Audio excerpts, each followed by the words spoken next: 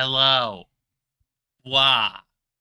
Welcome to game that is incredibly misunderstood. As far as I know, anyway. Not that it doesn't have problems, but that doesn't really change that, like, I haven't really played it. So, like, I'm gonna be taking this as fairly as possible because, yeah. I mean, we also have the fact that it's YIIK 4. So, like, it's the fourth iteration of their reworks and whatnot, their changes and whatnot. So, like, I'm experiencing it through that specifically. So, keep that in mind. I don't know how people treated it. Well, I do. I do know how people treated it beforehand, but that's neither here nor there. Yes, it is YIIK time. It is very much YIIK time. We are YIIK-4ing. We are yeeking out. We are doing all of the things. So, yeah. Just keep that in mind. I'm more or less going into this blind. Like, outside of, like, a few, like, video essays or whatever that I watched, this is basically, like, unknown to me, give or take. I've only heard the buzz, that's really it. So, let's just get into it. Let's just do the thing. Play the game. First off, I need this full screen, thank you.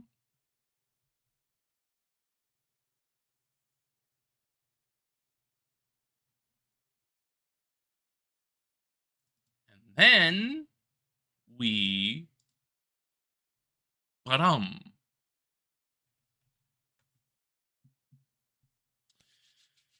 Okay.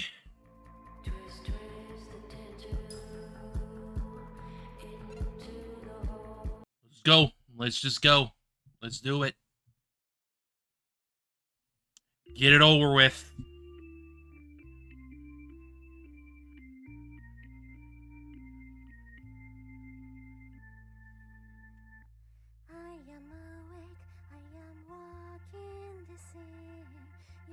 I'm probably gonna have to turn up the volume here.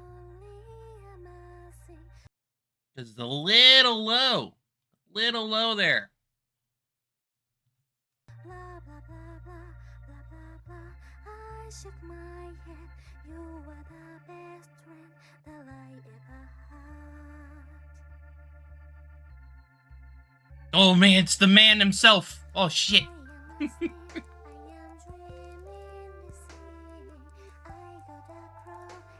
It's the Alex YIIK. Oh shit.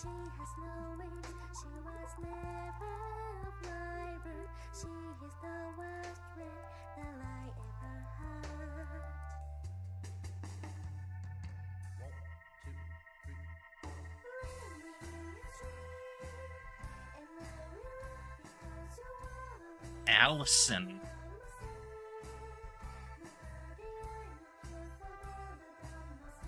Michael.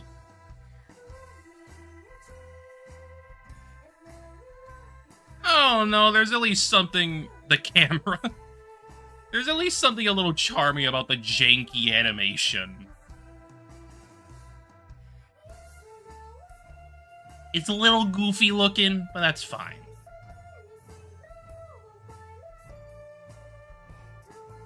Rory. No one cares about Rory, oh no. Chandra and Asaka.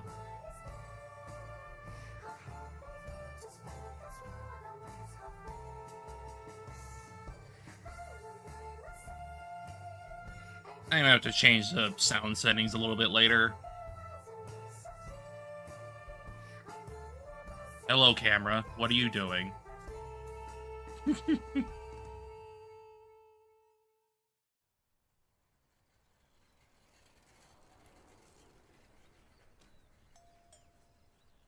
Ladio.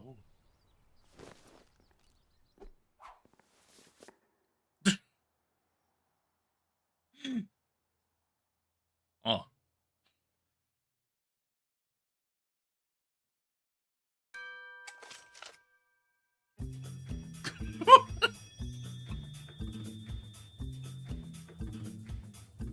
What a framing. I don't like that.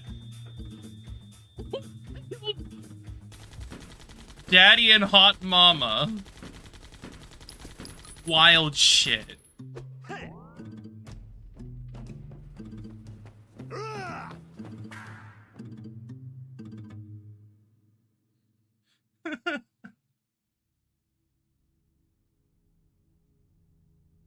Wild. Just generally.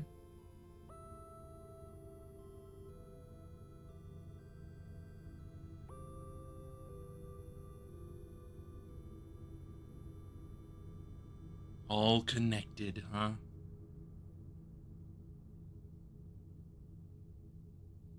YIIK 4.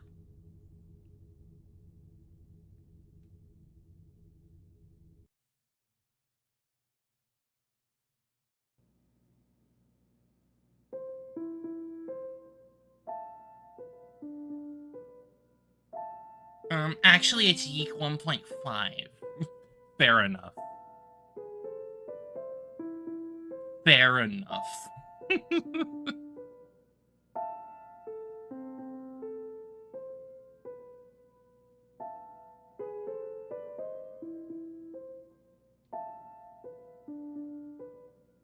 That is a 1, and it is a 5. It fits. Sort of.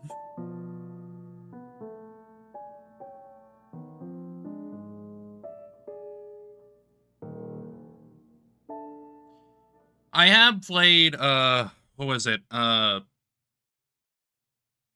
Nameless, I played that little, like, demo of what this was. So, like, this intro is at least familiar to me. Yeah, Nameless Psychosis, that's the one. I played that one specifically, just because I was curious. And, like, I already clearly knew what was going on, for the most part. So, there's gonna be no, confusion there in regards to, like, how I see the... in regards to my media literacy and whatnot. I clearly understood what was going on with Alex already. So, there's that. Otherwise, for now... Oh, wait. I'm probably gonna have to, like... What will you do? I mean, first of all, save, obviously. I'm probably gonna have to change my size here for a second. Because I have, like, completely full screen. Well, again, anytime. Let me see. I might have to restart the game, actually. Just so I can get the size just right. Probably, like, 1080, I imagine. 1080 would probably be a decent one to start at. So, let me see here. 1920 by 1080, then full screen. That should help. Yeah, that helps a lot. That helps so much. Okay. Now, we go.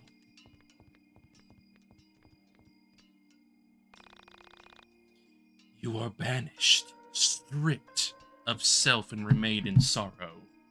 I will actually move myself down, so text can actually be seen. Actually, you know what? I'm going to do a funny. Well, not funny. More just, I'm going to be out of the way somewhat.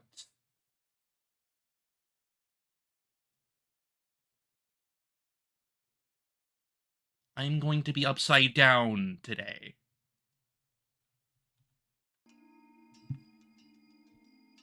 You are banished, stripped of self and remade in sorrow. Begone, worthless child. Poof shot. Yes, indeed.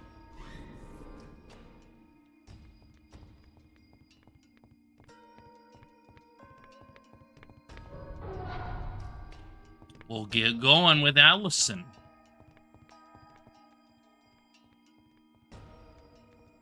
Get going, girl.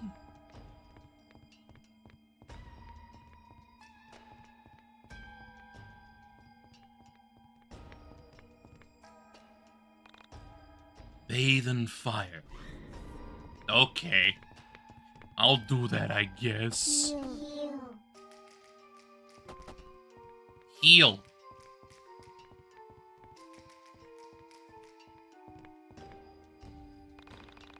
Ascend the mountain to receive your name. Okay. I'll do that.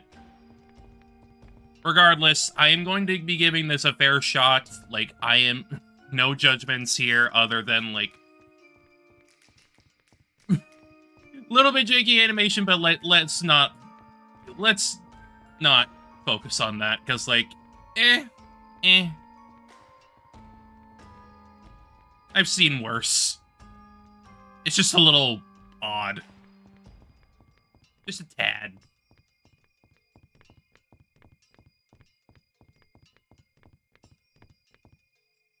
Child, what happened to your name? Did you lose it in the fall? Tragedy. I dub thee Carrie. Okay. We're Carrie now. Fair enough.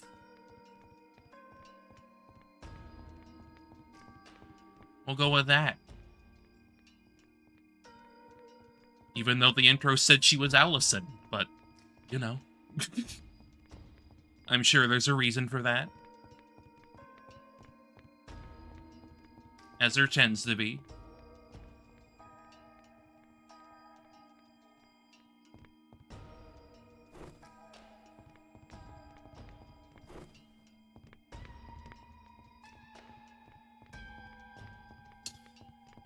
Off, back to the start, then. Gaybo land, yes. Very sad fountain. It does not heal you. I mean, that does make sense. I did get healed by fire earlier. That makes sense to me.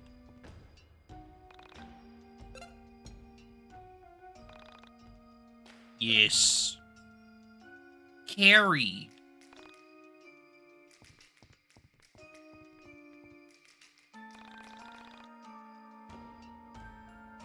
You are banished, stripped of self, and remade in sorrow.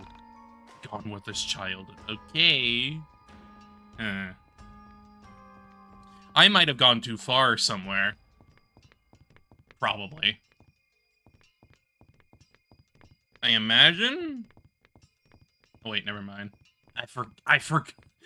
I'm forgetting a little bit of like how things went in the demo, because like this is the same area as the demo more or less. So Harry, seek the good brother. Okay. Okay. Understood.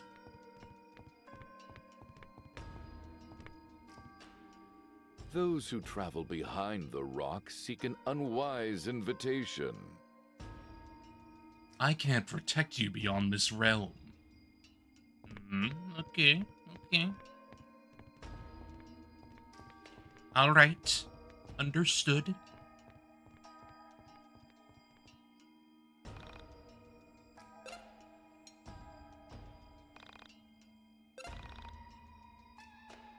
We're gonna do the RPG thing and just keep saving in a different file.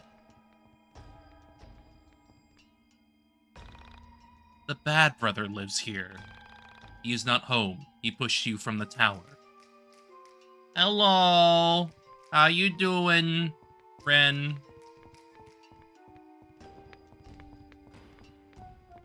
It's YIIK time.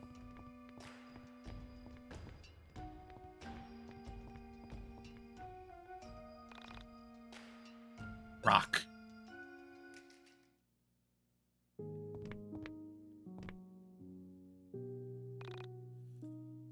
Good to hear it. Good to hear it. He's fast asleep. Your quiet demeanor does not get his attention.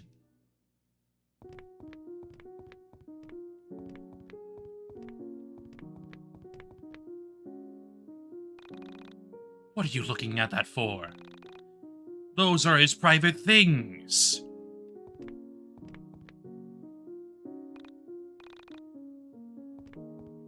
This guy's room looks familiar, don't you think? Yes, indeed. It looks like just like from the intro. Where Alex was.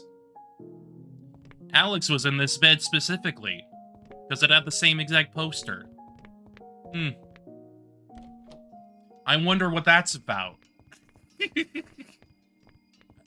Clearly. It makes Daddy, I assume, and Alex intertwined. Alright. Thank you for at least stopping by and saying hi, at least.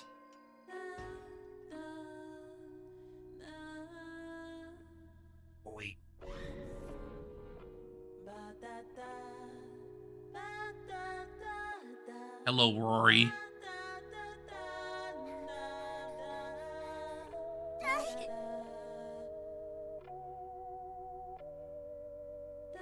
Wait for me!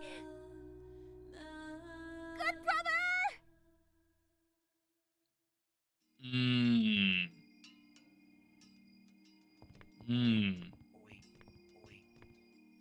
Slay 5 ever.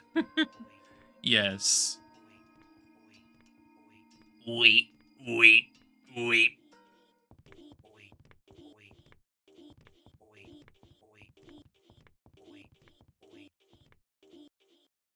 What?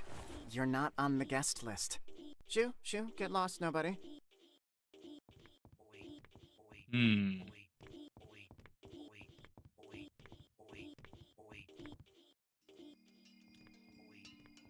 So we'll have to come back later then. Fair enough.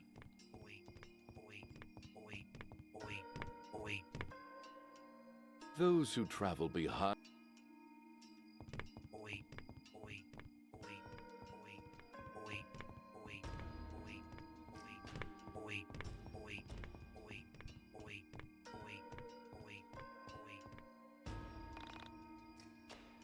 I did not. No. Oh, wait.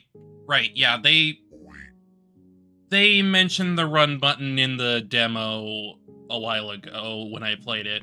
Probably like roughly a year ago. Why did you wake me? What do you want? William. I was hoping you had an invitation for me. I'm trying to get to the party. The party? Why the hell do you want to go there? How did you even get down here?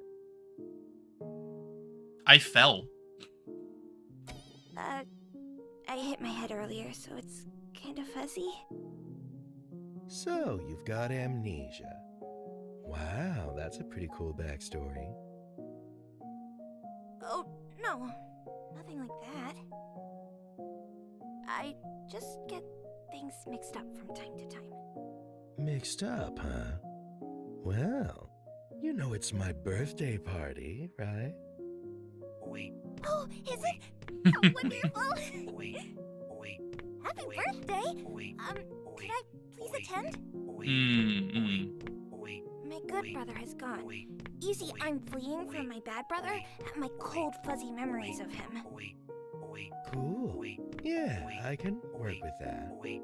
Well, I'll need something in exchange. Oh, I don't have much. I'm only a child, you see. I'll need your name for the invitation. You can have it back once the party is over. Hmm. Oh, you see, I only just got my name back. Do you want to go to the party or not? Oh, I definitely do. Fine. You can have my name.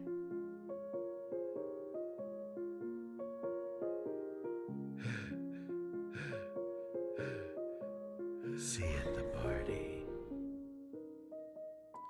Name Or, removed. Birthday party.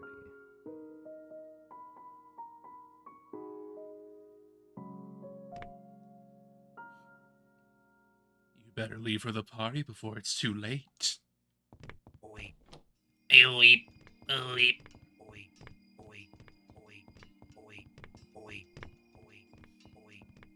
Name lost.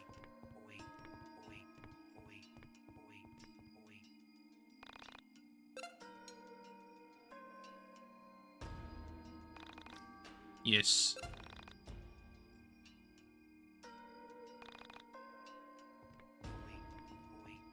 Let me.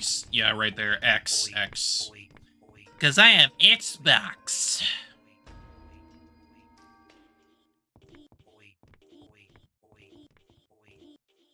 I must confess, I am destroyed you were invited to the party. I'm sure.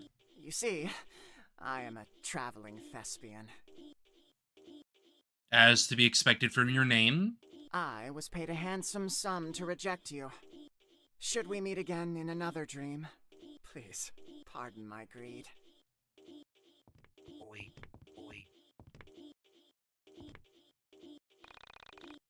Find the self, the sun, and the holy thief. Seek that which belongs to you.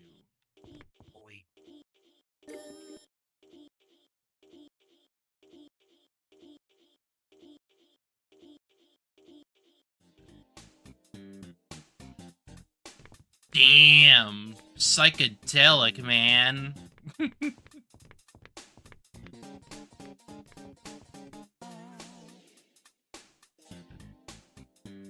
Yeah, sure. What you got? Story of this game contains mentions of missing persons, unsolved murders, and racial inequality. It also features a character that could take his own life based on the character's actions. This can be disabled here. No. I'd rather have player consequences.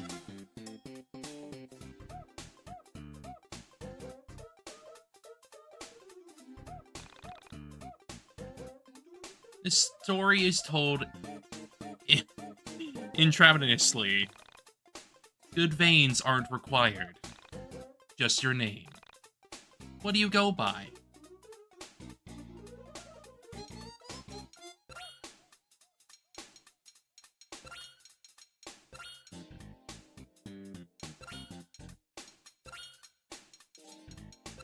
You have my name now.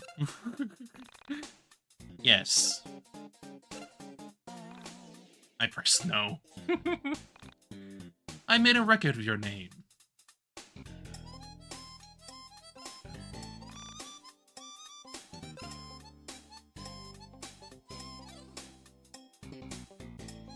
April 4th, 1999. The turn of the century. A wild cat chase.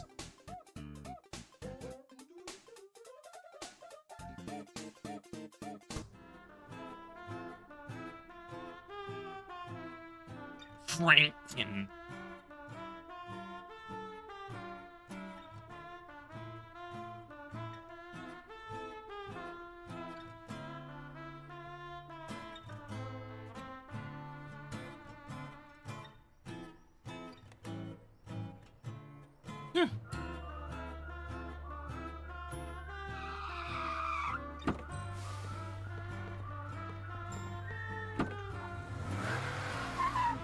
It's him!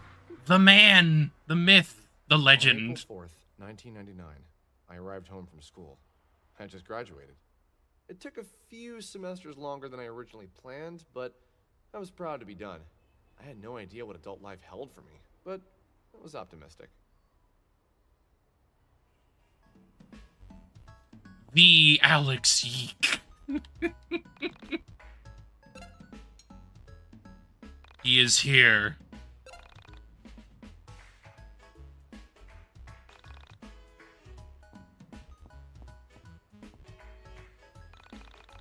Going to the movies with my son. Really got a good feeling about this one.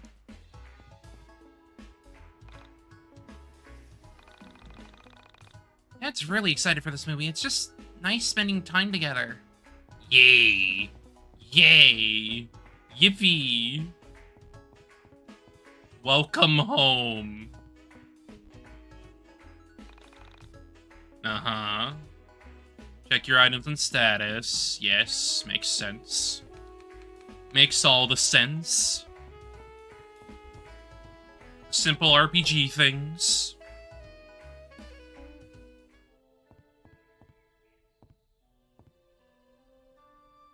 Alex, dear son of mine, please see if you can muster up the energy to walk into town and pick up some groceries. I've included a list below.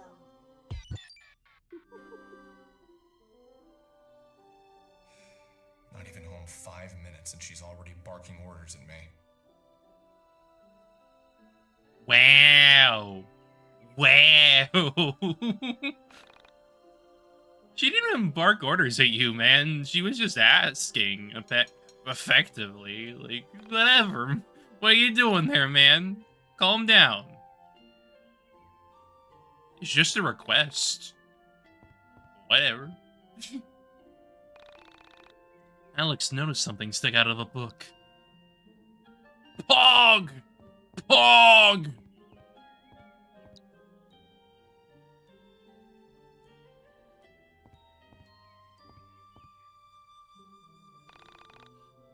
Mom really needs to go food shopping. That's why she asked you. Mom left a plate of chocolate cookies. 2 pieces of bread lying mysteriously untoasted in the toaster. I wonder why. So it's almost like you should be doing it yourself, darling. All the good channels are blocked. Rip. Truly a tragedy.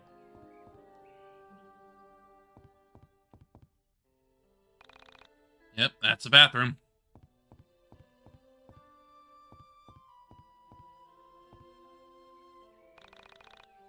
This used to be my dad's dresser.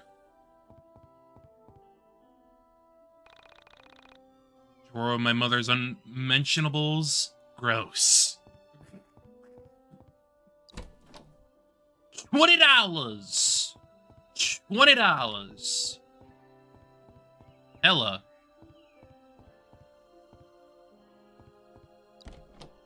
It's empty. My mom wouldn't let me bring my games to college. Glad I'm home. Took me 7 years to earn my black belt.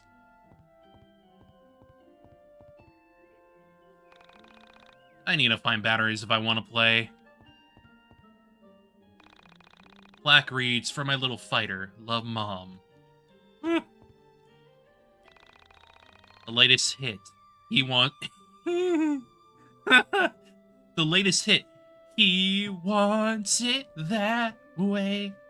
By the Back Alley Boys is playing on the radio. Damn. Damn. My father's record player sits on my desk playing music from a better era. Oh, really? Oh, really, Alex? Oh, really?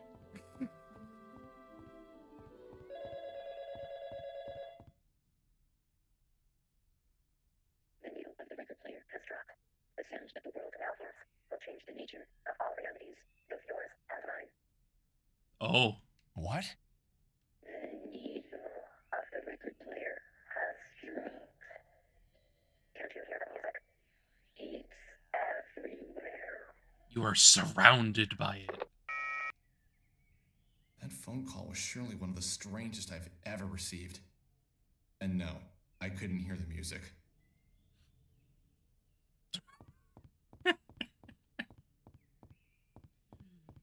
Really? Really, Alex? You can't hear this bumping music in the background? You can't hear that? What a loser.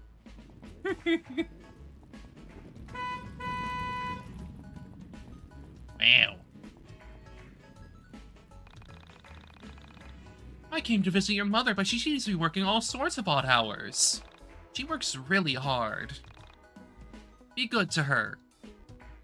Road rage. Whoa. Thank you for the raid, Riku. How you doing? My parents are really into alliteration. Personally, I'm more into assonance. Hello, how you doing? You know, like the early bird catches the worm. Wow. Wow. Wow, indeed. How you doing? Man, what you bugging? Don't you know it's my day off? Fair enough. Completely fair. I'm pretty alright, hi. Yeah, I'm pretty alright, give or take. Man, what a town. When did you get here? Hey man, you got a second? So, guessing by your physical appearance, I think it's safe to say that you're a fan of video games. Right? Yeah, I am. For 5 years, I've written about video games and game culture, including the art, music, film, and fashion inspired by games and the people who play them. Mostly I write about t-shirts and jeans, but that's okay. Anyway, a point of frustration I've encountered in my trials are, as a writer, that always been the medium that I use to publish. The print. This used to rock. But now, thanks to that damn internet, it's started to be too expensive to justify on my own. Information is so easy to track down and share. Everyone can be a publisher on the internet. Everyone can have a voice, which is great, but online content is hardly permanent. It's only just ones and zeros. Have one day and gone the next. Here one day, gone the next. Ah. 99 is just a different beast from 98. The internet is ruining print, and everyone can beat me to anything before I can get it out. This is why I want to create something truly special. Something that isn't about being ahead of the times, but capturing them. Something I'll be a historical document in the years to come that really proves how great the 90s were for gaming. And what's a better way to do that than a physical medium? So I'm asking you, gamer to gamer, will you please donate some money to me? With your hard-earned dollars and cents, you can help kickstart 90s Guys. That's the name of my zine. And I get it into stores at the hands of geeks like yourself. So what do you say, man?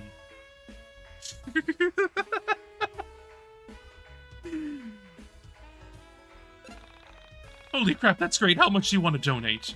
Donate $1, you get a sticker. Donate $5, you get the magazine. Donate $10, you get a producer credit in the back of the book. Remember each donation, regardless of size, comes with a sizable portion of my soul, and the right to hold this over my head forever in case I don't ever finish it. Thank you, thank you. Thank you for the lurk.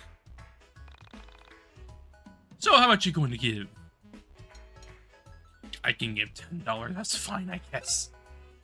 Sure, whatever. It's just $10. Thanks, man. Wow, I can't wait. Things are moving right along.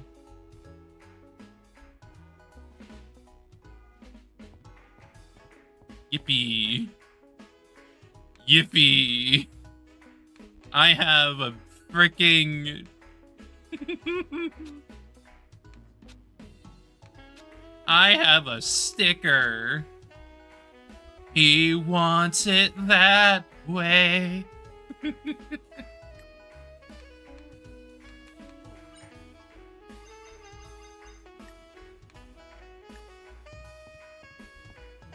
Wild, honestly. Truly.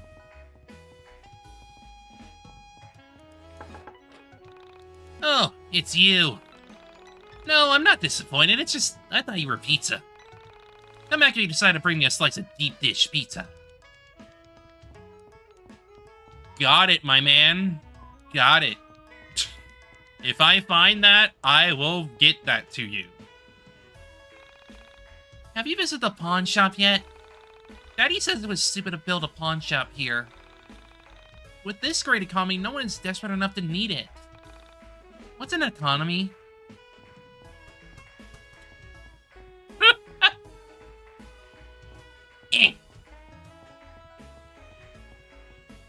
Whoa! That ball is just sliding. Oh, holy shit.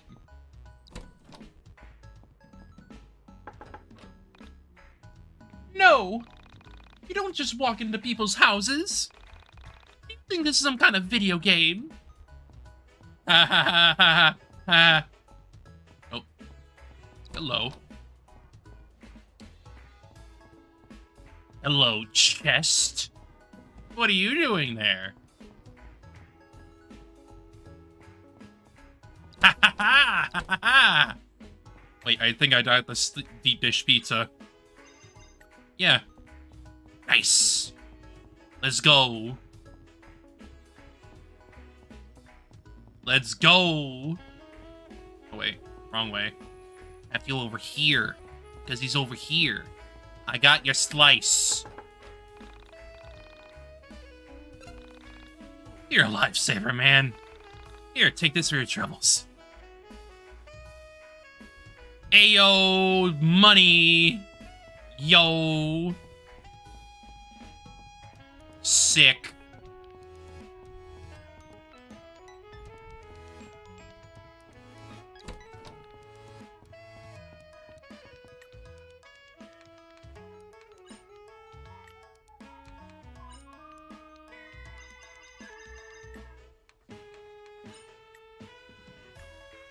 Very nice to have all that money.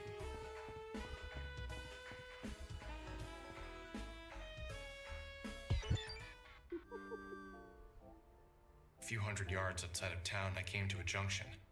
Mulling over the strangeness of being back home, I stopped to notice a forest I'd never explored. It was dark, but somehow attractive. I made a mental note to explore it later. I took a step towards town when I heard a meow near my feet. I pictured what it would be like to be the owner, and I imagined describing him to a friend. Lonely? Nah, I don't get too lonely. Besides my mom, there's only a cat. An old cat, but a good friend to talk to. My fictional friend would reply, "You talk things over, do you?" Uh-huh. Been together a long time, so we can read each other's moods. I understand what makes the cat tick. The cat knows. Of course, I didn't know this cat at all. Of course not. We never met. He was a funny-looking cat, with a funny resting face and a Salvador Dali mustache. The funky cat. I couldn't imagine picking out this cat to bring home from a store. I leaned down to pet him, without entirely knowing if cats like to be pet at all. His coarse hair ran through my fingers as he purred. Clearly he liked me, and that was a good sign. Alex Eagleston, college graduate, friend of small animals.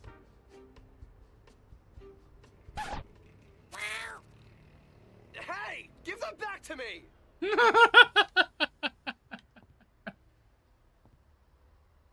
Oh dear, Alex. Oh dear. Cheeseburger. Cheeseburger.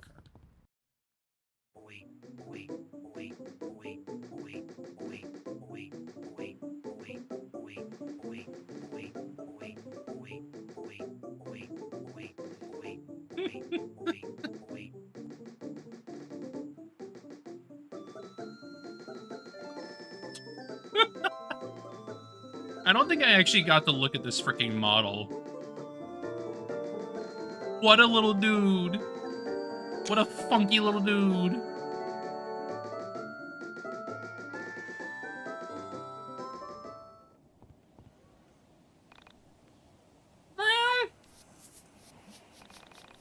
Get back here, you dumb cat.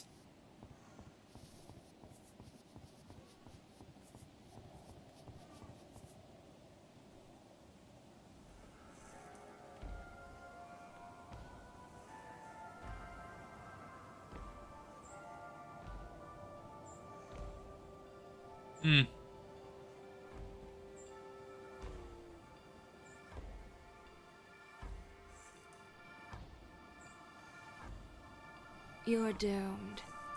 May you never fathom who you are. A dreamer. A sinner. A saint. Contradictions.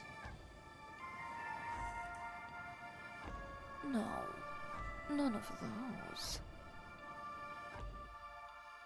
A gamer. You like games, don't you, hon?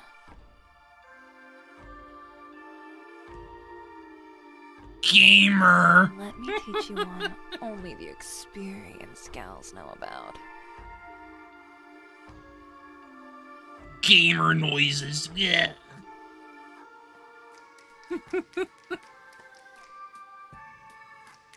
It's the dark game. The mother of your dreams. And the father of your failures.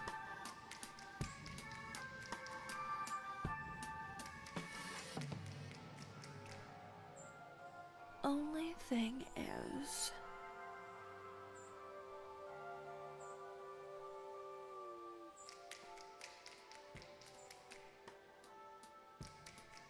it's kinda dangerous to do it raw.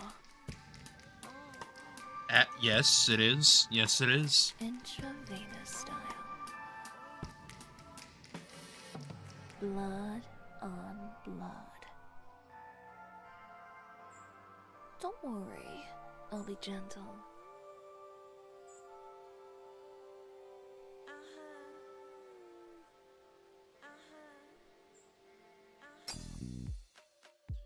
Timeline tutorial. Okay.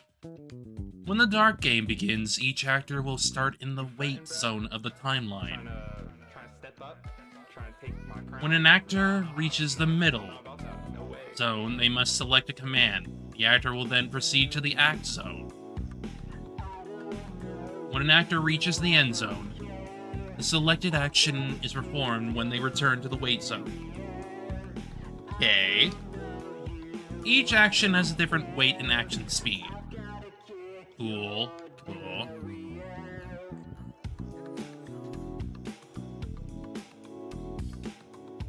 It's got a vibe.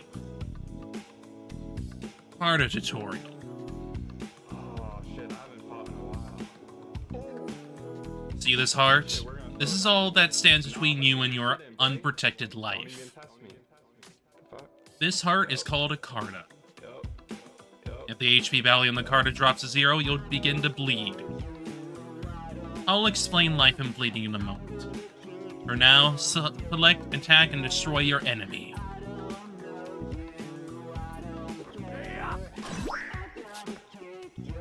Natural. But the enemy life was protected by its Carta, just like you.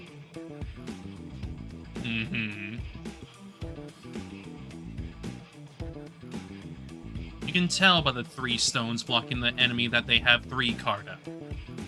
You'll need to break all 3 to attack the life.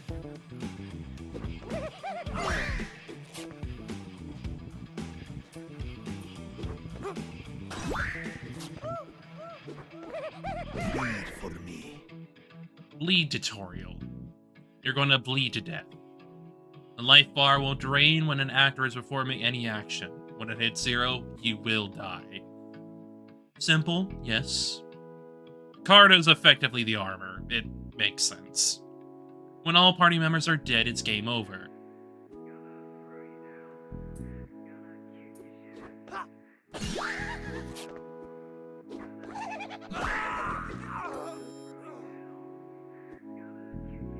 Oh no, you didn't last very long, did you?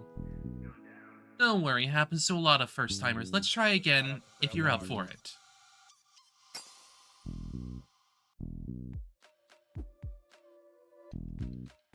Carta action tutorial. Alright. See you later. Select the Carta to use a special ability.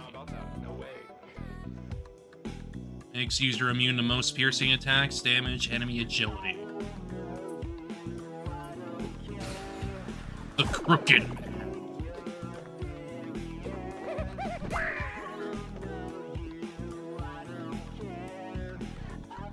Field skills are in effect while the Carta lives.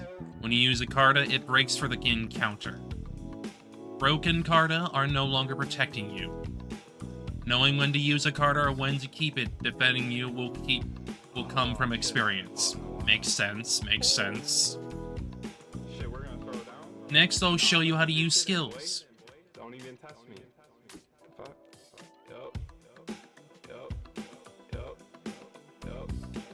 Skills require party points or PP to use. PP is shared by the entire party. You can build up PP by hitting an enemy's weakness or breaking their Carta. Hey.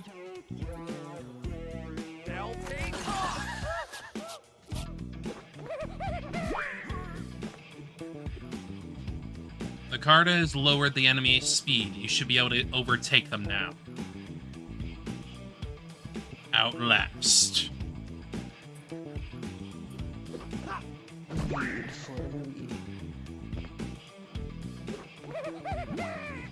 Miss.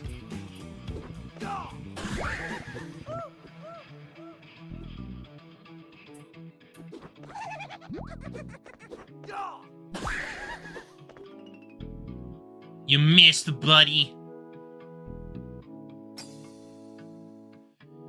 You can try to win this one, but most beginners can't, so don't feel too bad if you don't. Alright, alright. Just remember what I taught. Good luck. Alright, alright.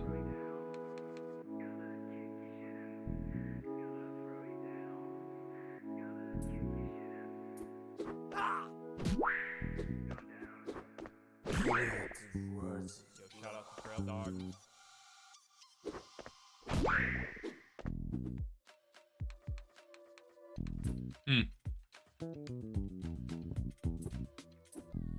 You frontin', bruh? Trying to step up? Trying to take my crown? Nah, not as a about that. No way.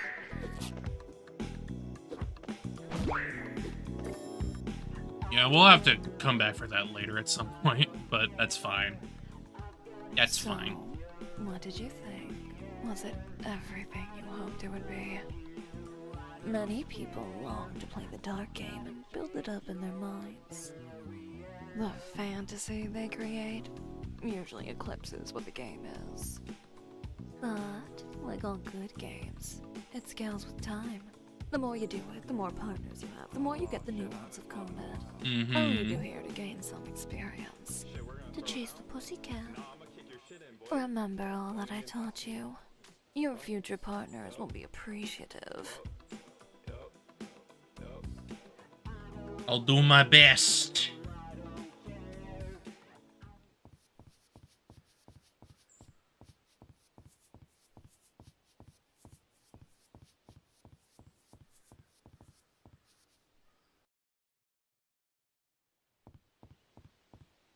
Cat.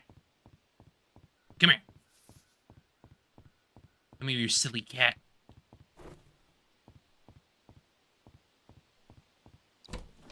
Come here. You goober.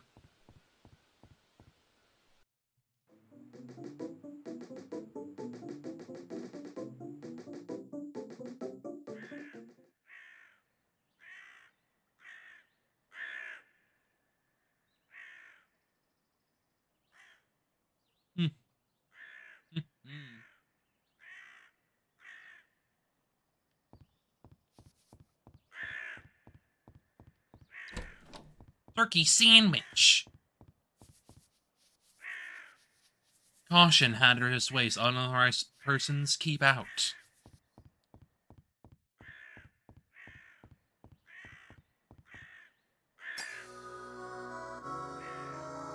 Bones!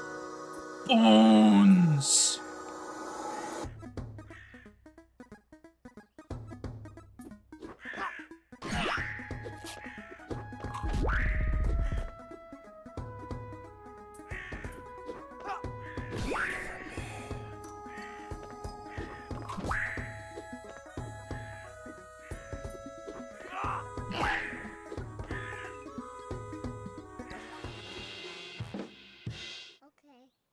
Okay.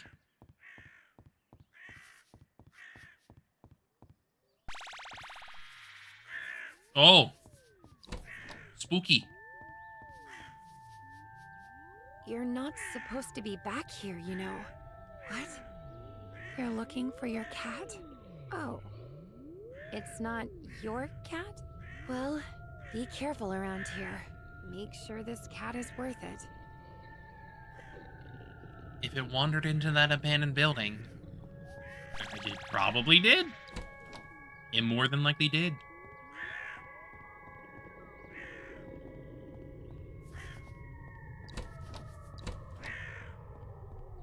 Hamburger. The burger.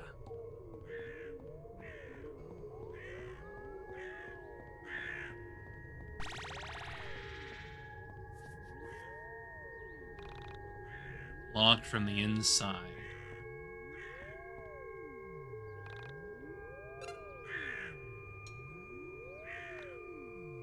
Save here. Call again anytime. Yes. Yes, indeedy. Do your thing, baby. Hang on a second, actually. One moment.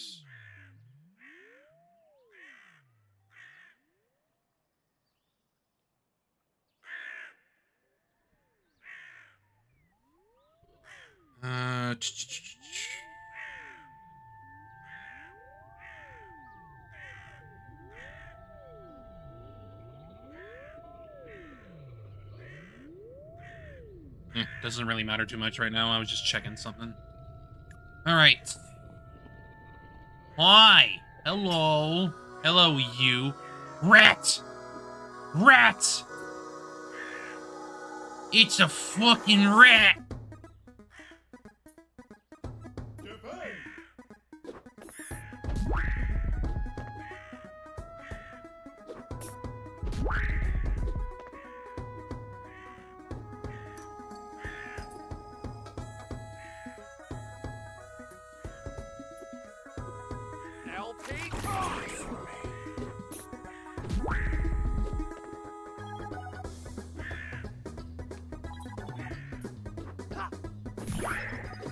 Weakness.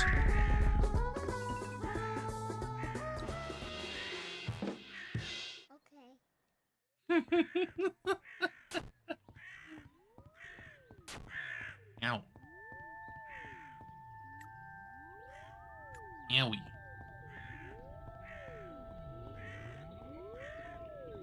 Anything back here? No.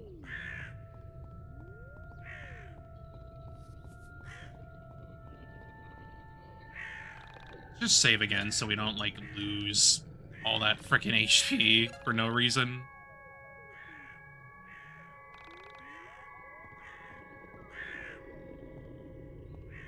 Careful. Careful. There we go.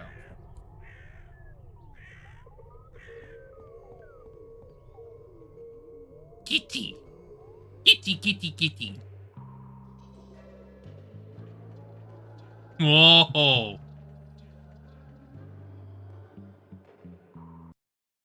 YIIK. Yeeking.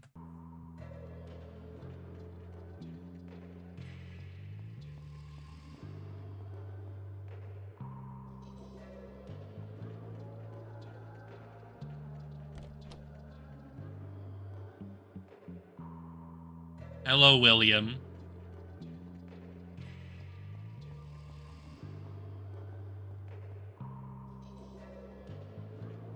Damn, honestly.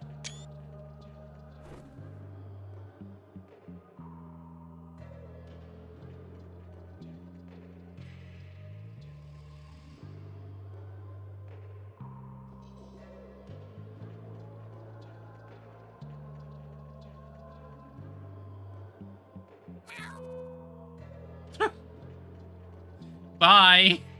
Bye, you silly little thing. Heal thyself.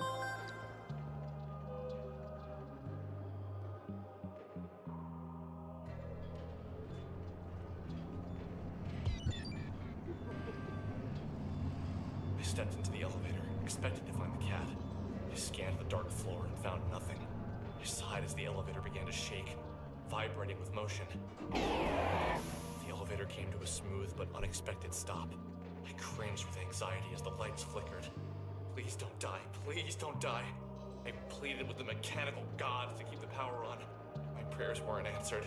Damn it! The power's out. I need to find the stairs or a fuse box.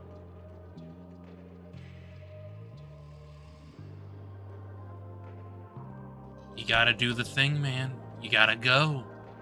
You gotta do your thing. I flipped the switch, but nothing happened. Ripoo! Ripoo, man! Ripoo!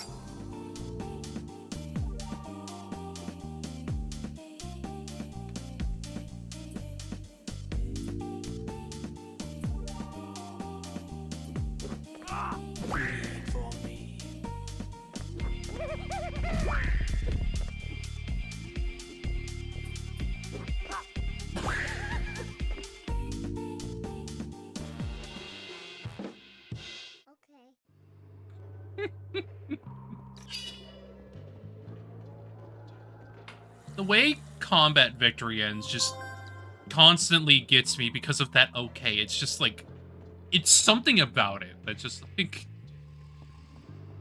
okay. Okay.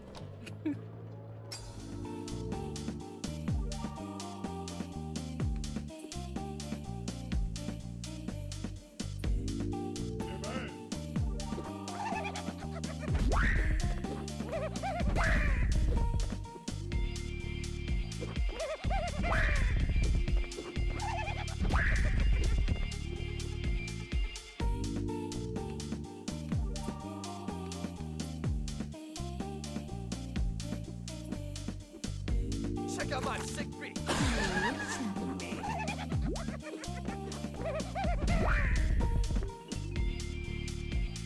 You have bled.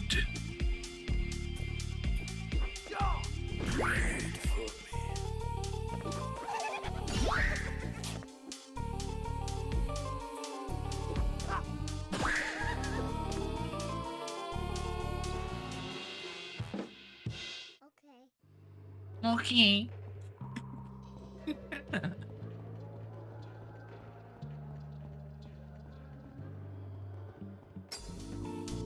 What do you want, rats? Rats! Wait for me.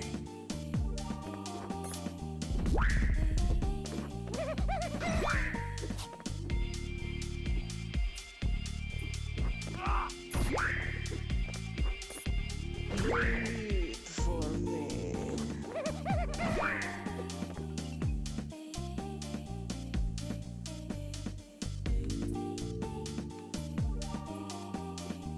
LP.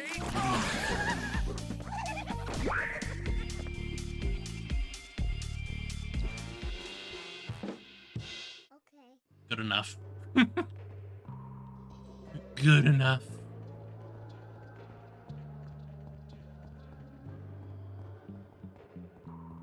Heal thyself. No! No!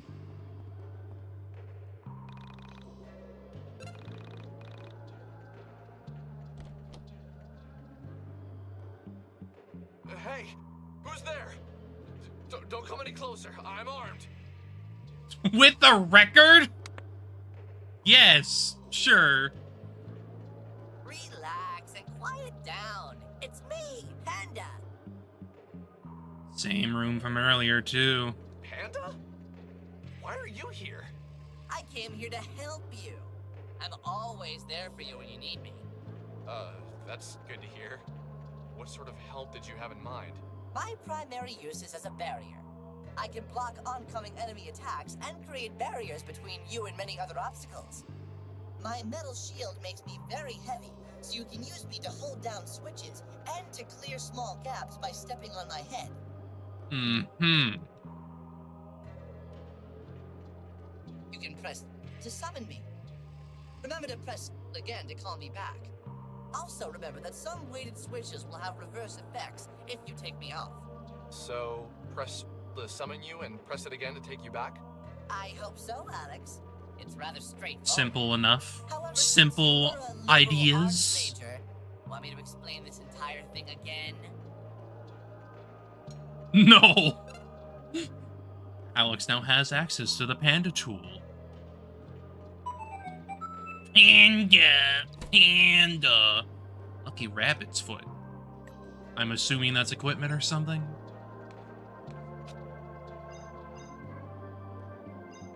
Pierce and luck. We cut off your foot for luck. Basically.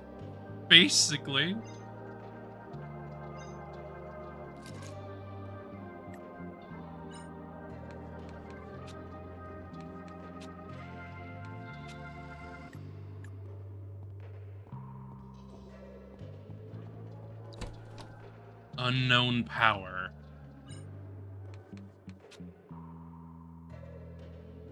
What is this power?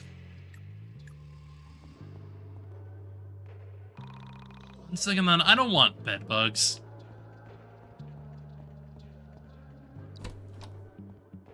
I mean, I'm wearing unknown power now, so I don't know what that does. We'll see. It'll probably make things worse. Probably.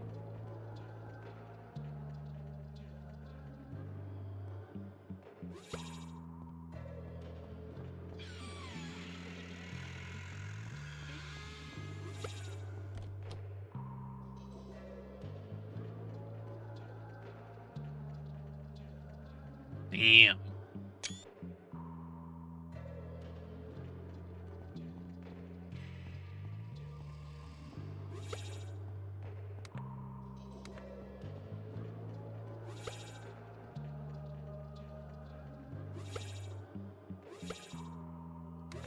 There we go. That's what I wanted.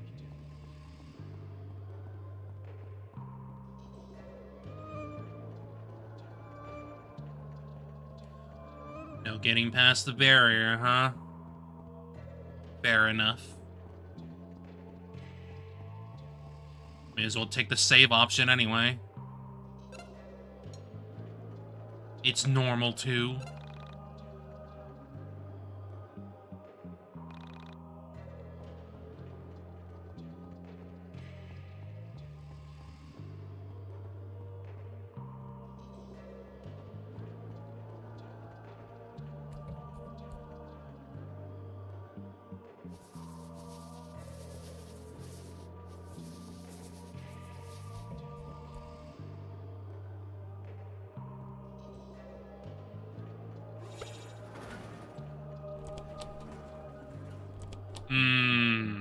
I see.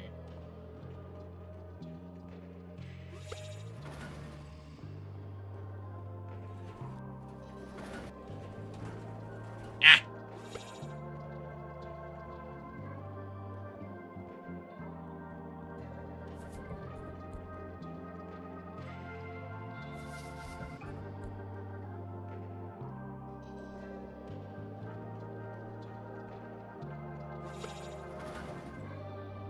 Right, yeah. I remember now. I remember.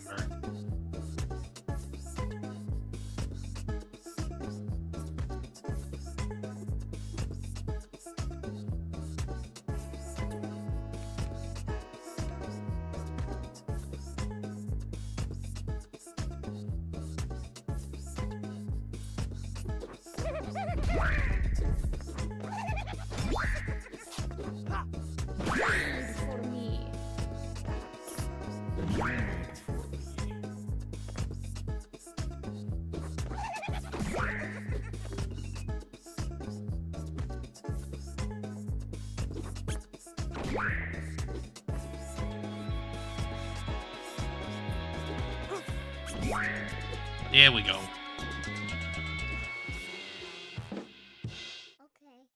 Borg. The burger. All of the burger.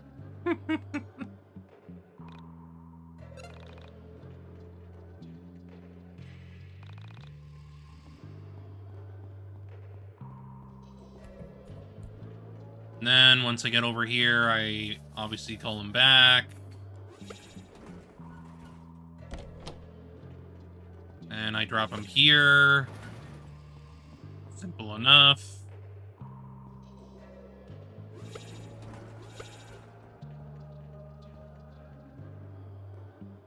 She narrows her eyes and looks at the young man standing there. He is so tall, she seems to be looking far overhead. Their eyes meet. The young man smiles. His smile is meant to show he means no harm.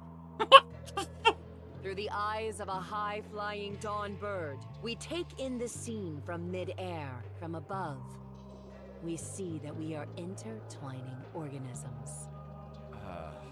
What? What are you talking about? Through the eyes of a high-flying dawn bird, we observe the pyramid of dimensional shift. I don't understand. What's going on here? Through the eyes of a high-flying dawn bird, we pretend to not see the Eye of Providence. You mean that thing? The Eye of Providence is a symbol showing an eye often surrounded by rays of light or a glory, and usually enclosed by a triangle. Yeah, like on the dollar. But what does that have to do with anything?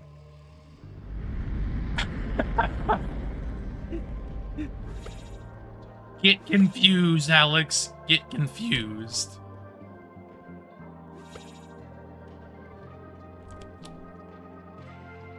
I don't know what made me do it, but I poked the giant eye. Yes. Basically. The pyramid's tears seem to power the room. What the hell is going on here?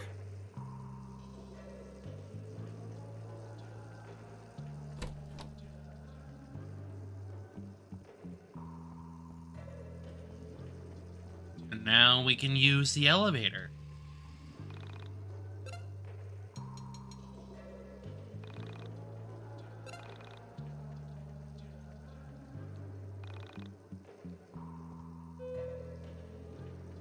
We go deeper into the hole. Into the deeper recesses of your mind.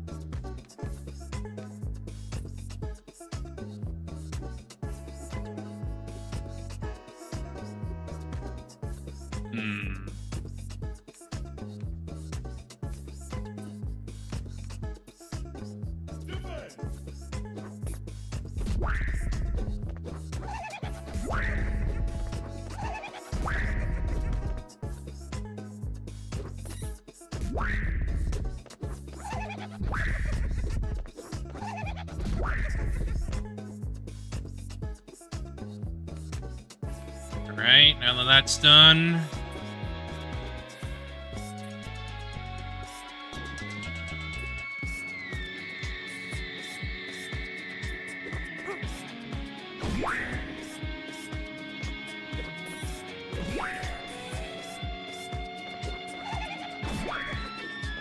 Should be able to die.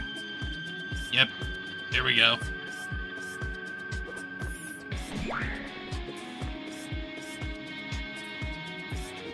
I'll have to use the healing item after this, so that's fine.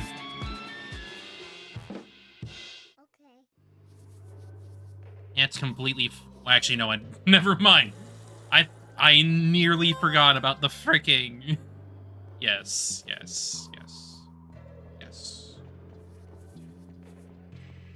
Right, yeah, I remember this. I had to use the camera up there as guidance.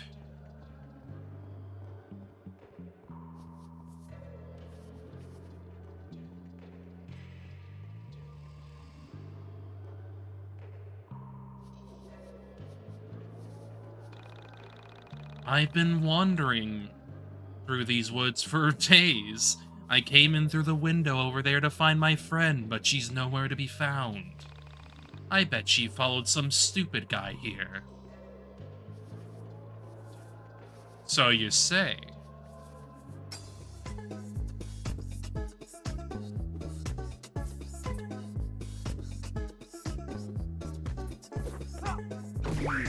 I need to get you out of the way.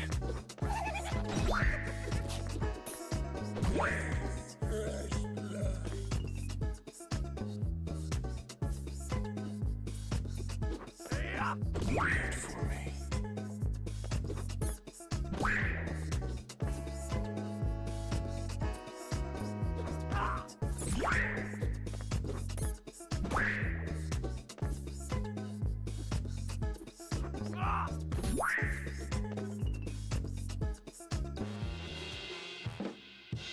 A little careful there.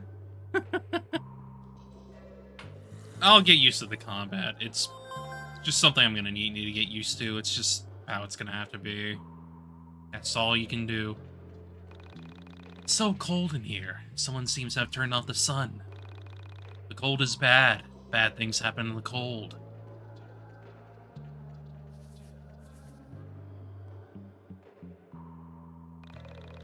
A shallow grave, you're too afraid to look beneath the surface.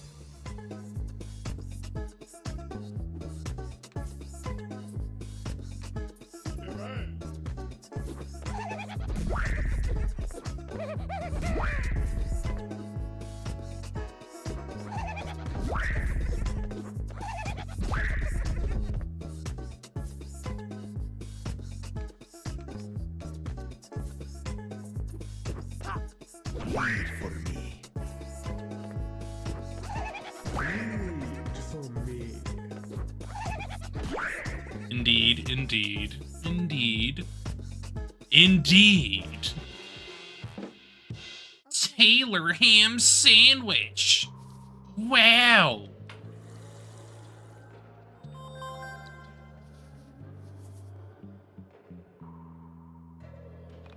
I saw someone in here. They're dangerous, that's for sure. Be on the lookout for a man with green eyes.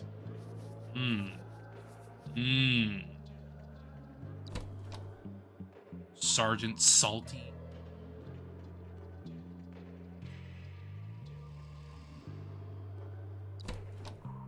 $5.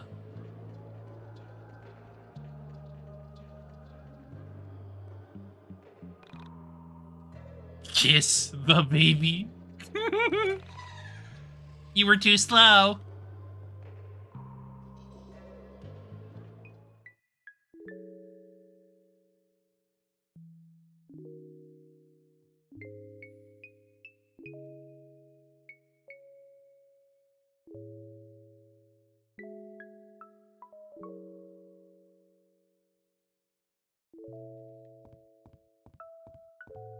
Ah, yes.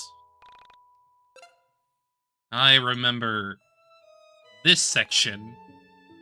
That's for certain.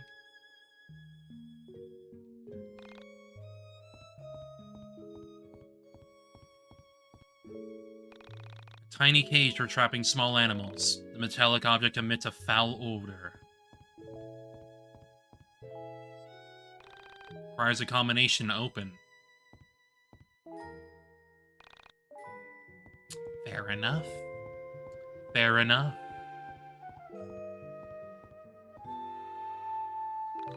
A shovel for digging up dirt. Appears as if the earth has been disturbed recently. Who's there? Dolly, is that you? Great, another person. Hey, I can leave if you like. No, please stay. I've been pretty lonely here. Where is here, anyway? I was hoping you'd know. I've been lost down here forever. Did you come through the elevator too? Elevator? I don't know what that is. Then, where did you come from? It sounded nicer than, who the hell doesn't know what an elevator is? I mean, yeah. I came from here. Is there anywhere else? Anyway, I've been looking for my cat, Dali. Have you seen her? So the stupid thing was a girl? I just assumed it was a boy cat, seeing as how it had a spindly mustache. Although, now that I reflected on it, facial hair was not exclusive to male animals or male humans for that matter. I mean, it's also the fact that, like, cats have whiskers. Is that the cat who looks like Salvador Dali? I don't know who that is. My cat just looks like Dali herself, not another cat named Salvador. She didn't know elevators. I doubted she'd know her 20th century Spanish Catalan surrealist painters all that well either. I said, right, I saw a cat earlier. He had a funny mustache and crazy eyes. Naturally, my description of her beloved feline was offensive to her. Clearly, this was a woman projecting a rather strong personality onto this cat. She took a deep breath and said quickly, My cat has a beautiful mustache and perfect eyes. I can't imagine we're talking about the same cat. I told her I wouldn't mind helping her find her cat. I told her we should move quickly and get out of this dank basement. I waited for a moment as she processed what I said. She was a very difficult girl to read, especially without being able to see her face. I could tell something was wrong. She really projected her opinions and feelings into the room, even without saying them. What's wrong? I don't have to help. I just thought you could use an extra pair of cat hunting eyes. It's not that. It's okay. Forget it. Hey now, that's lame. You can tell me anything. No judgment here. No judgment? Great lie. I like a good liar. I mean, he is the most judgmental man in the room. Let's be real here. Hey, I'm serious. I didn't mean anything by that. It's not you. That wasn't fair of me. It's just... the world has used me so unkindly, I fear it's made me suspicious of everyone. Okay. For now, I choose to trust you, but I reserve the right to decide you're just as evil as the rest of the world in the future. Sounds like a fair deal. My name's Alex. Nice to meet you. I'm Semi, but please call me Sammy. I don't know why I'm trusting you. I guess I always had a special spot for gingers.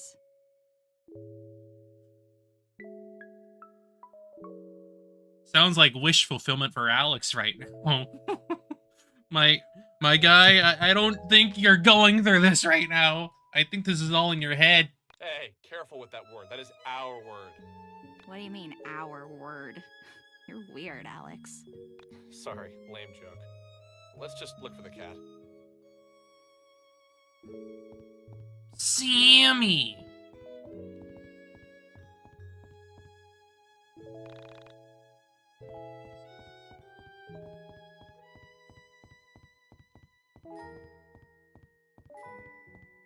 Should probably save.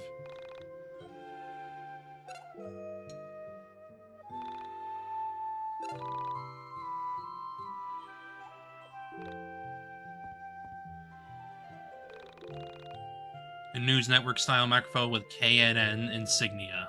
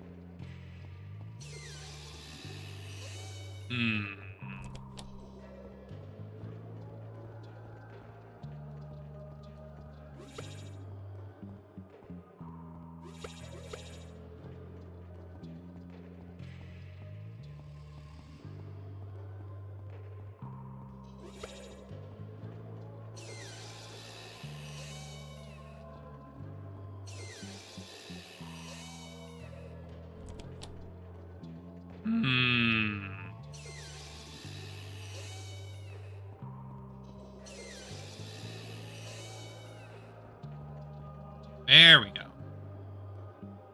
There we go.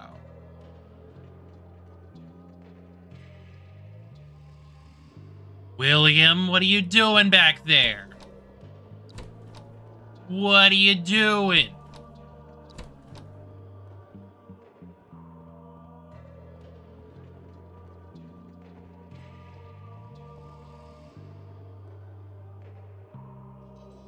Dolly, where have you been? I'm so happy to have you back. Oh, who's a good cat? You are. You are. That's a really cute cat. That is a really cute cat. Oh, I should probably tell you about Dolly. Dolly is a tool, much like your stuffed panda friend. Use Dolly to fetch items and hit switches that are too far away for you to reach. Dolly can jump, so don't worry about her falling down any gaps. This will be useful, so make sure you try it. Okay, so shall we get out of here? Sorry about my house. I've been meaning to get someone in here to fix the power, but who has the time for that?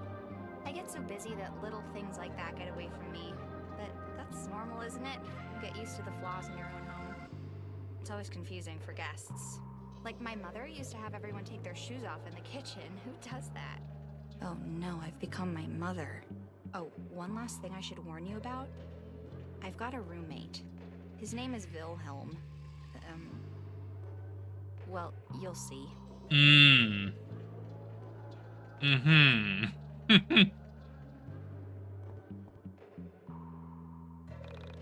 Alex found HP icon.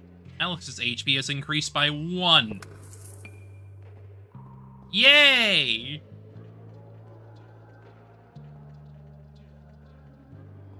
I got 9 health now. Yippee!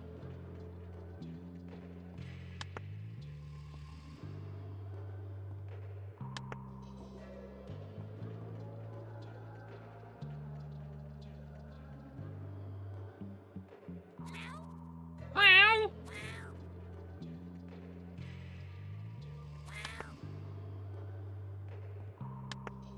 There we go.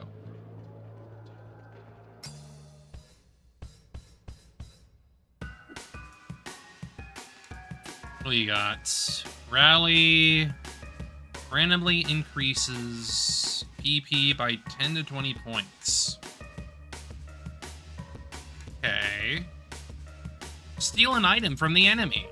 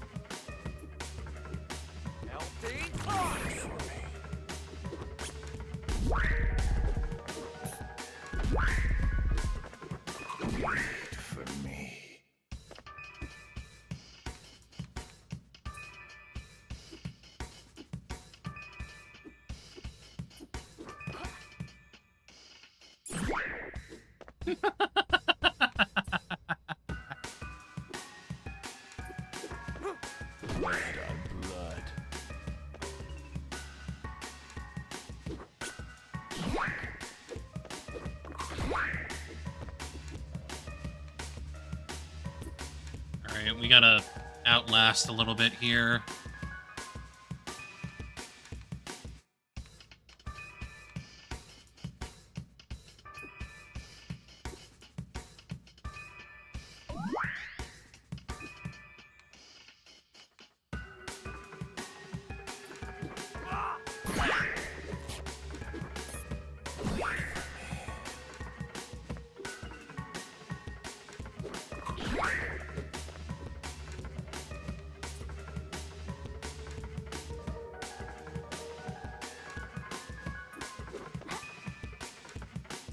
Lead for me.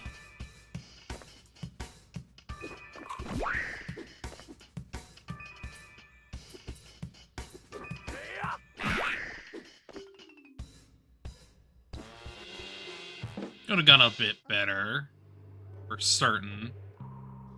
But that's what we do.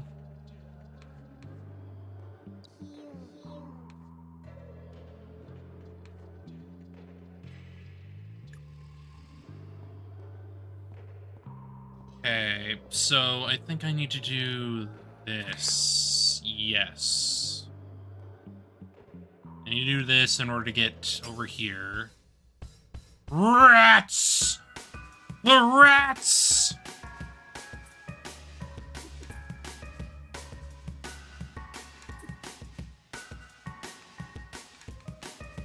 Oh!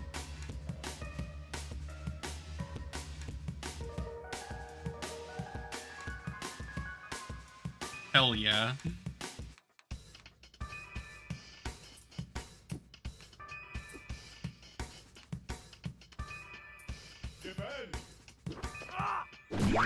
For me. Blood on blood.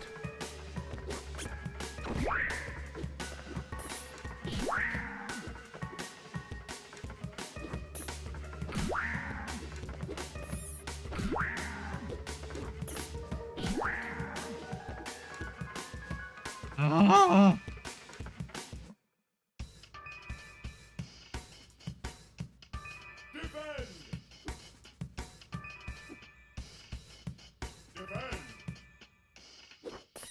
Just outlast them. Outlast them.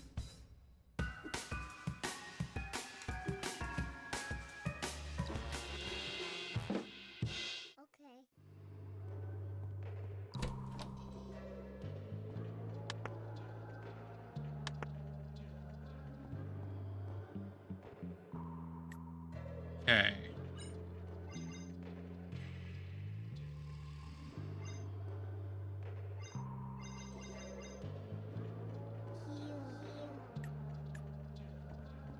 Now, use that.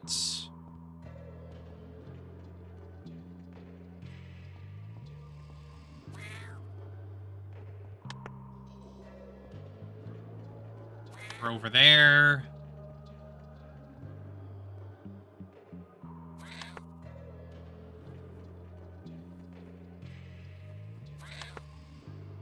And got it.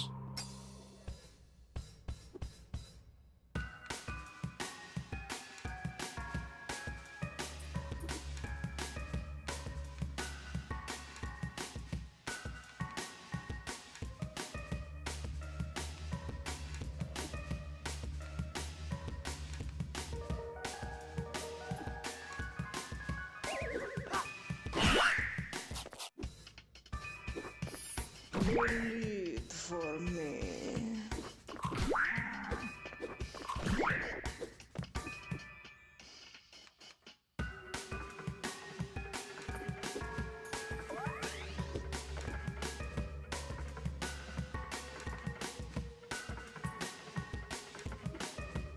Hmm.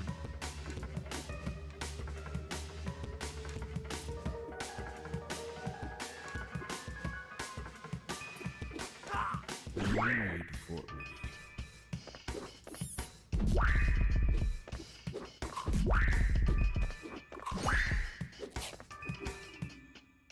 Good. Very good. Cat scratch.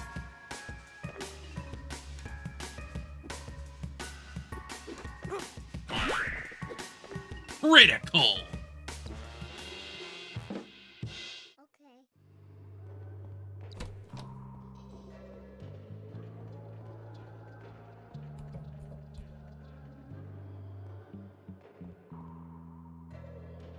Ham. What? What?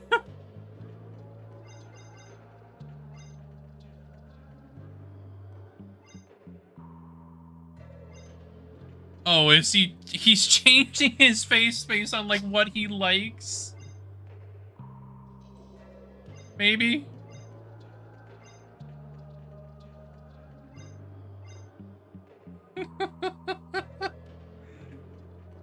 Just the reactions, just wild.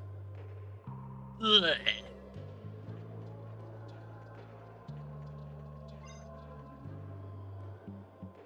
God.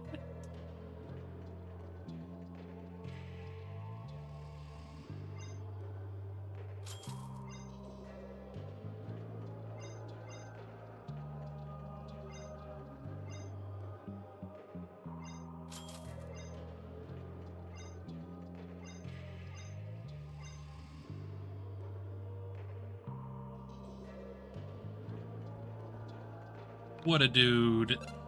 What a damn dude.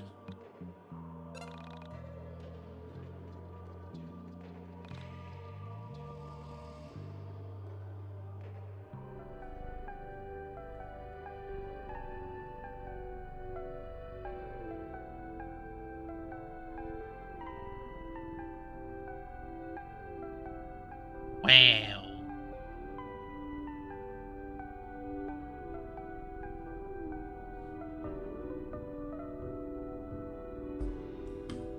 Yeah, that is so in his head. There is no way Alex looks like that. No way. That is his self-image. That is so his self-image. He sees himself as the hero.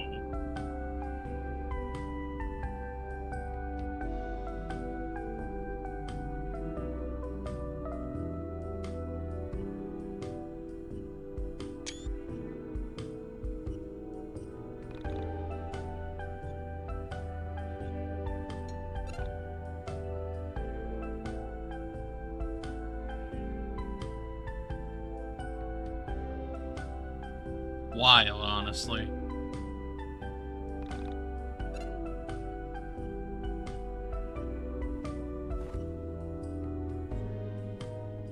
Hello, Crow.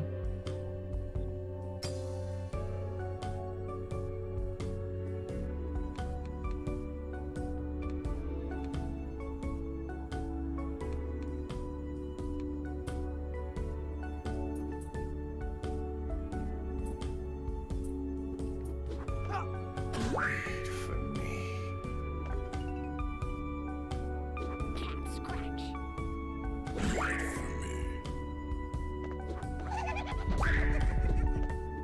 Resist.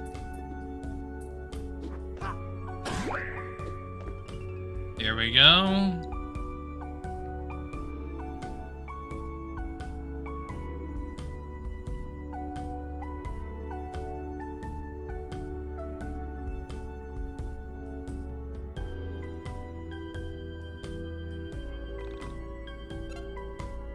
Do it.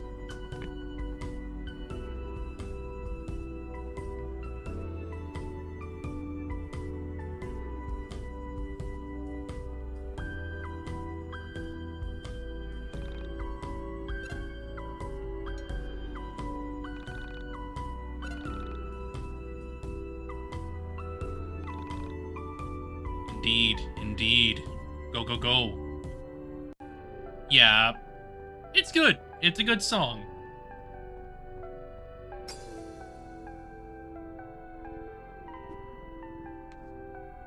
Alright, let's see here. We're up against rats, right? Yeah, so pretty much just deal with them all at once.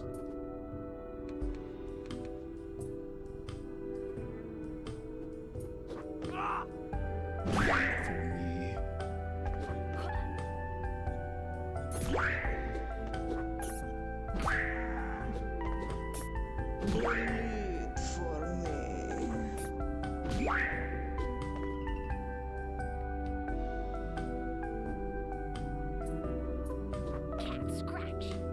Can't scratch, baby.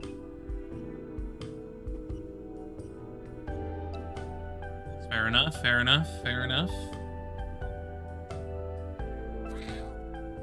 Wow.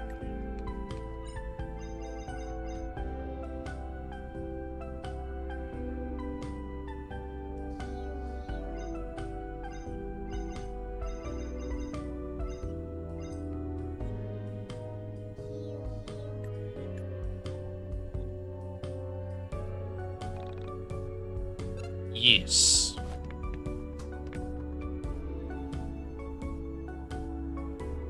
Dunzo. Save. And we go. Yes. Please save it. That would be lovely.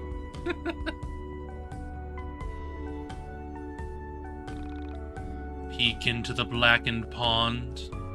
Yes.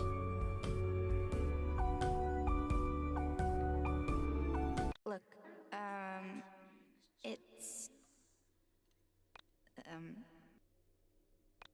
roommate. His name is Wilhelm. You see, we never really got along because I'm non-confrontational, and he's obsessed with conflict and misery.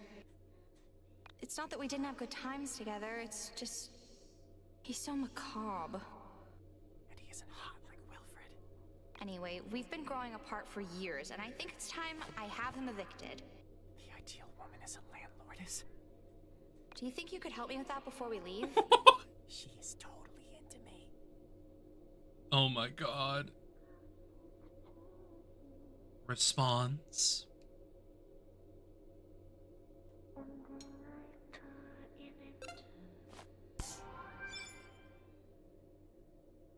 Hey, Wilhelm?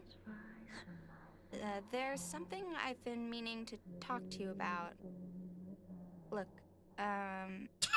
it's... Alex! Okay, deep breath. Alex! So, there's just no way around it. I'm going to have to kick you out.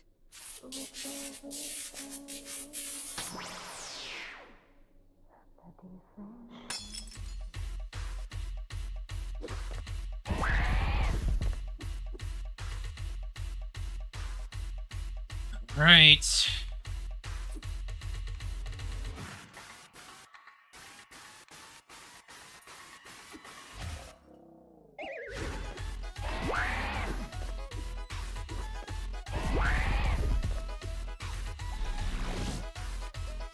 Now.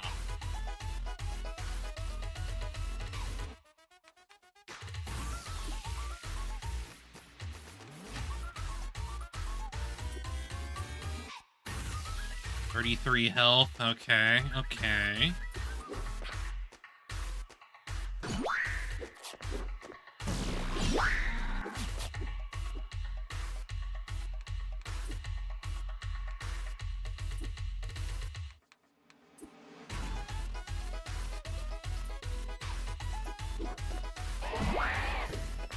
You said yes. The response, how would be...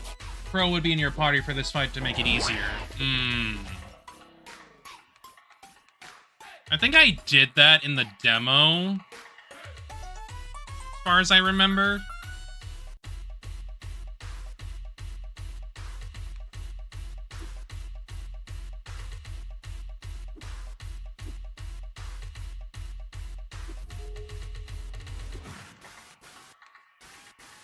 I more than likely did. Nameless Psychosis. I'm pretty sure I did that. Something to that effect.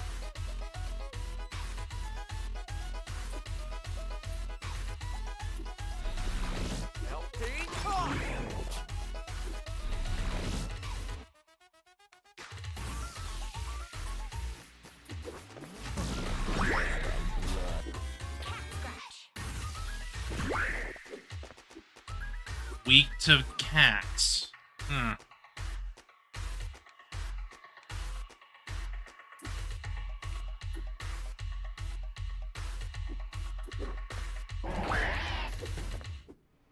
Oofies.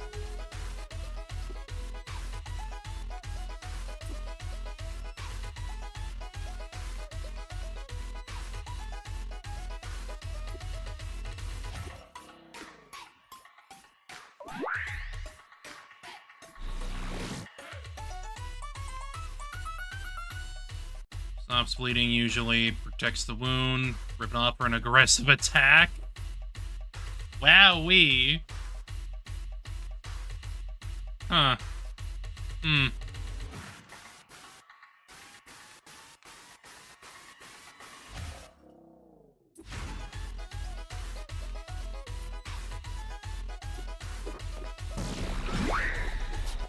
Yikes.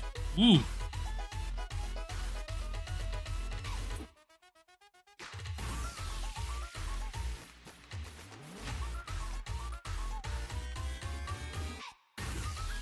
Check out my sick beats.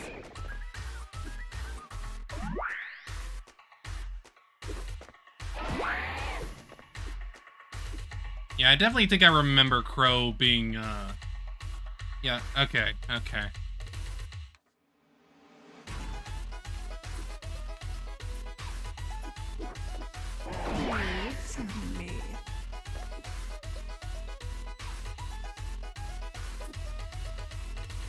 Oh boy.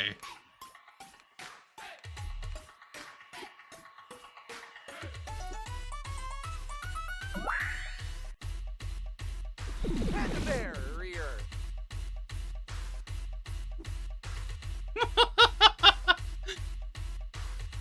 Okay.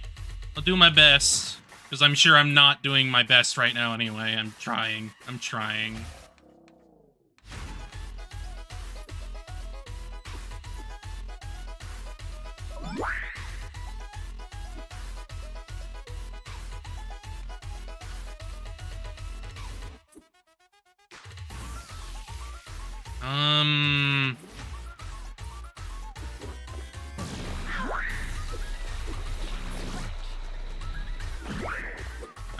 Nice. Thank you, barrier.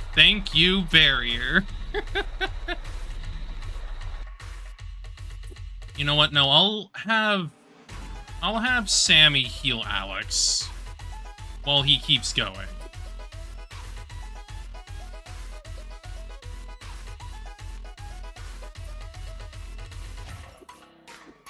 LP toss.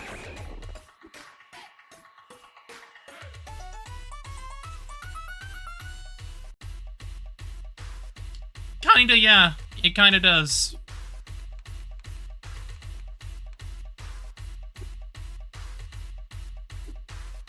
Wait, no. I messed up there. Yeah, I messed up there. I intended to give Alex the heal there, but... whatever.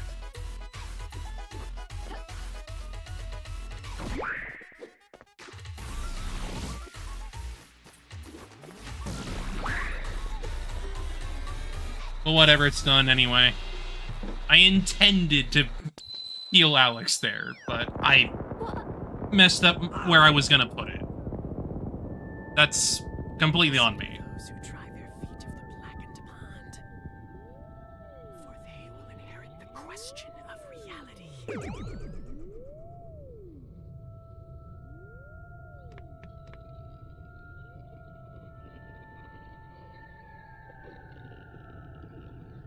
But yeah, the music definitely sounded somewhat like that. For sure. There's a lot going on within that track. A lot.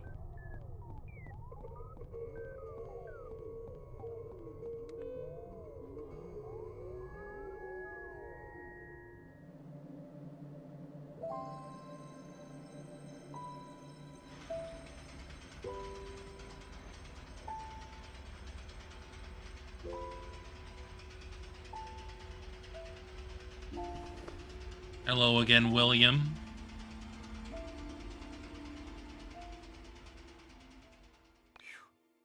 I am so happy we're almost out of here. This isn't really what I expected to be doing with my day. I don't know if I would call it that. It's definitely a weird thing to say about it. Like, I wouldn't say it's that. It's like... It's more like someone is losing their mind, if anything. Well, at least we found Ali. Imagine how much worse it would have been without her. Right. So, where do you live? I'll walk you back home, or maybe I can borrow my mom's car and drive you if it's outside of Frankton. What do you mean? This is my home. This is where I live. She already told you that, Alex. What? You live in this shithole? That's not very nice. I'd never call your house a crap hole because I have manners. Ever heard of them, Alex? Sorry. It's just not every day I meet a girl who lives in an old factory. I don't see it that way. I almost feel as if the factory lives with me. As if the factory, just like Dali, is part of me. The factory is part of you? Wow, you're almost as dumb as you look. I mean, have you met this man? He literally saw himself as this bona fide gaming hero earlier. Like, he's a very unreliable narrator, clearly. course, the factory isn't part of me. That's just weird. But do you actually live here? Yeah, just me and Dolly. But usually Dolly is better about keeping me company, you know? He isn't always just running off to God knows where.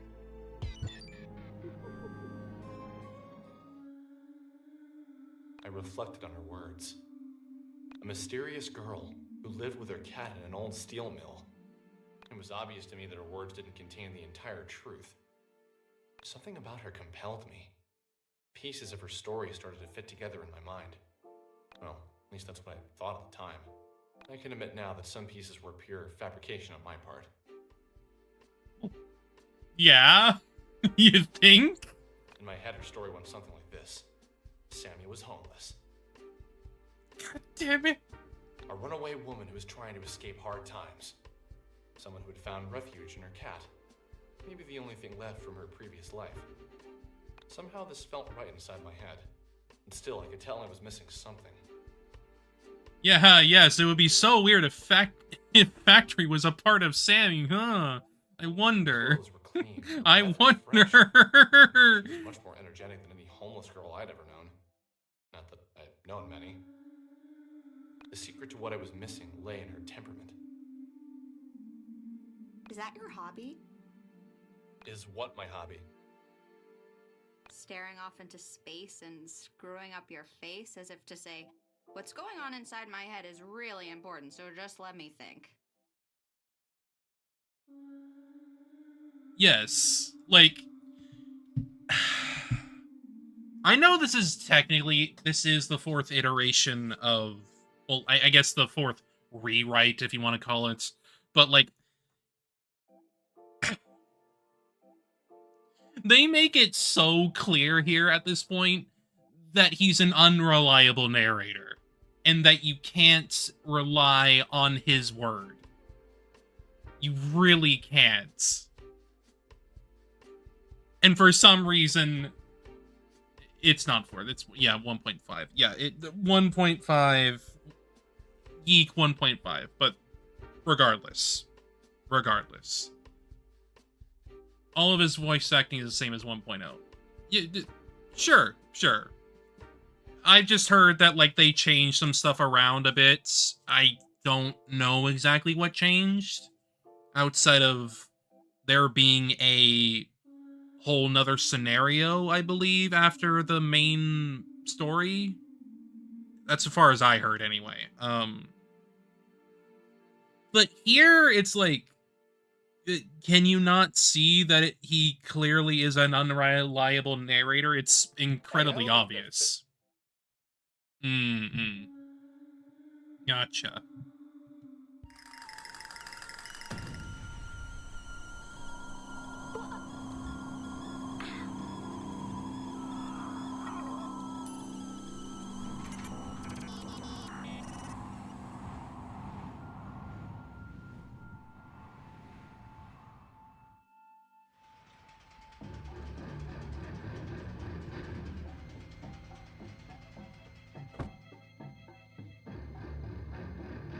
Oh, trust me, it's... They likely kept doing that because, for a lot of people, for some reason, they do not have a lot of media literacy, so they can't see what is clearly right in front of their faces.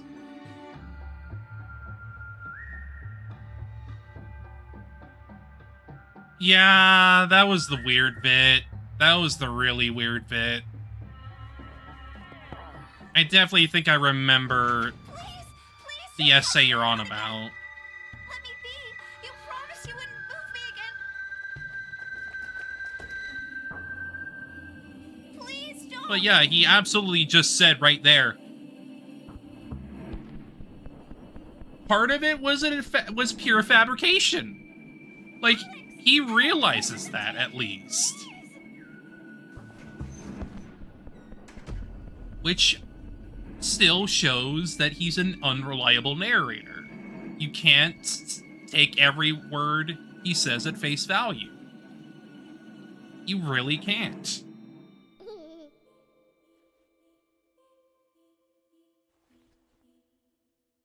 But no, apparently there's too many people out there who just can't see that.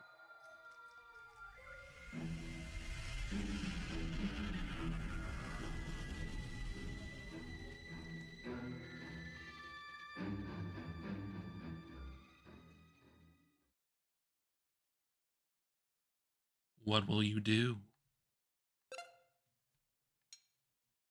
We'll save it the top one.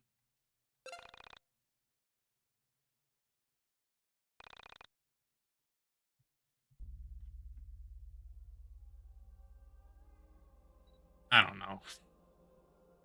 When you have a work like this that comes out where you have an unreliable narrator, for whatever reason, you have plenty of people that go out of their way to listen to this character the whole time and don't even, like, take a little bit of scrutiny there.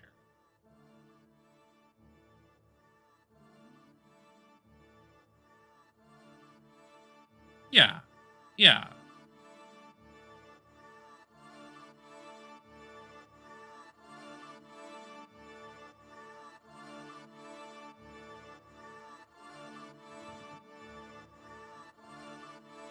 There he is.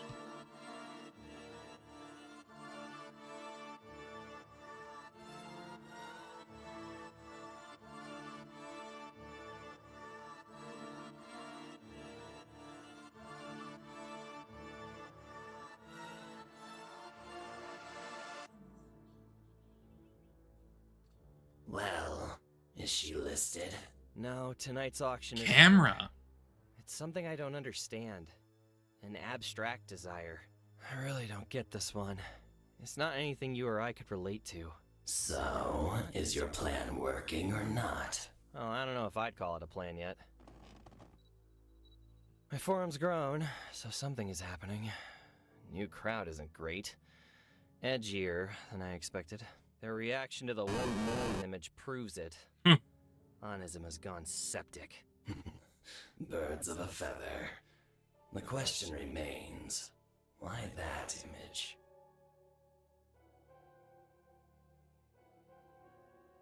What about your outside predicament? Don't remind me. I had known her for less than 2 hours when she vanished from my sight. Sammy was gone for good, swept away as if she'd never been there at all.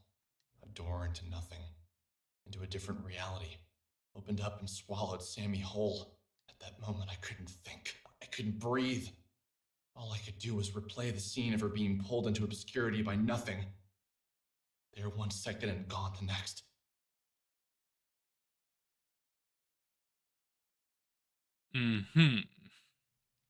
No more Sammy. Oh. No more. Oh, hello. She's here again. Nice. Thank you for visiting. I want to thank you for your continued patronage. You are my favorite customer. Yeah.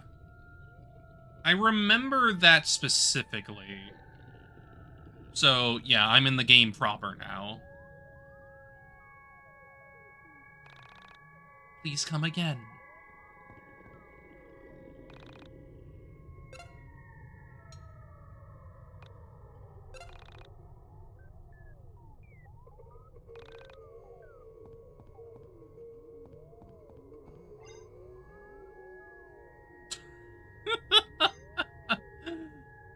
Okay, now I can actually see, like, his reactions a lot easier.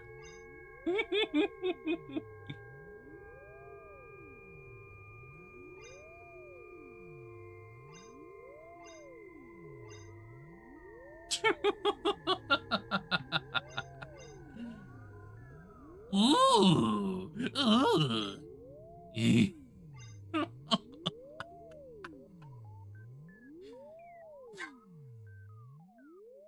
Thank you for visiting the Factory Hotel. The gift shop is to the left in another reality. Basically.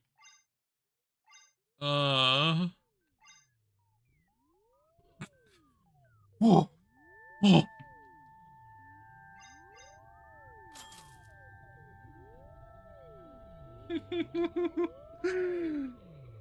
Just the way this man reacts on the screen is just like incredible.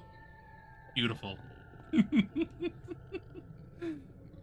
calm night wind of springtime seemed to contrast the inner workings of my brain. I was moving on autopilot back towards my home. I felt as if I'd seen something that wasn't meant to be seen. As if the curtain had lifted on reality and exposed the man upstairs.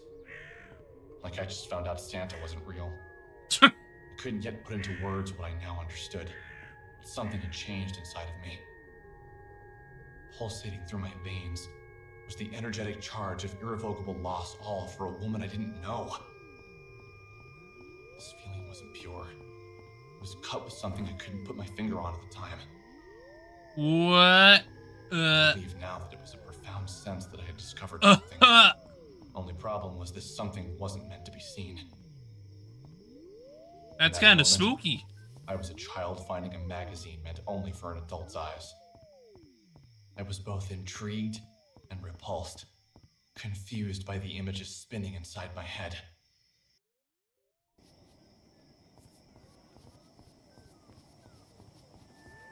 Spooky afterimage. Ooh.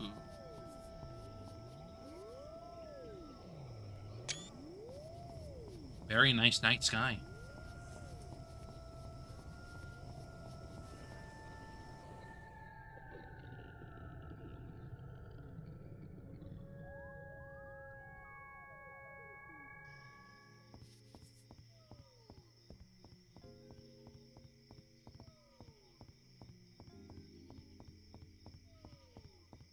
And then you didn't do the groceries. You.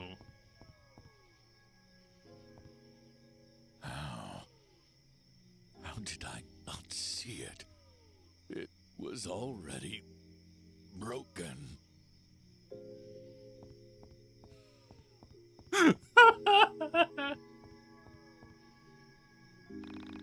The mystical perennial tree is proof that all of life's problems are solved through agriculture. Would you like to take some money? One big flaw 1.0 writing that people usually don't acknowledge because they don't even know about. That thing that follow you just right now is actually a super important character to the plot even back in 1.0. I see.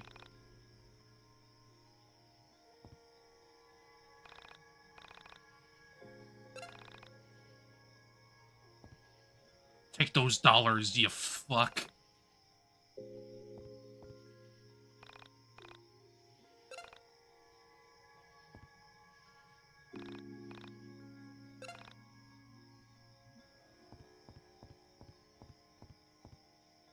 However, for you, Danny, conclude that you'll need to make some super big reaches and connections and make a lot of assumptions.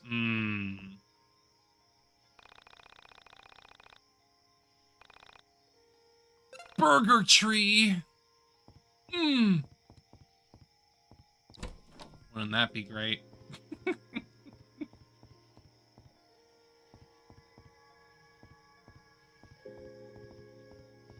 But I guess we'll see what happens with that.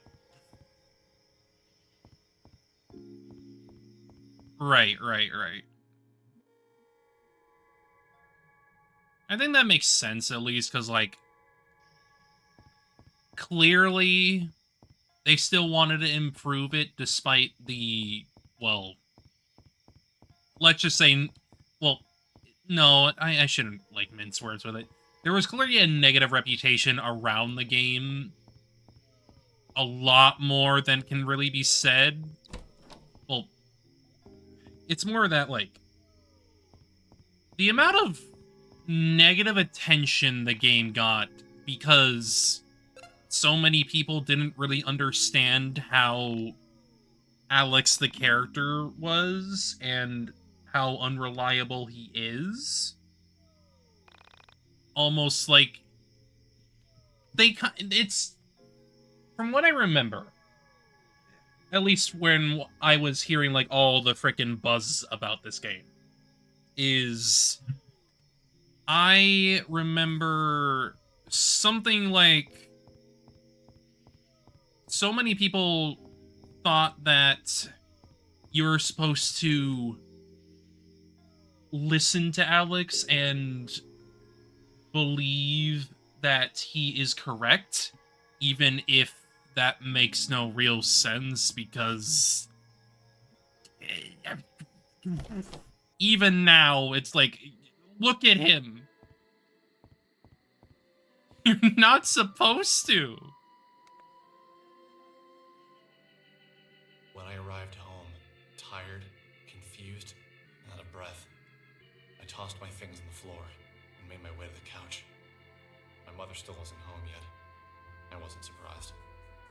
She often worked late right before her company released a new product. Yeah, pretty much. So many people got the wrong idea of the game as well as the character that they just all semblance of media literacy was gone. Just nothing. He is a massive loser, and the game clearly shows that. In its first hour, even. Like, come on. My mother, a 49-year-old, short, red-headed woman, was an information systems programmer analyst for Pacific Chime, the West Coast's leading telecommunications provider. Her job, ironically located on the East Coast, worked her harder in 1 year than most jobs work people in a decade. This job paid well. I also think that, like, right at the start of the game, when he, like, comes into, like, his house here and he reads the note, he reads it like his mother demands something from him. When she was kinda just asking him to get the frickin' get some groceries to, like, help out a little, but no, he just doesn't. He's like, oh, she's barking orders at me. Ugh. Like, what the hell, man? College. I left school debt-free thanks to the back-breaking mental labor of my mother. You have mail.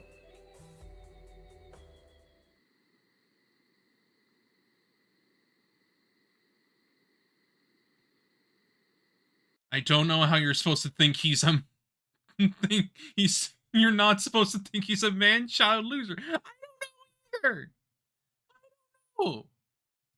It's so weird that it's so obvious. I don't even know. It's just... Oh. Okay. Creature. Suddenly. But still.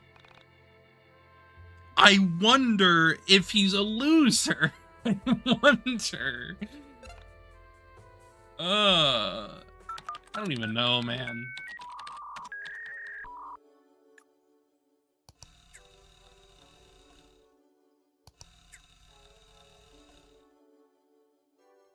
I mean,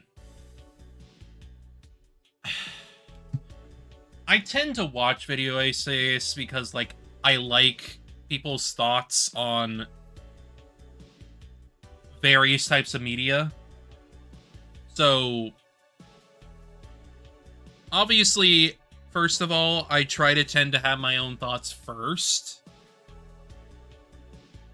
Because seeing it from someone else's perspective can kind of muddy how you see things.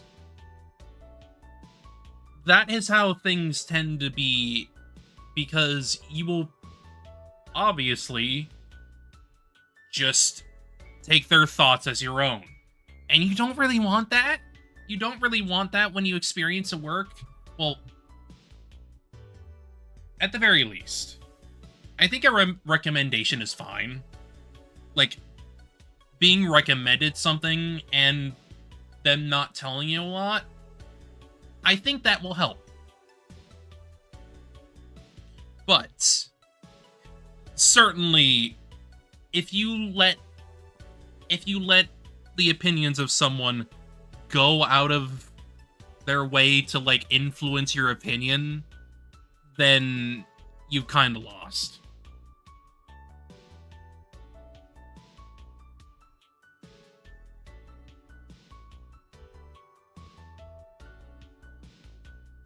Yeah, I don't know exactly why people attributed the writer of this game as Alex, even though it's pretty clear they don't condone Alex's actions. Like, you're supposed to not exactly like him in the first place. He's kind of a loser. Where I almost didn't click the link.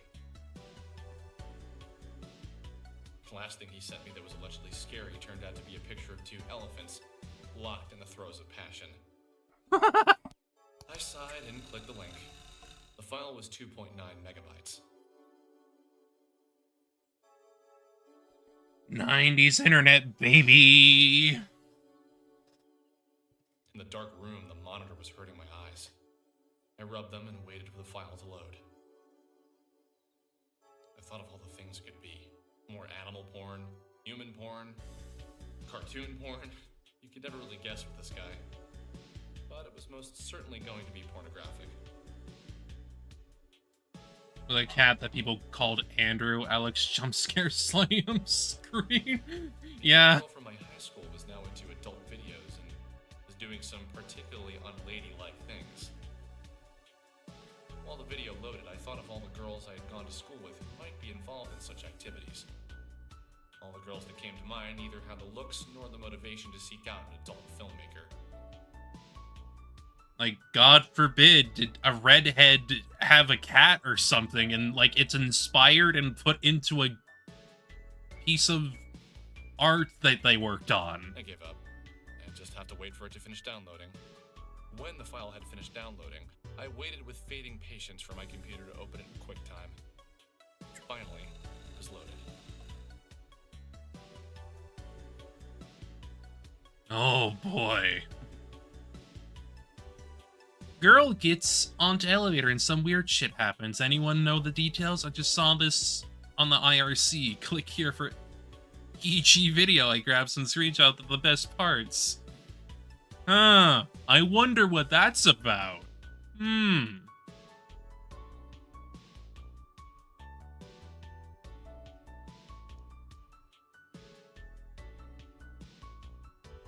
Creator's not even a redhead. That's the funny part.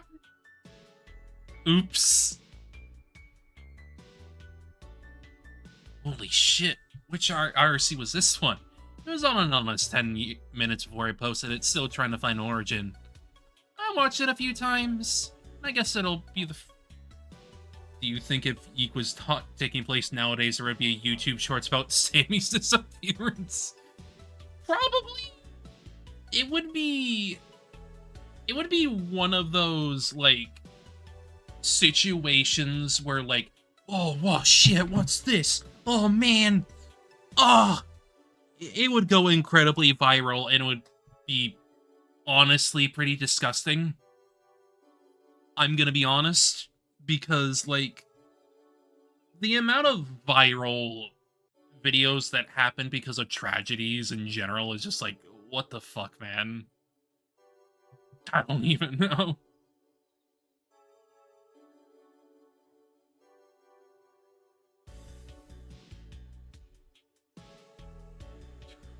God. Can't find or deny if it's from a movie, but if it's probably Japanese or something. However, I think the frame rate, stationary cam, and unattractive movement makes me think it's at least homemade. There's the 90s racism!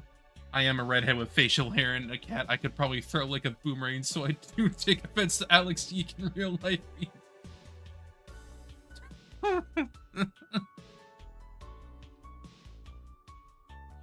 There's the 90s racism, baby.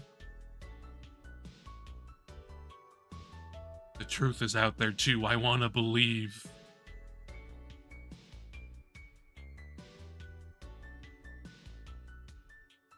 God.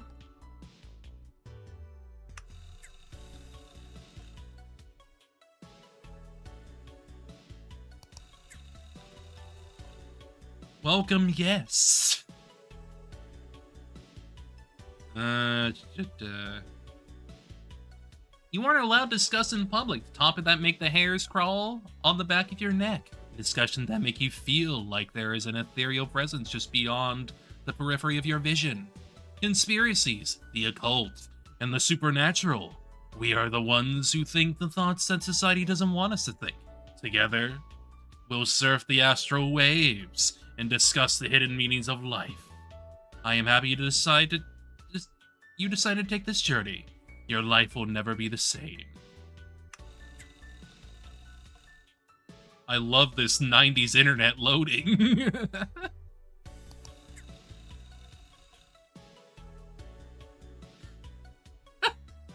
The world can be a lonely place. Sometimes we have to pretend to be people we aren't just to convince others to keep us company. I think that's tragic, but it's the reality of being a subnormal human. Wow! For some, our thoughts can be weird and divisive. There are things we know to be the truth, and the others will never be able to see as fact.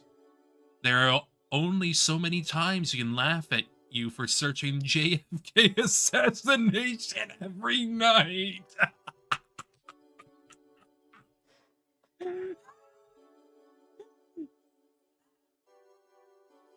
Oh my god, this is the perfect recreation of a conspiracy website. It's beautiful. Or you start to feel like a pervert for having it on its plate.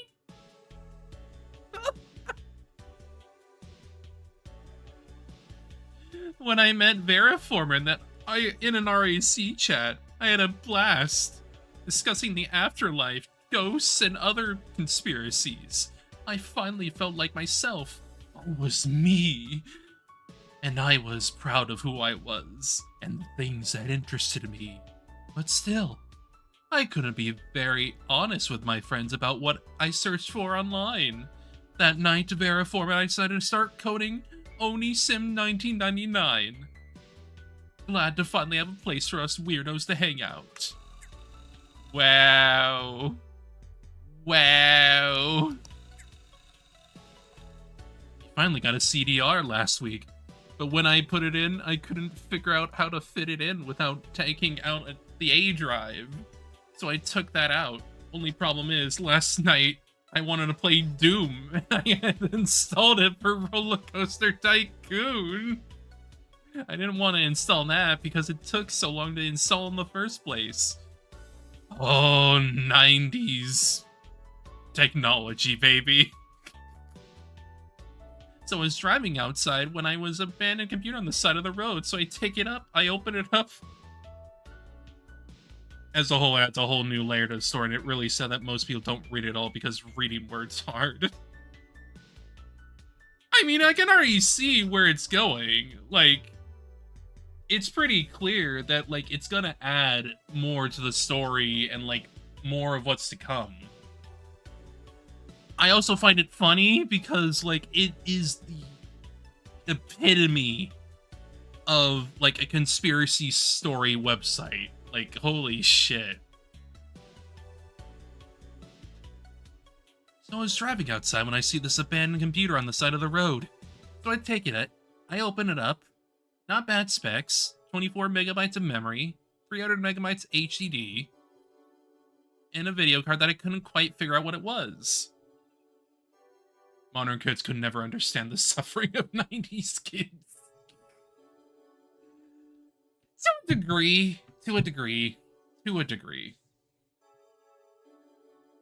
I was born in the I was born in the late 90s, so like I experienced mostly the 2000s, but I still had plenty of like old tech from around then. So like I wasn't like unaware of anything. I mean, hell, like, I already experienced, like, the early days of the internet anyway, so it's not, like, that not too much different when you're, like, in the early 2000s, so, you know. So I had it open to figure the specs when I decided to stick the floppy drive, so when I get it all set up, I find my Doom floppy and insert it. And then the strangest fucking thing happens. I shit you not. Blood, dark, and shining comes pouring out from the bottom of the computer. I started screaming. Oh god, this is a freaking creepypasta thread. This is a creepypasta thread from the early 2010s. My parents came in and they started looking at me like I'm crazy. I eventually calmed down and explained to them what happened. They told me I had to stop lying. They took my computer away for a week, so I was pretty depressed. When I went back into the room to sit at the desk and pretend to be playing on it, I noticed a trash can. So I walked over to it, and look at what I found. Look at all that blood. Oh my god. Image removed by bots. Dude, that is so gross. No one wants to see that shit. Not again funny. I got to see tampons, which were inexpensive dick sister. 10 out of 10. What the fuck? Yeah, this is a forum from the freaking 90s. No one had filter. No one did. How are you posting this if they took your computer away? Virgin eyes, I'll never forgive you, expensive dick. Lold. Oh my god. Beautiful. I love there was a creepypasta like post about someone finding missing number in Pokemon or something and no one believing the poster. Yeah. I mean, you could probably get away with it. You probably could get away with it. I bet if the writer was allowed, he would also add F-slurs into it. Personally, I probably wouldn't mind that, honest. I probably wouldn't mind that. I mean, I say fag all the freaking time. Like, if you know me at all here, I'm freaking trans and gay. Like, I have no... I've reclaimed these words at this point, so it's like, whatever. But in the 90s, absolutely. People would be using fag, like, all the time. Because no one gave a shit. They really did not.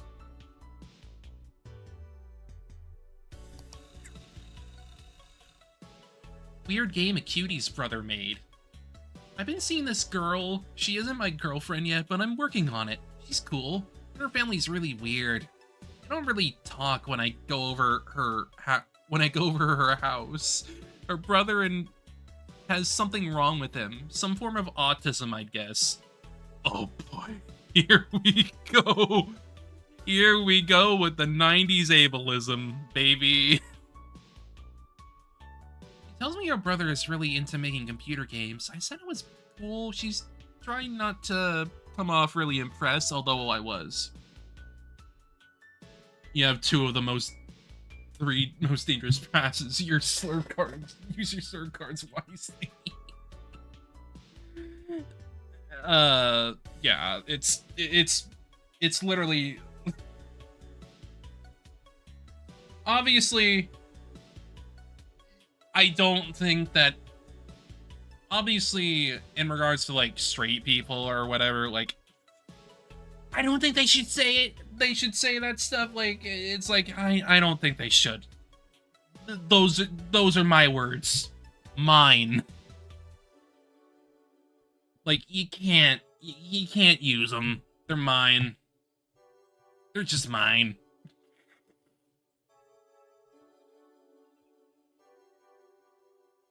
Like, oh no, tranny, fag. Like, I don't freaking know. Like, I just use them relatively... I just use them, like, whenever I really want, because I think queer people should just reclaim the words as they want. Obviously, if they don't want to say it, that's on them. I'm not one to, like, dictate one's speech other than, like, hey, maybe don't be a dick. Don't be a frickin' dick. And I think you'll be fine.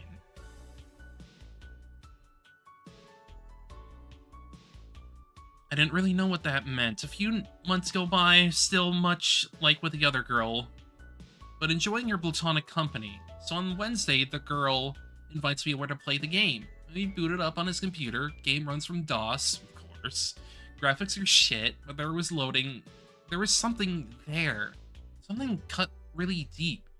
In the game, nobody else knows that your character is under a curse, except for him. The game opens with bold white text on the screen. You have been cursed. The curse is super weird, because you wouldn't expect it to really be that big of a deal. Whenever you go to pick up a phone in the game, you hear this screaming hiss in your ear. It was really cool. The kid had set it up so it only came out of one speaker. It felt really realistic. Everyone in this town is afraid of your uncle because they all know he's haunted by a rambunctious ghost. But when you get into a fight with your uncle who is raising you, the ghost comes out and curses to you. Your character's rival is trying to stop a mer person who wants to end an old feud with the town's mayor. You know the only way to break the curse is to get the ghost to move over to the mer person. Only thing is, your rival will likely kill him before you can get to him. Every time you try and leave your home to continue the quest, people keep calling you on your telephone. You can't hear what they're saying because they're just screaming that hiss at you. Hiss, hiss. And this is where it gets really interesting. Ordinary people can't know that your character had a child with a giant dragon hunter. Only a select few know that your character can sense spirits. Eventually, the town starts to suspect that your character is having an affair with an ethereal being. And things get really crazy. I finished playing the game. It was about 35 minutes long. And I realized I've broken out into a cold sweat. I haven't been able to stop thinking about the game. So anyway, I go home and I plan on calling the girl later that night. When I go to pick up the phone, I swear I hear that hiss. It's really faint, but my heart starts racing. I can't call her. Just couldn't bring myself to do it. Now every time I hear the phone ring, I panic. We're in some Sadako shit. Of course, I know the game wasn't possessed or anything like that, but anxiety is created was real. I'm gonna try and call her soon and see if he's cool with me putting up on the site. I think you guys would really like it. Game sounds so cool. Hope you get to post it soon. Keep us updated. Sorry, you didn't get any action. Oh my god. Well, I'm pretty spooked. Has the hissing gone away? Yeah, hissing went away. I called her. She said she'd ask her brother. I'll update you guys if she ever gets back to us. Oh my god. This is beautiful. This is beautiful. I think my roommate may be possessed. Like, seriously, I come home and find him kicking my cat. My beautiful, wonderful, perfect cat. So I asked him what in the name of all that is holy is wrong with him. He starts screaming at me. Words I couldn't understand. I think it was Latin. As far as I know, he doesn't speak Latin. So, what do you guys think? How likely is that he's possessed by his Satan?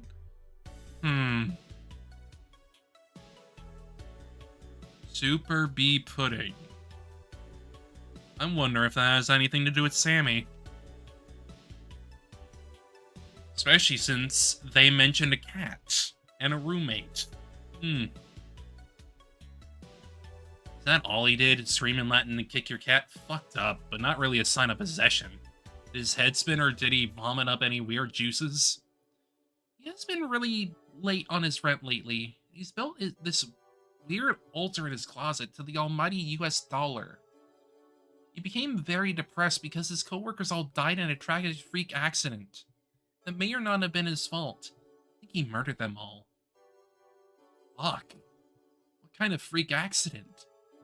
he worked in a lab during doing research, and then some seal or something broke. And everyone died except for him. It was traumatizing. I think the trauma from the event caused his soul to become broken. He can have his soul entered by the devil. Thoughts, guys? Oh boy. That's gonna have implications. I know it. Not totally supernatural, but what do you guys consider to be the best single piece of evidence for the existence of Bigfoot, UFOs, ghosts? You can have proof of one. Which would it be? Ghosts seem to have the most proof. People have believed in them for hundreds, if not thousands of years. Human beings don't just make stuff up like this. There is always a basis of fact, even in the lies.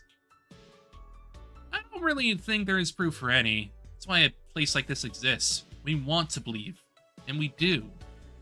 I can feel that there is something out there that connects us all, you know?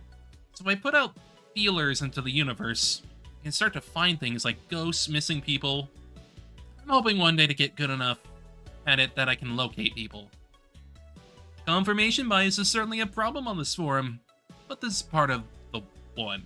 There are indeed unidentified objects, not aliens, not interdimensional craft, not ghosts, not any of that supernatural fiction.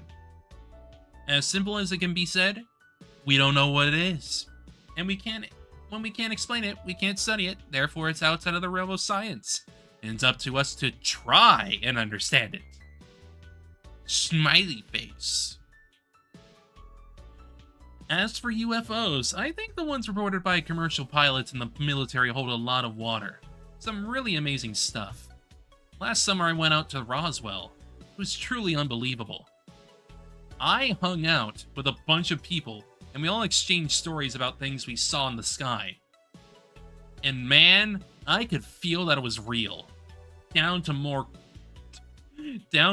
core.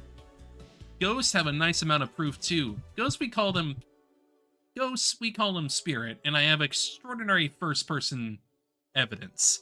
I have had visions, full-on contact, and demonstrations. The brain is powerful. It can tap into the world between worlds, the afterlife, if you will.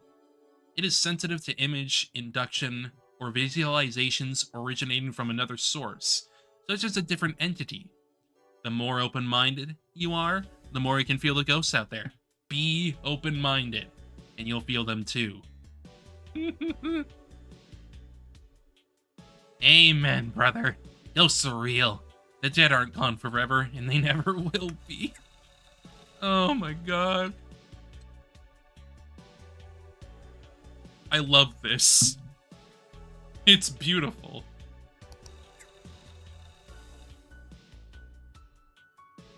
Psychic energy, aka quintessence.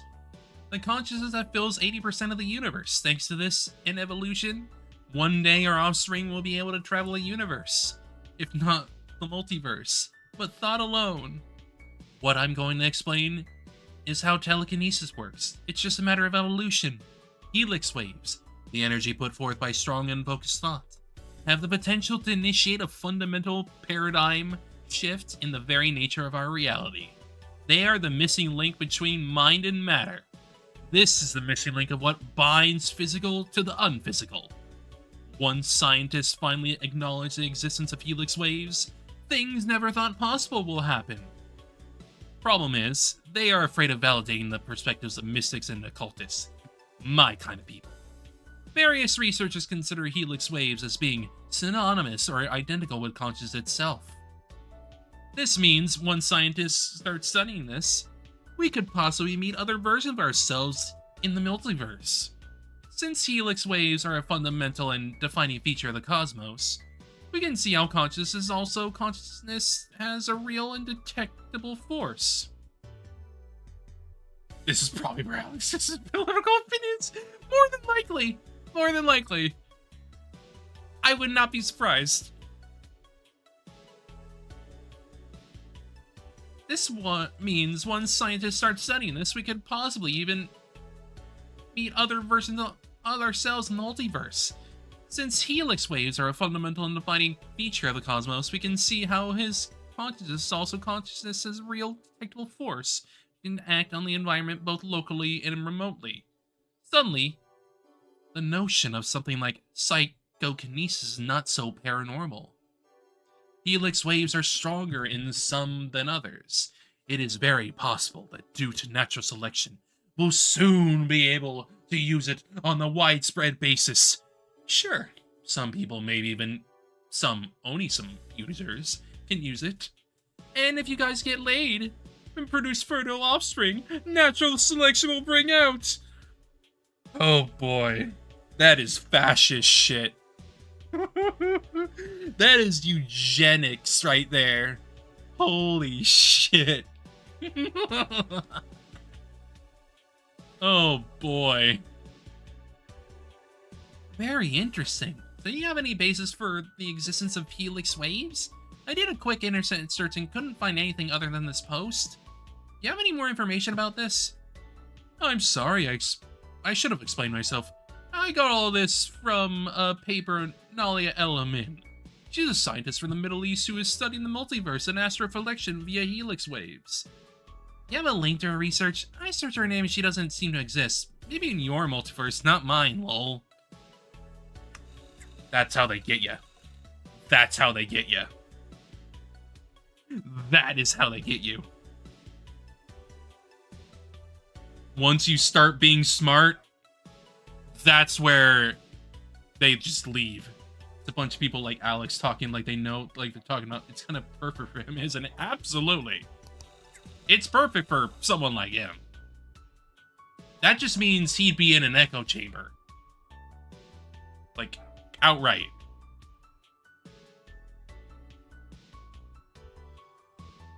There is this theory that when electrons are split into two, it will reach the first screen and travels through both slits simultaneously. It then interferes with another version of itself that exists within the same plane, thereby causing a wave effect on the widescreen. In quantum physics, this is called the principle of non-locality.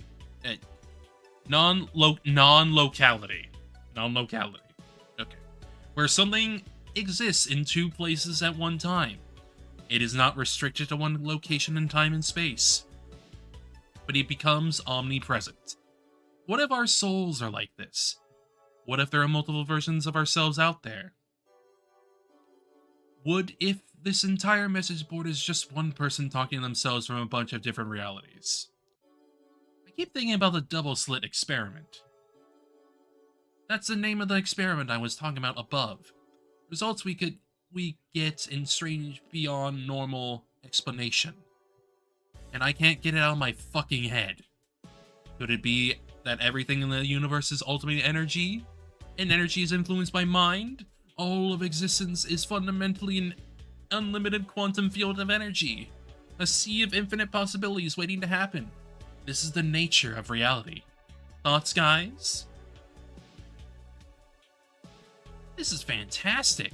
I have been trying to explain how the double slit screen experiment shows that our thought influence waves into particles. How just looking at something can influence it. This is proof that our thoughts can influence the very nature of reality. I'm glad someone drew this same conclusion. It's only a matter of time until science comes around to the metaphysical aspects of consciousness. Just by discussing this, we are driving our minds into the fourth dimension. It couldn't be more obvious that neither of you understand the double slit experiment. Oh boy, here's this guy. Here's this guy. Look at this guy over here. You're projecting a bunch of shit onto it that doesn't actually matter. This really shouldn't be on Onisim, since this website is about the occult and the supernatural, not shitty pseudoscience. I guess while I'm here, I'll give you guys a little science lecture. First, it's a photon, not electron. Do you know the difference? If you don't go back to middle school. Second, it splits into two halves. Each half goes through one of the slits. Then it recombines on the other side, like a drop of water. None of that metaphysical bullshit you made up. Matter does not appear only when observed. That's literally the dumbest thing I've ever heard. I'm not saying that. I refuse to say that. The R slur. I am not saying that. I hate that word. Like, I am fine with using my own slurs because, like, I've reclaimed them, but not that. No. Bad. But hey, it's the 90s. This is so what they would say. Especially this guy. Do us all a favor and kill yourself, you fucking loser. Yep, that's a 90s forum for it. That's a 90s forum for you. The spitting image.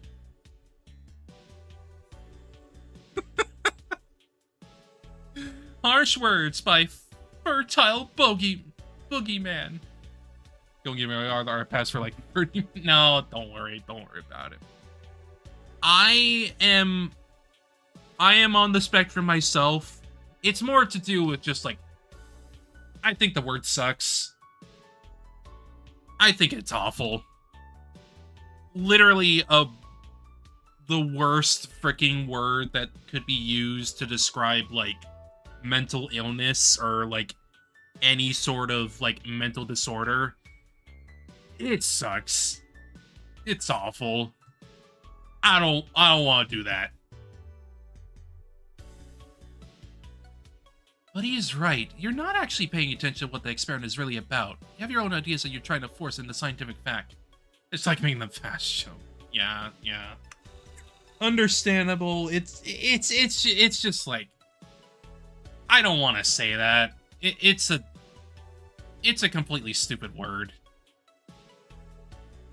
At least with fag and tranny for me, it's like, I use it so like casually that like, I find it more of a, I kind of have a sense of pride about it, I suppose. Where it's like, nothing that like some right-winger or whatever tells me that word or whatever, tells me those words around me. It's like, oh yeah, so am I that repulsive to you? And I just keep getting closer to their face and they just run away or something. Like, come on. It's just,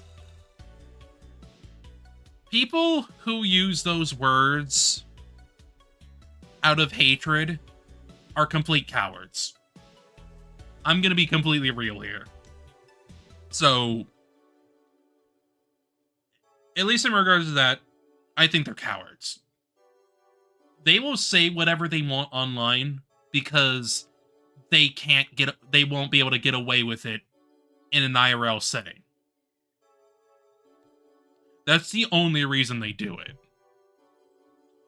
But if they get some pushback, oops! You fucked around and found out. Car accident from when I was a child. My first experiment with the supernatural occurred when I was a child, back when my dad was healthy enough to drive. He would take me and my sister for long rides on the countrysides, into the beach. We'd rarely get out of the car. That wasn't the point. When we were on the road, we'd be able to think clearly and leave behind a lot of our problems. We even stopped fighting when we went for these drives. One day, my mom and sister decided to stay home when we went for a drive. Glad they did. Got into a really bad accident on the parkway. Drunk driver plowed into the side of our car. Back then, no one talked about buckle safety. It went flying into the front of the car. It was really messy. My dad and I were upside for a really long time, just waiting for help to come. Too injured to move. We heard yelling, knocking on the car, and two men were standing there. My vision was really screwed up, so I couldn't really see what they looked like. I could feel something strange about them, something powerful but friendly. They told us we'd be okay, and I realized the car was filling up with water. Maybe it was gas. We couldn't tell. Dad and I started screaming. Told us that we'd have to remain calm. That's what we did. At least try to. Men started moving outside the car and then it was over. The car was turned up front, completely dry. And my dad and I were both back to our seats. And my buckle was on. Got out of the car and started to check the car for damage. Everything was completely fine. Everything except for a big cut across my dad's forehead. An identical one across mine. It's scarred over and it's really ugly. So I wear my hair long now because Mom says no woman would ever find it attractive if they could see it. Mom's wrong. She's wrong. Have you seen the amount of people who love a good scar? Including me.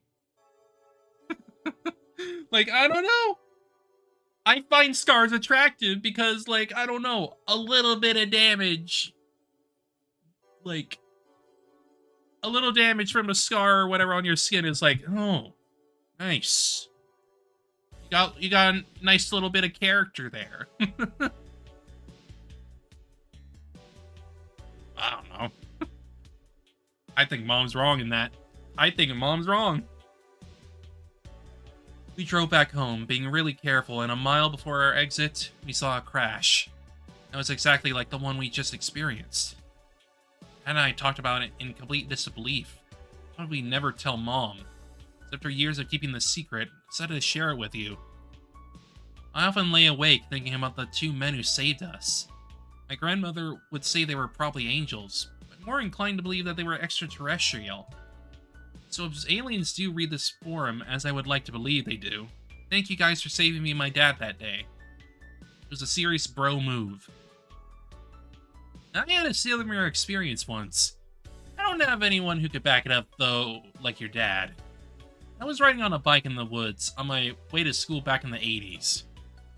When I hit a rock, flipped over, and rolled down a rocky hill, severely injuring me in the process, I blacked out and woke up to two figures, each with one hand on me, telling me to be strong and to accept the things I can't change. I started to scream as I realized I was in the river. I was submerged into the water. I stopped panicking. And just like they told me, I was lifted from the water. I told my family the story and they didn't believe me. I was only 11 when it happened, so I guess I can't really blame them. I don't know if I imagine it, but ever since then I've had an interest in the supernatural. I wonder if there could be a connection between the two who saved me, and the two who saved your dad. Friendly aliens traveling the world, saving stupid kids getting in accidents. It'd be really cool if it was real. In this world, it probably is. I swear I make a thread like this one once a week, but I can't help be compelled to this seems everyone's first experience with surreal. I've never shared my story, but I think today is as good as any day to do so. When I was a kid, I had an obsession with computers. I still do. My dad had this word processor with a tiny screen, one you could see like maybe 10 to 15 words at a time. He'd work on it, and when he was done, I was allowed to use it. Started writing stories. I don't really remember when they were about. They were pretty stupid. One day I started a ghost story. I remember how it goes. It was pretty bad. The Incadenza family appeared to be ordinary people during day-to-day life. When photographed, they looked distorted. On St. Patrick's Day of 1992, family is photographed at a local parade. When it's published in the newspaper, they're missing faces. The next day, the family moves out. People in town start talking about how weird they were. Some kids decided to break into the house and see if they left anything. They did, in fact. An old toy piano. They're trading some cards for the toy piano. Main character acquires it from the kids who stole it. They say it's haunted. These two logical believe in that. Or so he thinks. Oops, I lost my place. Oops. Oops. Yeah, I found it again. Oops. Refusing to believe the superstition, Mike starts to play the toy piano. But he's never played a note in his life. Yet beautiful music starts coming from the toy piano. A collage of images flash into his mind. A giant hamster balancing on a tiny navigator. An old newspaper headline about a hit and run accident. A hooded rabbit. Ranting about a hooded rabbit ranting about minorities. Oh boy. Bill Clinton. And a drinking well located in a deserted place. He looks down at his hands and he's breaking out in spots. He realizes that the curse of the peculiar piano is a true and calls in his lover, a senior called Alexandra, to help him. They're talking and she reveals that she is one of the Incandensas, Alex Incandensa. Alex examines the piano and willingly submits herself to the curse. She finds that the same visions flash before his eyes. She finds a giant hamster balancing on a tiny navigator, partly chilling. Mike and Alex pursue a quest to uncover the meaning of the visions, starting with a search for the hooded rabbit. Will they be able to stop the curse before their time is up? I don't think I ever wrote an ending for it. But the next day, I really like what he said because of the users here, also your party members, which allows them to get some more depth through their posts on. That makes sense, yeah. Because an earlier one was clearly Sammy, as far as I could tell. Because she mentioned her cat and her roommate, specifically. I don't think I ever wrote anything for it. The next day was my cousin's birthday. We had the party at our house. And guess what? An ice cream cake shaped like a rabbit. And he was gifted a toy piano. I got really freaked out. I went for a walk and fell into a poison ivy tree. And I got really bad rash, just like the one from the story. I started running, came across a well in the woods. Next day, I met a neighbor whose name was Alex. Ever since then, I realized that thought had power. I realized that writing things and believing them can make them true, which caused me to be terrified of my own thoughts and the power they had. As time gone on, I believed in it less and less. Still interested in the supernatural for various reasons. Alan Wake moment. Alan Wake. Phantom vibrations in my pocket. I've been experiencing a strange phenomenon. Phantom vibrations in my pocket.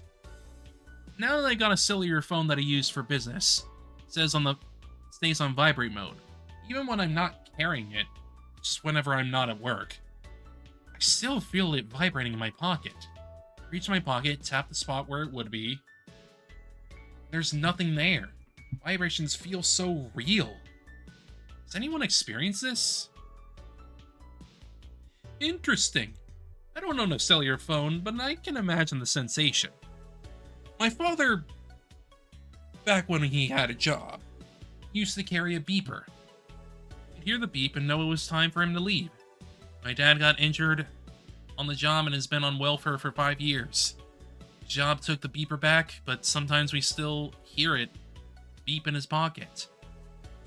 He'll turn out his pants pockets, coat pockets, sweater pockets, and they'll be empty. It's pretty spooky. My dad is also an adopter of the cellular phone. He works for a phone company, so he's carrying.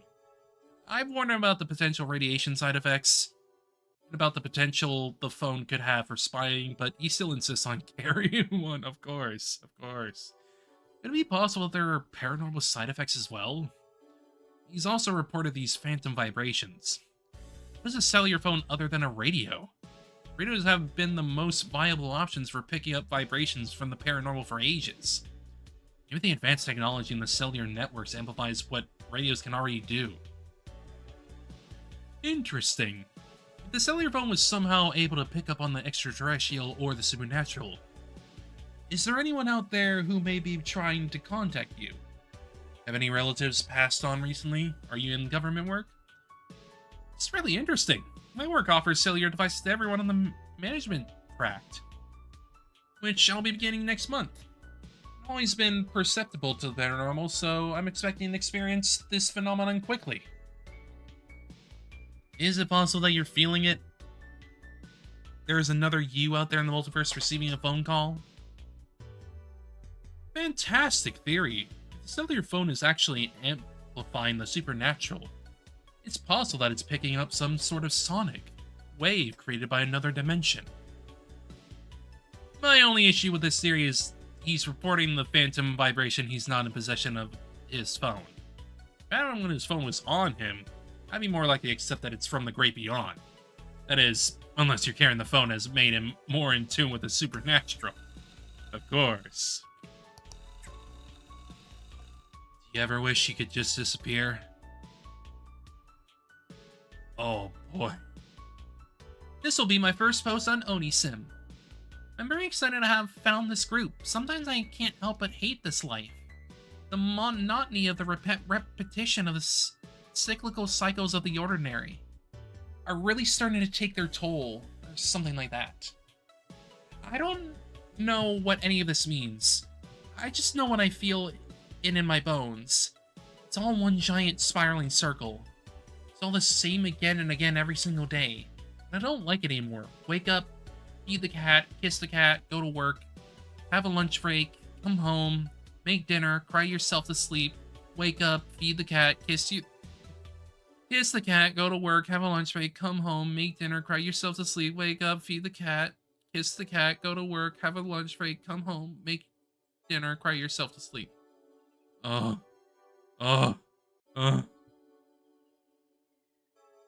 Every day. So I've been thinking, there has to be a way to leave it all behind, to just get away from it all. Oh, this is putting things in perspective. I think I found it. Late at night in the twilight hours, being crying myself to sleep and waking up, I can feel myself floating above my body. I know it would just be so easy to leave it all behind. I start to move away, burst through my walls, and then I'm in my attic. Then I'm floating above my house. I can see everything. I can see everything. I can see through my neighbors' homes, into all the tiny apartments. I'm really high up now. And then just when I'm about to touch the stars, I think of my cat, alone in my bed. Well, not alone, because he's on top of my body, that's still my bed. And then I'm back in my bed. I'm awake. I'm crying and get out of bed. Feed the cat, kiss the cat, go to work, lunch break, come home, make dinner, cry yourself to sleep. There it goes. Then I find this site. Cover told me about it. He's nice. I like him. He's got good glasses and a nice smile. He says that this site helped him when he got really bored. Looking for some answers. Do you guys ever experience experiences like this? Have you ever left your body? Hey, welcome to Onisim. I'm one of the mods here. Glad to hear we're able to offer you some solace in your time of need. I think what you stumbled upon here is lucid dreaming. It's when you're asleep and you become aware that you're dreaming. Then you control everything, provided you don't wake up. Probably subconsciously, your desire to escape is coming through in the form of recurring dream. Then you wake control, and you start to float away. Lucid dreaming is a fantastic way of escaping the stresses of your daily life. But it can be really addicting, so be careful. If these feelings continue, you should consider getting professional help. There's good self-help and psychology forum in the links section at the bottom of the page. Check it out sometime. Thanks for the advice. I'm not entirely sure if what I'm experiencing is lucid dreaming or not, because I'm pretty aware of being awake before it happens. I'm just lost in my thoughts, thinking about getting away, about how little I have left to care about. And then it starts to happen. This first started happening when I was a student. Never got further than my bedroom because it's just so scary to think about leaving my cat. Have any other theories about what's happening? To me, it does sound like a lucid dream. There's also the possibility that's an astral projection. I've read about people who can separate their mind from their bodies. Swore the earth that is a spirit. Maybe that's what you tapped into. I'd be curious to see if you could excessively do it in the middle of the day. Consider trying it in the afternoon and report back.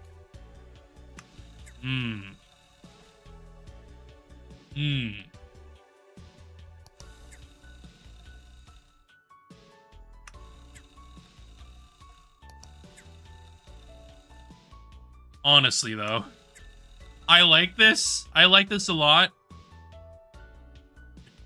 It has that, like, old creepypasta forum energy.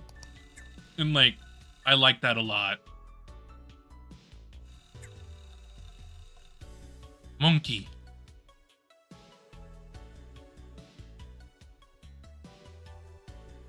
Beat the monkey and...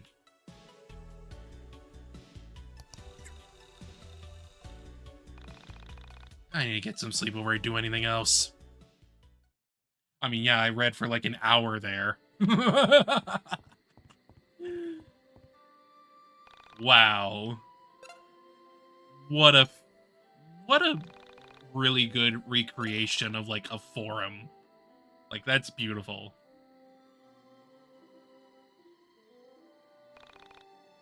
Yeah, I basically read for an hour.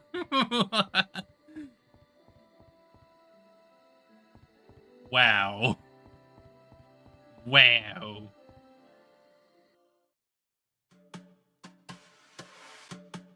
A brief future to see a sick friend.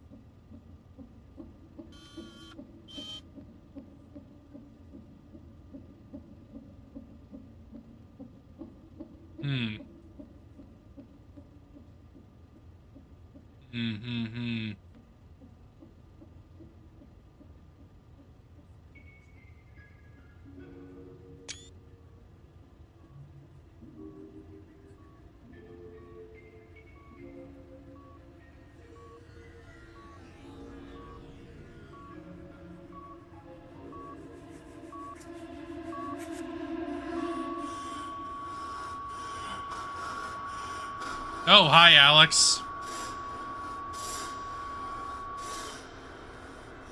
Basically.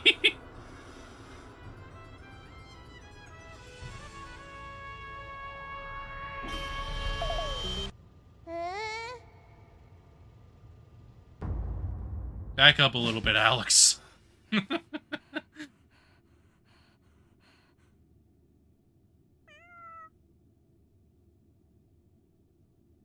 I wish I could blow some time away still. Yeah, I understand that at least. Like, I stream like 3 days a week here, so like, I have plenty of free time on my hands, but like, I know that like, not everybody has that, and like, it sucks. It's really unfortunate that like,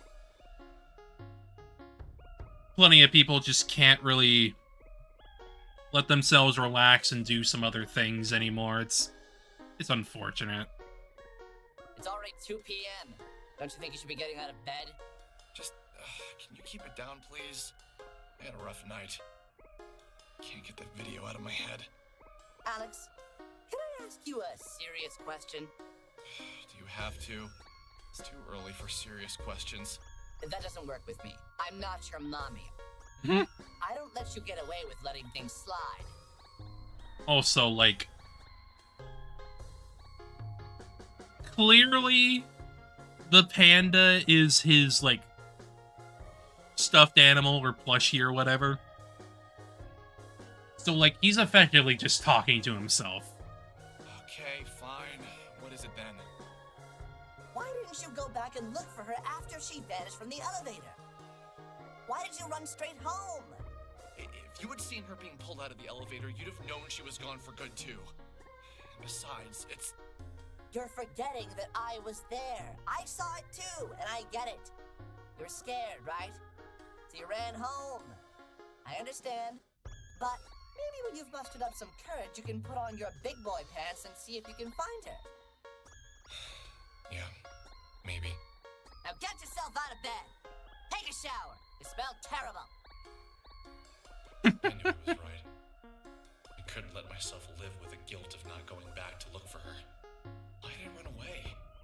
Why did I just stand there and let her get pulled into what? What exactly had she been pulled into? Just the thought of going back to the factory made my stomach tighten. But if I didn't go back, I knew I'd never be able to live with myself. I think there was a part of me that didn't believe what my eyes had seen. That I was missing something. Some vital piece of information that slipped my mind. The whole thing could be explained logically. Okay, so let's review. You met a girl in an old factory, and she vanishes within an hour of you meeting her.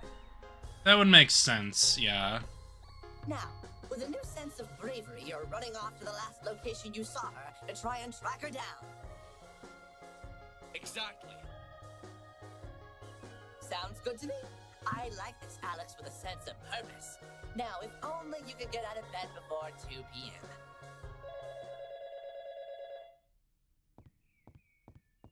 Phone.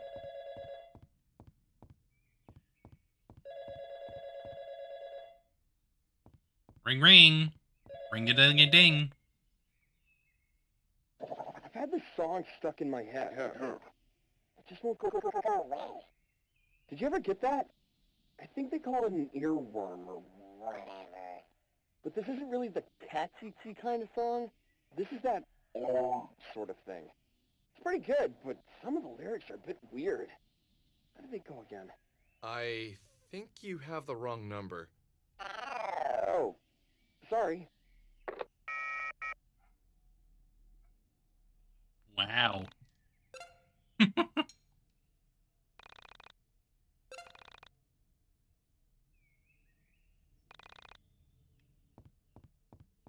The earworm. The earworm. Oh, hi again. Hello again, creature. All more indie Smash Bros. Style platforms that has Alex, and I feel like he has a lot of potential. Yeah, I would say he does. I don't, like, know all of his moves at this current point, but, like,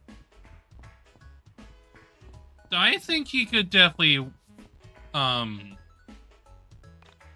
do pretty well, for the most part. I mean, hell, if he wanted to, he could probably take, like, probably get, like, a special move of, like, his other party members, maybe.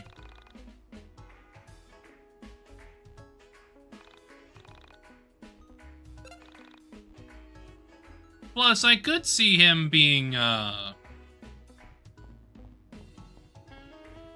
fitting pretty visually. Feels like that would fit. Just generally. My husband parked here before going on a business trip. I moved the car, but he took the keys with him. Damn, rip.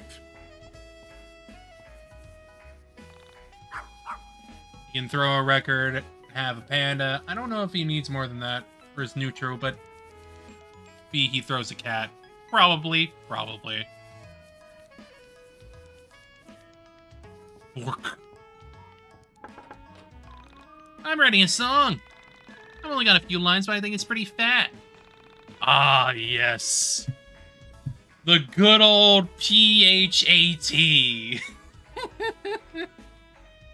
Sunscreen geisha's gonna burn, burn, burn.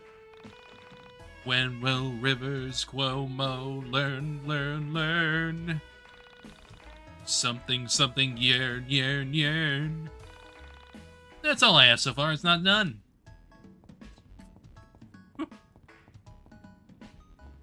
Wow.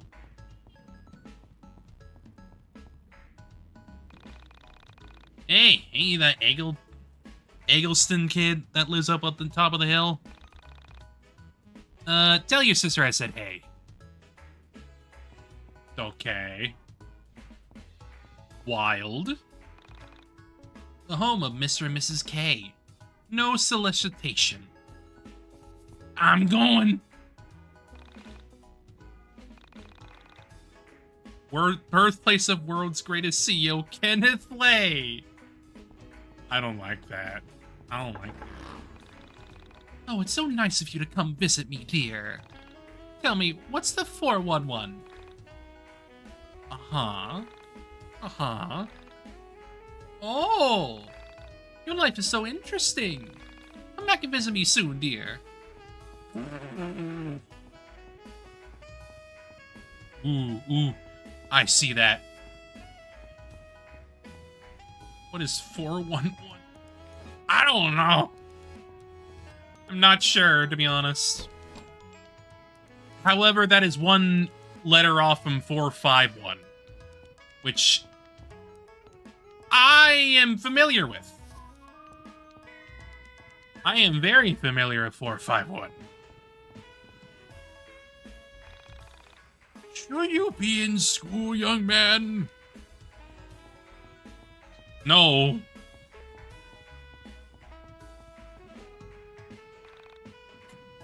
No.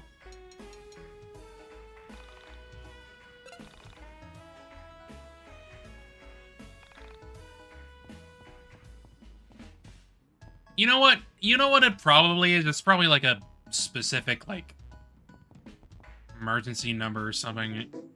No, it probably isn't, actually. Southtown.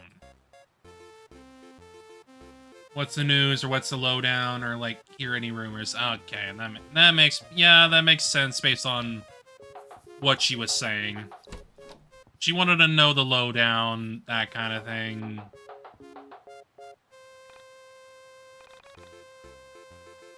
Use this phone to save or access the mine dungeon.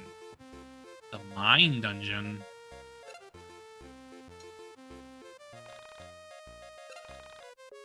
I probably don't have it unlocked yet, I imagine.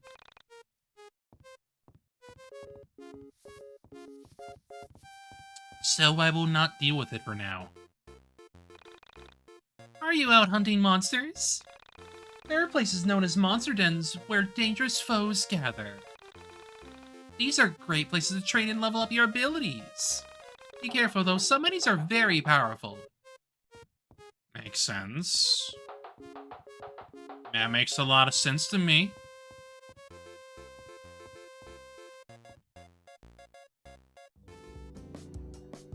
Small chance a weirdo can spawn, but if it doesn't, don't worry, it's not important. Okay.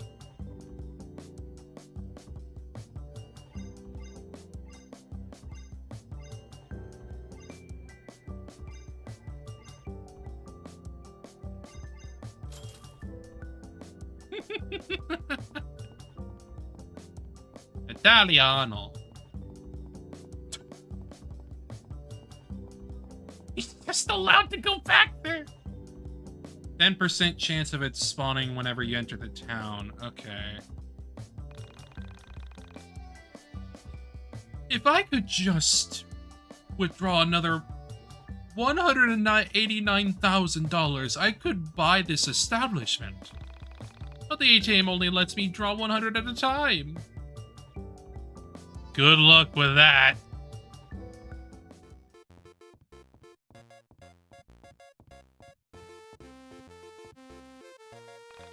I've been pretty bored lately. I think it'd be nice if something exciting happens for once. Wouldn't you agree? What's with you?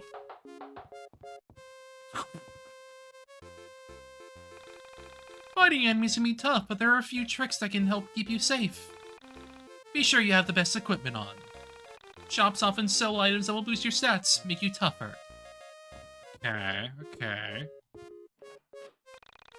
Have you been making sure you search every area for monsters? Some areas you can't return to, so it's always a good idea to be thorough. As you do with an RPG, yes, makes sense.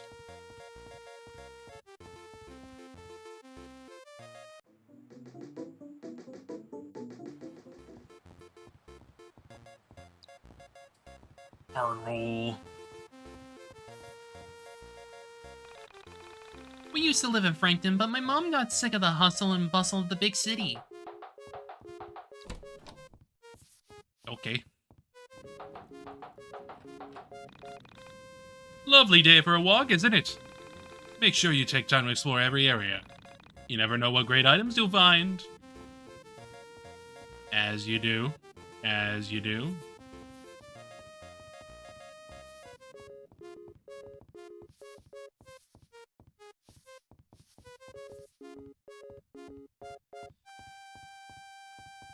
Well, for now, at least I'll leave. Get out of there. I feel like big enough percentage of people have YIIK as their first RPG and don't have a habit of checking shops and updating their equipment. Yeah, that's fair. That's fair.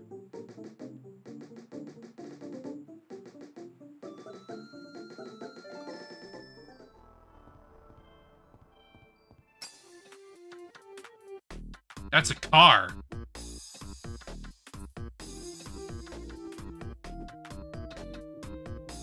Frickin' car.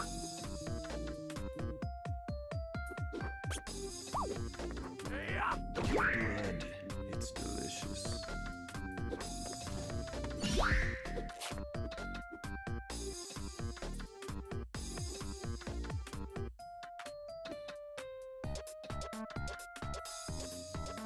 Yeah, I would figure. Wait for me.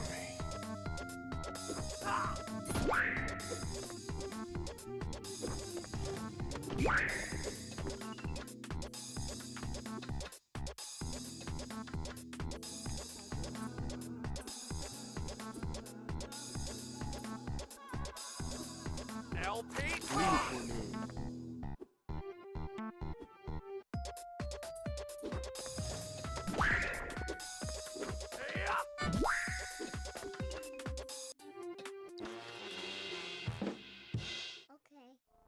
Because I imagine it's, like, a lot easier to, like, do them when you have, like, multiple party members that actually deal more damage. So, I'll just come back to them later.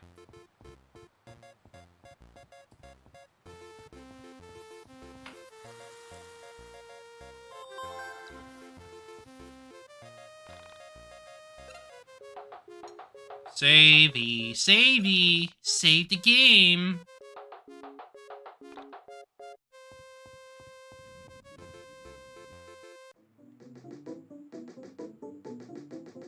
Forest Meadow.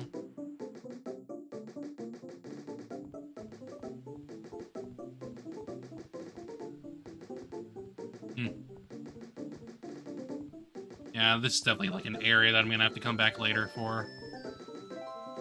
I'll just focus on what I need to go to first. So I don't need to, like, worry too much. There will be plenty of time for exploration later.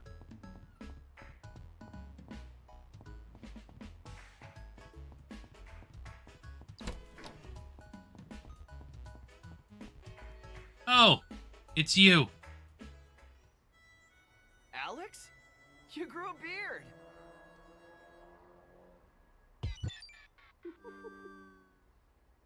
As the young man got closer, my bewilderment grew. His name was Michael. He was a good kid, a bit younger than me, and usually worth a laugh or two. My hand covered my eyes to block the sunlight to see him better. I thought back to the last time I had seen him. For some reason, I couldn't place any memories of him since before high school, but I knew I must have seen him since then. College makes you into a man. Alex, no! Makes you into something. What have you been up to? Just took the SATs. That's about it. Sounds intense. How do you think you did? I was on the edge of my seat the whole time. But then I realized how uncomfortable it was to sit at the edge of my seat, so I sat normally. What? Just a little joke. Anyway, you look good. Well, maybe a few pounds heavier. Guessing you didn't major in exercise science. Har har, very funny. Liberal arts. Great! What do you do with that? Have any fun plans for the summer? Nothing really. Just got back yesterday. I already spent the day chasing a cat and exploring that old factory by the water tower. Oh wow, that sounds awesome! Hey, have you ever heard of urban exploration? There's this great website called www.onism1999.com. Yes, I think you'd really get a kick out of it. Yes, I You spent like an hour reading everything there. These guys break into old buildings and take photos. Usually the places they explore have some sort of urban legend behind them or a ghost story. Most of the stuff is legit and pretty damn creepy. Did you say Onism 1999? Someone sent me a video from there yesterday. What else do you know about that site? It's like a conspiracy theory support group. People from all over the world post about political conspiracies, local myths, stuff like that. Yep, it's a conspiracy theory forum. You don't look so good, dude. Everything okay? It's something from that page. It's been screwing with my brain. What exactly did you see on there that has you so freaked out? I don't know if you saw it or not. It was the one with the girl in the elevator, the one who gets lifted off the ground. That was supposed to be filmed locally. I couldn't bring myself to watch it, but all those sick bastards made the gif of her being thrown around like a rag doll. That poor girl. After that went up, everyone on the forum started acting strange, like a sort of darkness had come over the website. It was the first time something like that had been posted that people weren't immediately calling a fake. Something about the look of horror in her face. There's a sick part of people that want it to be real, you know? Yep. You're correct. You are correct. Yeah. Michael, when I first got to town and I saw that, there was part of me that wanted to tell Michael everything. To get it all out in the open. But I couldn't bring myself to say it. There was something that felt personal, almost intimate about my meeting with Sammy. Like, in that moment of her disappearance, we were linked. It was for my eyes only. But I needed to talk to someone about the situation. So I proceeded with caution. I went all over that factory yesterday, and I swear the elevator in there was the same one as in the video. I know that sounds weird, but I really think that video was filmed there. Really? Okay, let's check it out then. What? Really? You want to go? We gotta go, man! Yeah, why not? Do you mind if we run to the camera shop in Frankton really quick? I was getting my camera repaired. If we go in, I'm gonna want to take pictures. Photos would be like gold on Onism. Yeah, sure. Let's just go quick. That building isn't going anywhere anyway. Besides, the whole thing is probably a hoax. I checked the paper this morning and there wasn't a mention of a missing Frankton girl. Yeah, okay. Let's just not let anyone beat us to the punch. Michael! Michael! Yeah!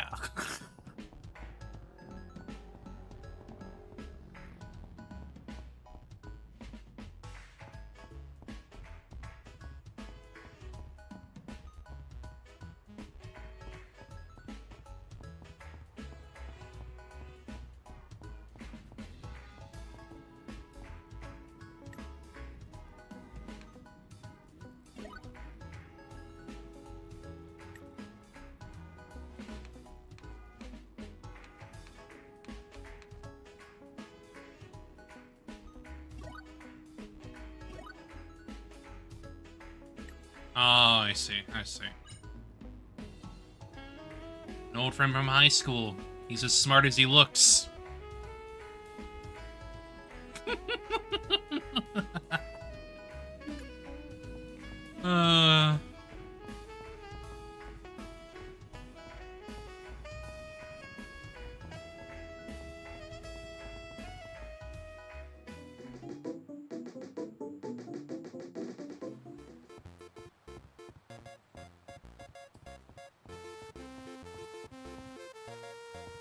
Clearly, this dork is the best person to bring with you to a haunted factory. Yes, totally. Totally indeed. Bring the freaking dork. Like...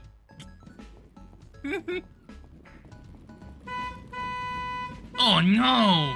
Oh no! Car!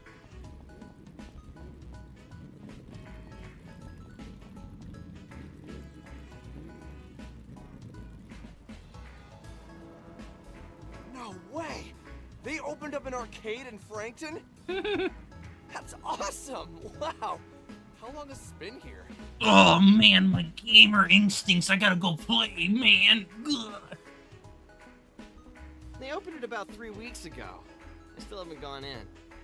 I've been waiting until they fixed my camera so I could get some great photos of the place. I hear they have a bunch of import games. Import games? From where? Japan, mostly. Obviously. Aren't, like, all games made in Japan? No! Alex, come on! You idiot! Well, at least the good ones are. Oh boy, here we go.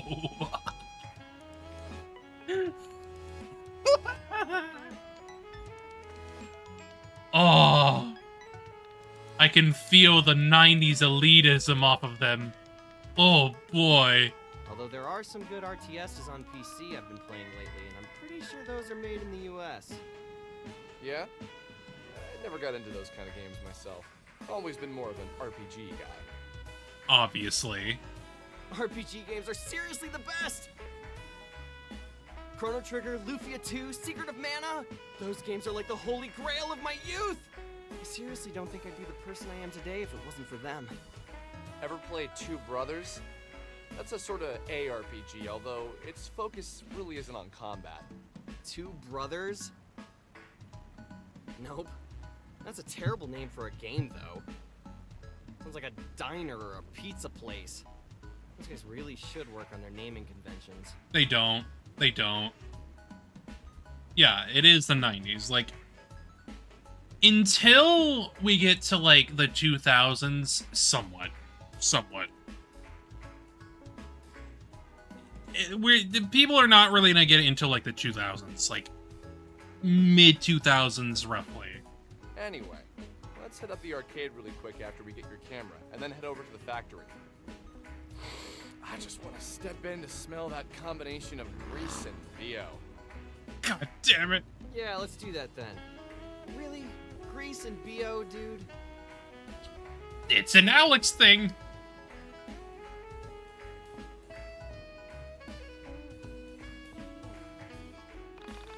Gotchic one.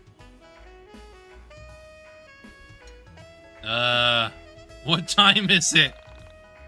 It's time to go, babe.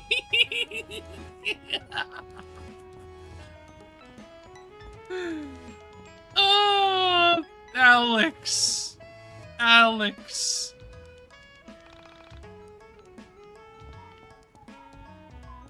How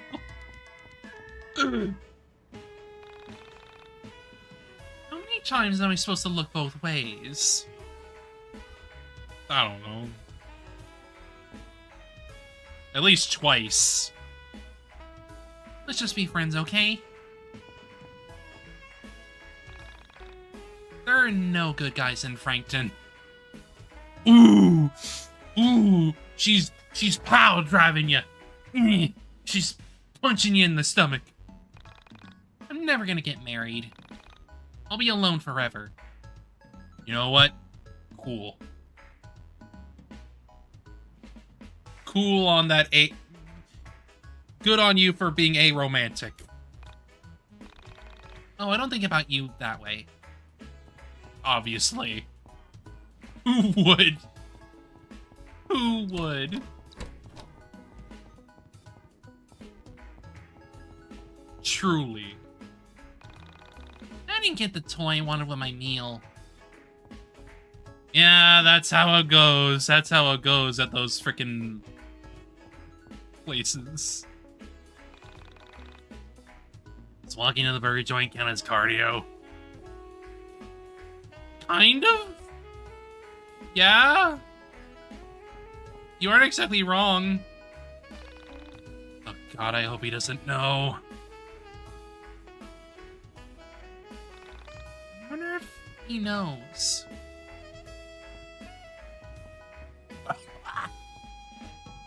Oh my god. Jane Gardner. You free later? I think my brother would really like you.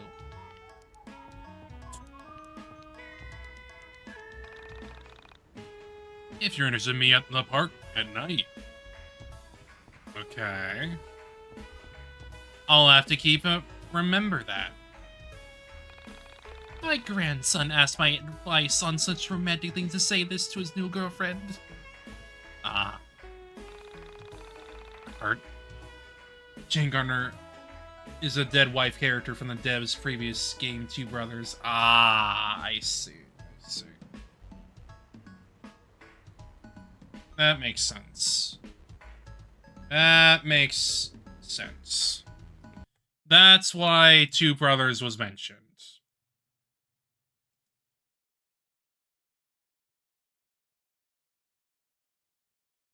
Oof. I just looked up.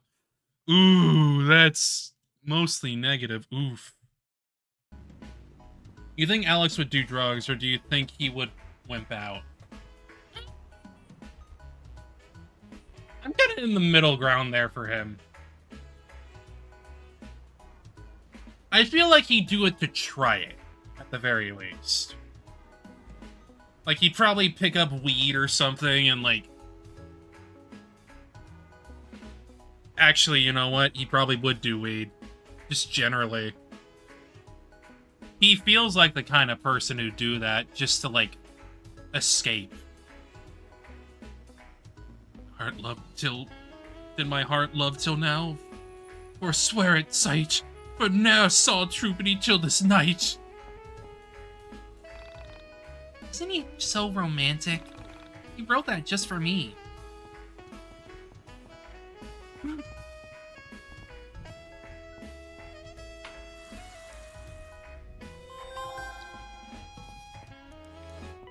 Hi? Sometimes I wish I could have my own face. I often wonder if God got lazy. It's great having someone who looks just like you. You would think eating Flintstones gummies would be so too intense for him. He does all the work of finding the girls, too. Ah, there it is. I want it, but I can't afford it. You wouldn't understand. Huh?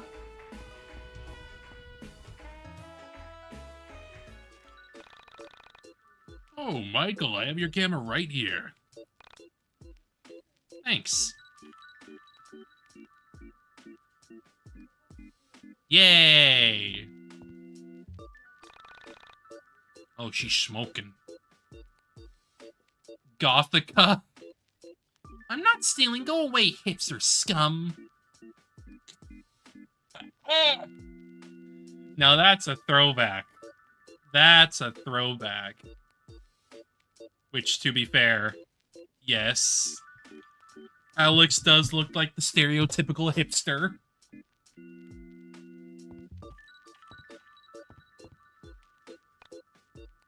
Welcome.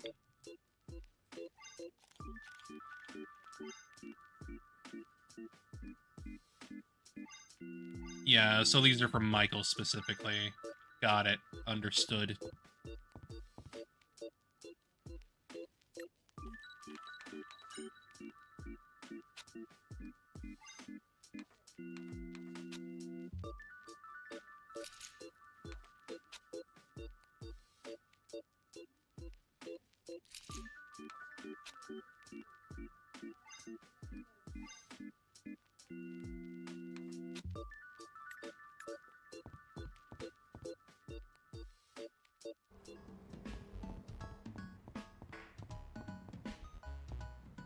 Ooh. Ooh. The record stop. Ryan's husband is always going away on business. I'm starting to suspect something. Yeah, probably. Ah, it's him.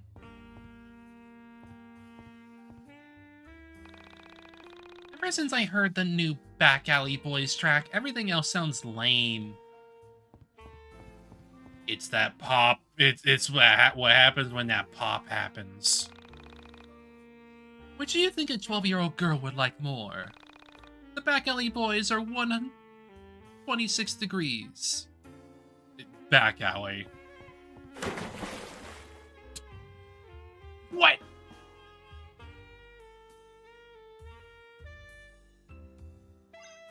He wants it that way.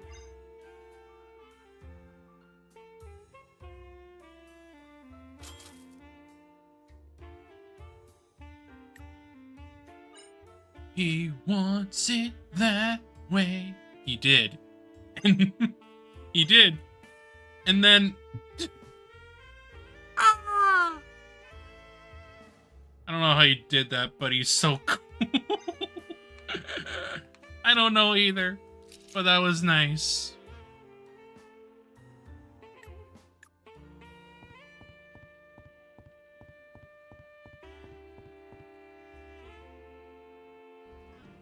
Damn, Claudio, you got moves. Shit, man. Cool shit. Nobody park in this godforsaken town? Clearly not.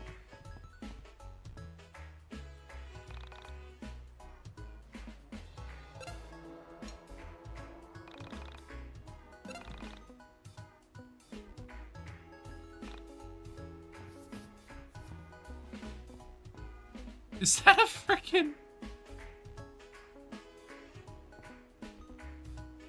wild, honestly.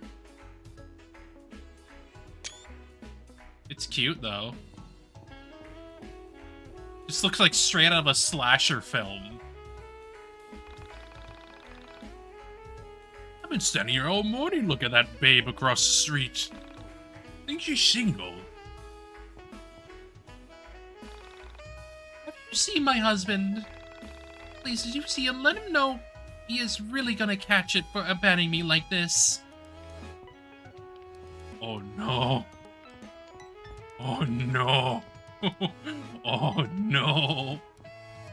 Oh no. Gaming.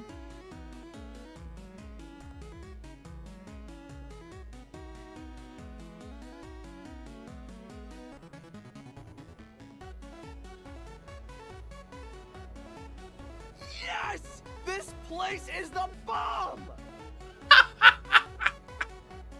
That was incredible. That was incredible line read.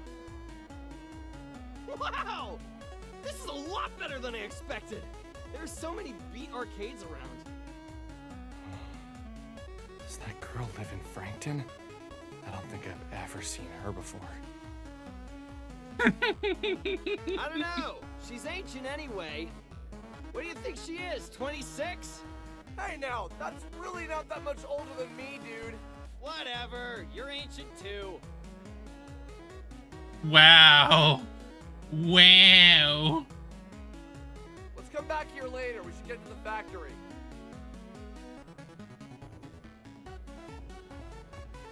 Okay, but take the money. Take that dollar.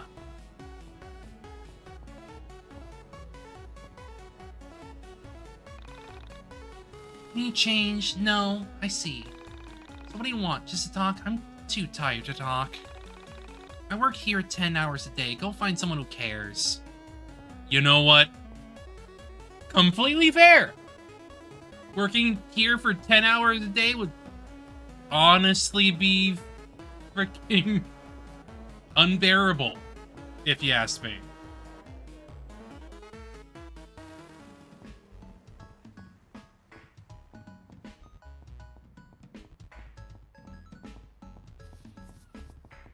I went to an arcade and shouted that line that my boyfriend told me not to shout bomb in a crowded play. You know what? That makes sense. That makes total sense. Like, you don't say that, but at the same time, it's like, okay, but like, funny Alex YIIK quote.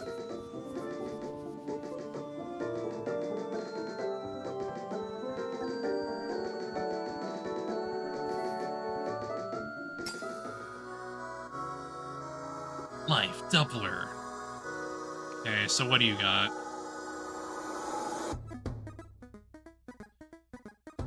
life doubled. Regenerate a small amount of life every turn. Fully restore life of all allies. Okay, okay. Interesting.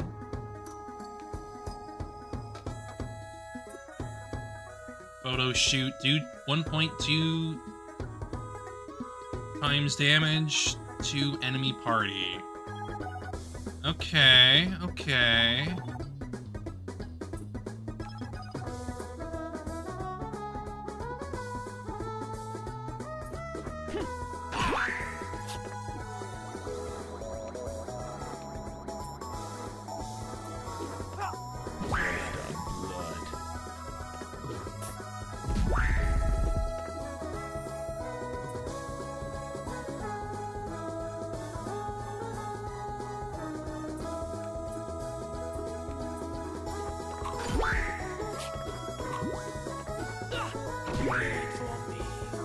Bleed for me.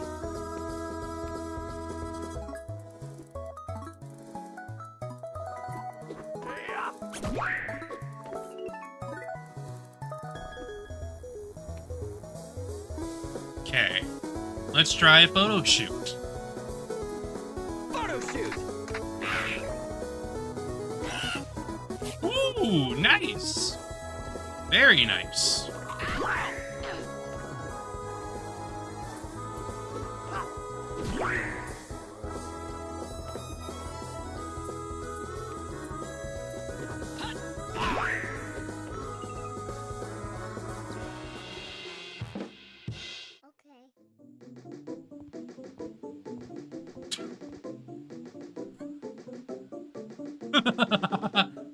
Oh, you're trying to get me?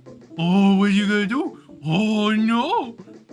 You can't get past that little rock path, can you? Ooh.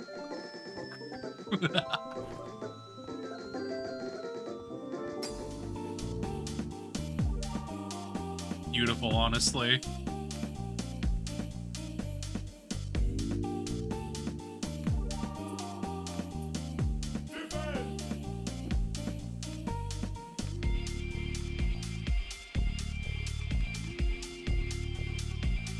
Thou hast met Michael. Indeed, indeed.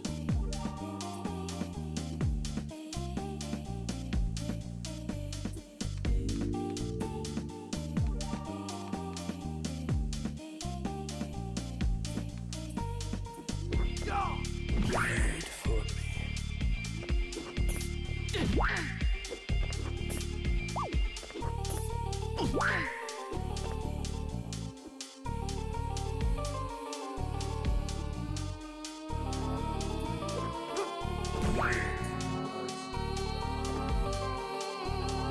And now, photo shoot. Pretty good in party members, though you do have to understand one element that you may not have yet. Photo shoot! I'm figuring it out as I go. Bleed for me. Bleed for me.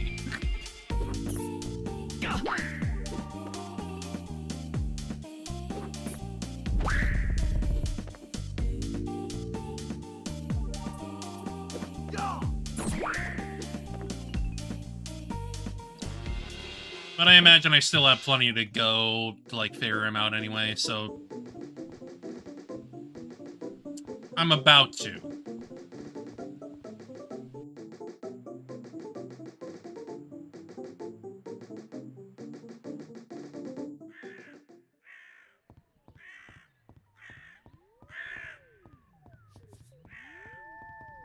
Okay, these are still used.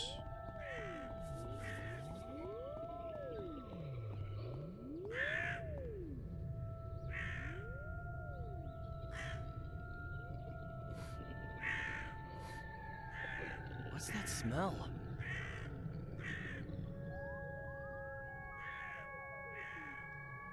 Is that roses? Are you okay, dude?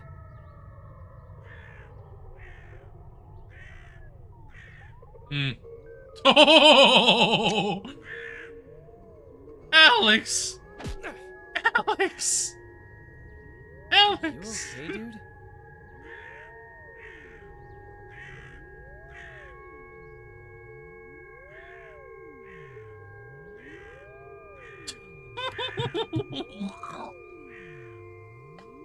Alex!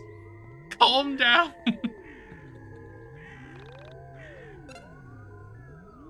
Don't worry about it.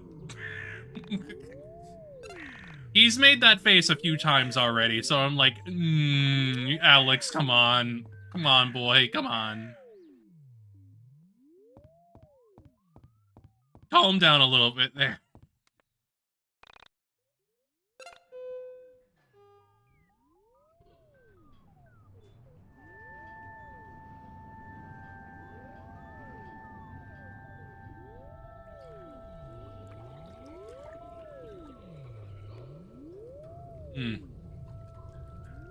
You, huh?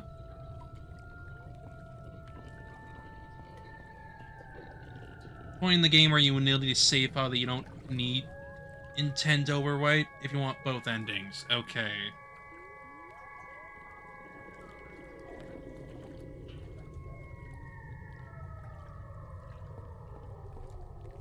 I'll try to keep a save file open then for that. We saw something we never could have imagined. A being made of stars. The entire galaxy, no, the universe maybe, compressed into the silhouette of one entity. It hadn't noticed us at first. We were as insignificant to him as the trillions of stars at its core.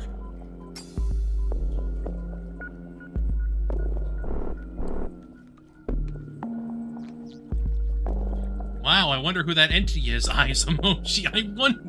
I wonder indeed.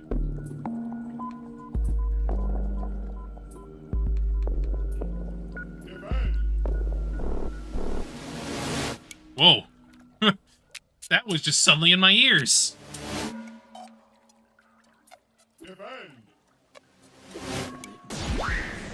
Ooh. Wowee.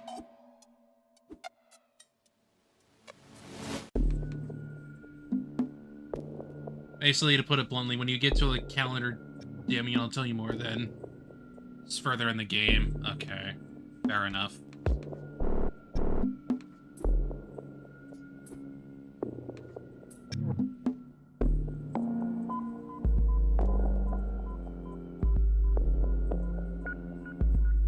Oh yeah, I absolutely do. Like, I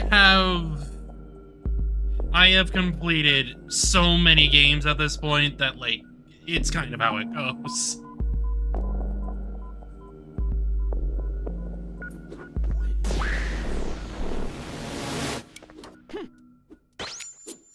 Oh!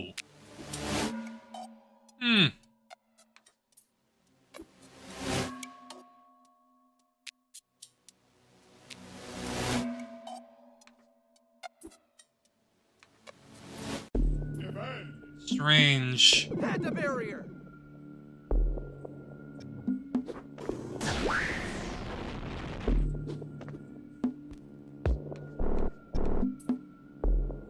What a strange entity.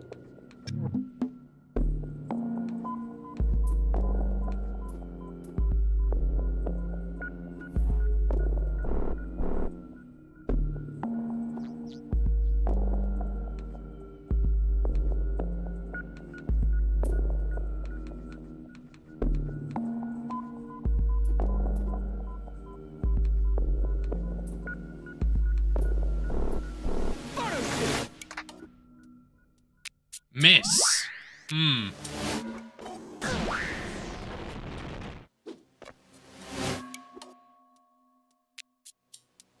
Not certain.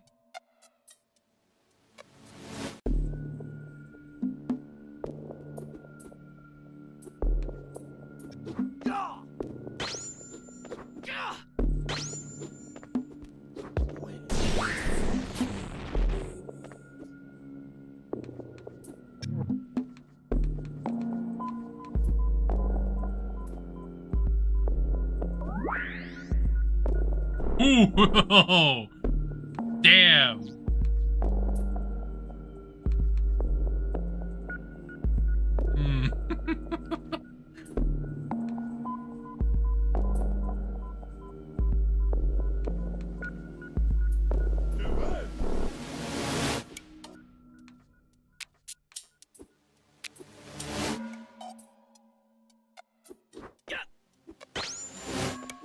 Definitely only going for Alex.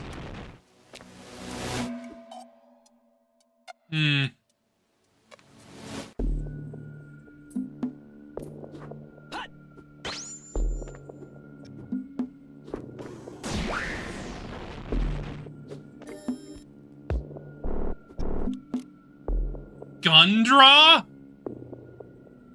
In the original combat system, you were intended to run from this battle.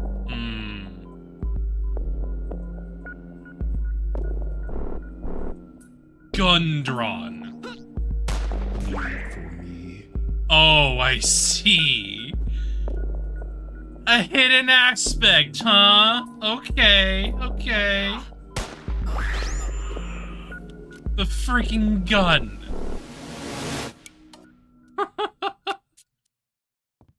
That was interesting.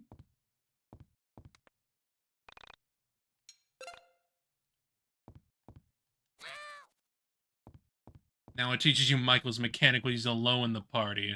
Ah, yeah.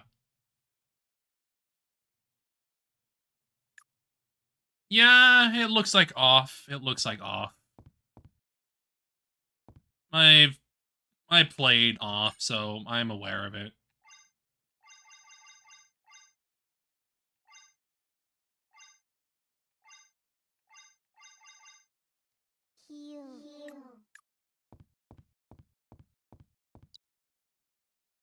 Holy water and ambrosia. Ambrosia.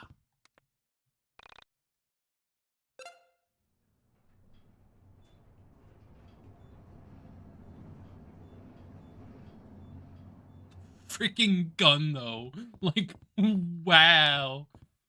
I mean, I know that, like, YIIK 1.5 had, like, the frickin',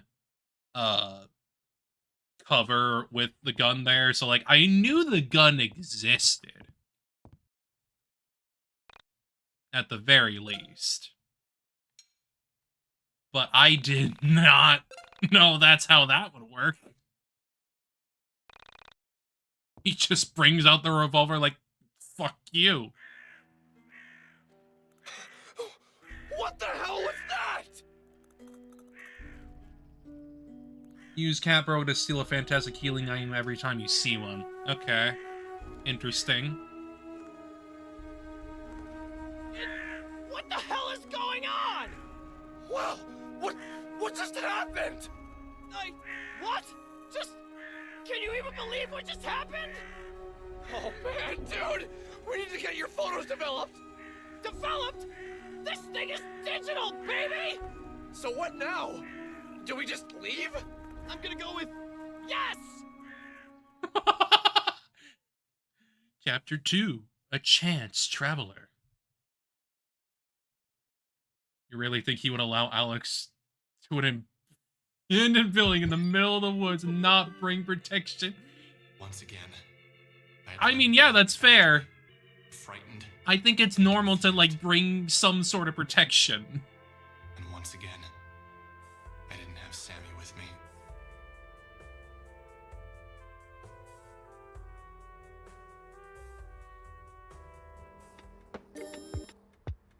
Oh, we're back here, huh? Back with Harry / Allison. Wait.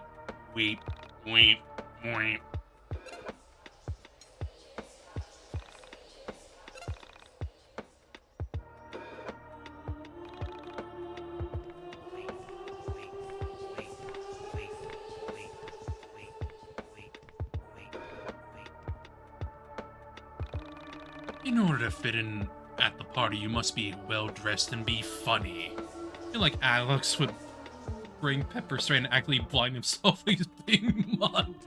He would, though. He would. He absolutely would.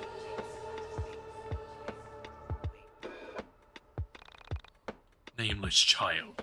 I'm sorry. My power is weak in this realm. I can't keep them at bay.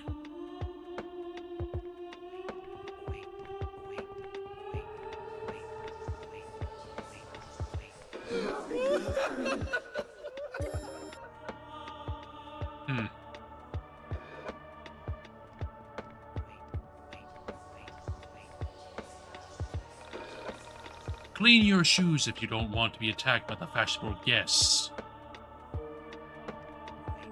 Okay, fair enough.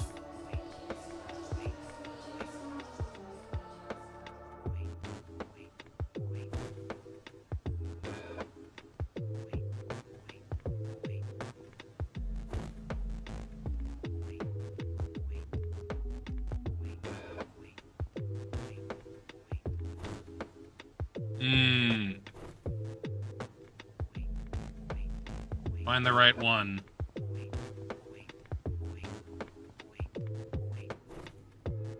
Oh! Avoid standing out. No one can make fun of you if you're just like them.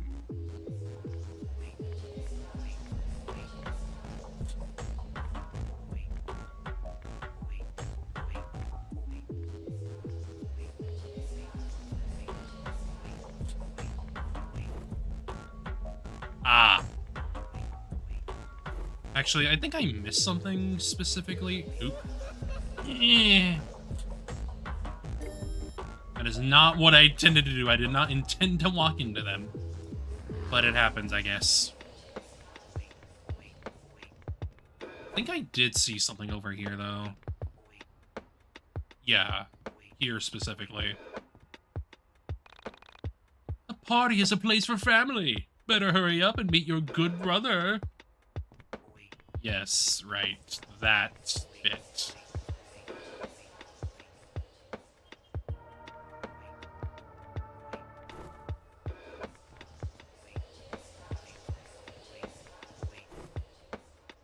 Oh! Oh! Oh! Shit. That was hard to see. That was hard to see where I was walking. That was definitely not ideal.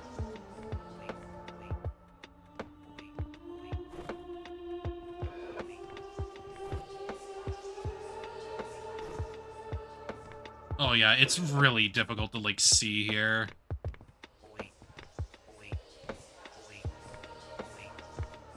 I think is kind of the intention.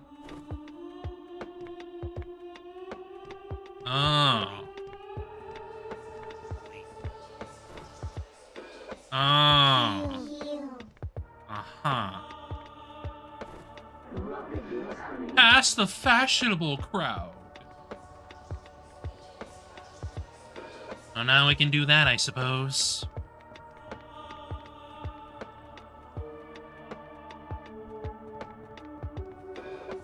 Shoes.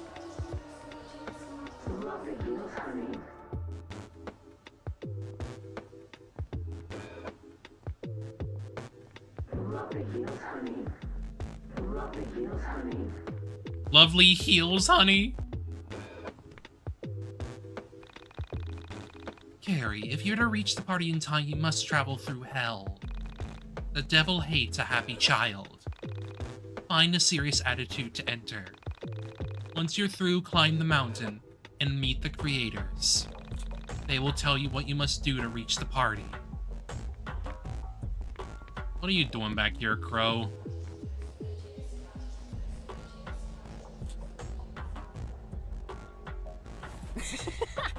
I got you good. You didn't Not suspect really? it, but it was I, the handsome crow, all along. I saw you already! That was so funny. Yes, this is awesome. I was supposed to make her laugh and it worked. No idea why it's so funny. Maybe it's a reference to something I haven't seen. I suppose it doesn't matter my motivation, as long as the character understands it. You're hilarious. I'm going to tell all of my friends about it. If we meet again in a dream, please forgive my greed. As a fledgling child actor, I must take all roles so that I can refine my craft. She's laughing.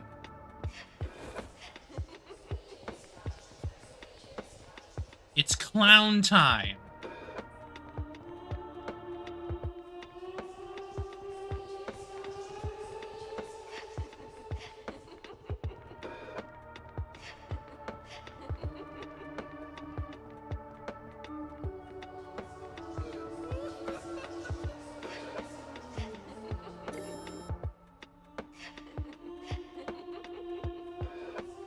Forever laughing. Mm.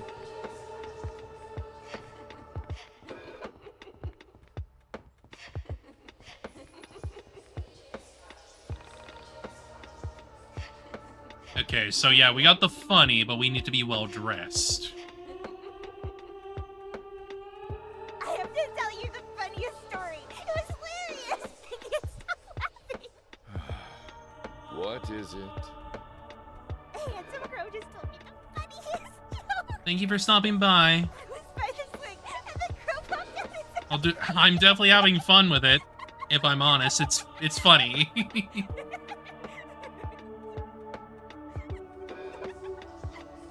Be wary of crows, no matter how handsome. Go forth with a serious attitude.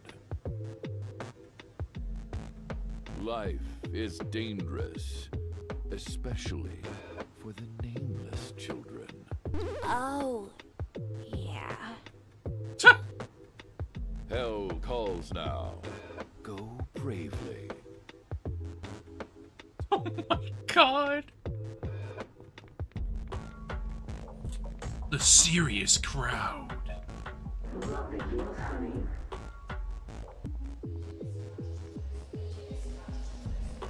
Lovely heels, honey.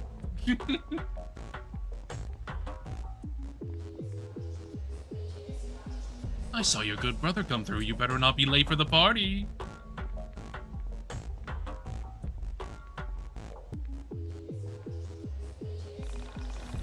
Your invitation means nothing without proof of identity.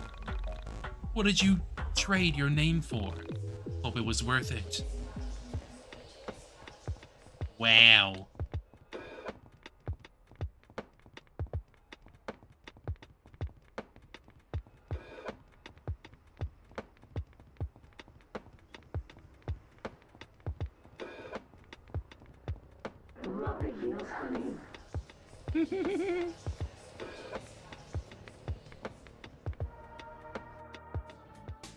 Into hell.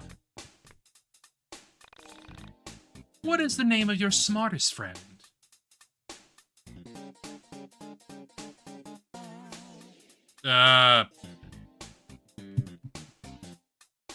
What was his name?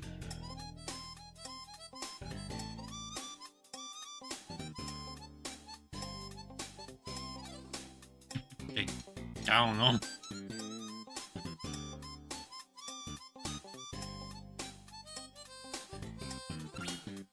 Brooke!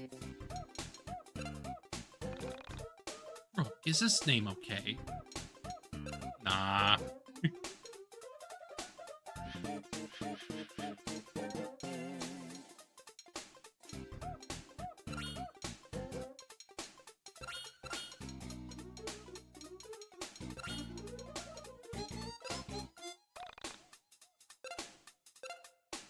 Yes. Registered. What is the name of your most talented friend?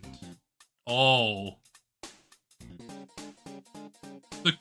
The name of the coolest girl you know.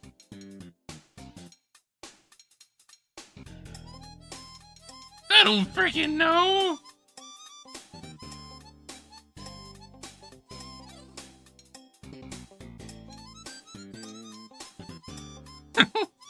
No. Kendall, Brett, Andy, Jamie, Julian, Faye, Charlie, Reed, Landry, Caden, Ash, Carson, Monroe. My God.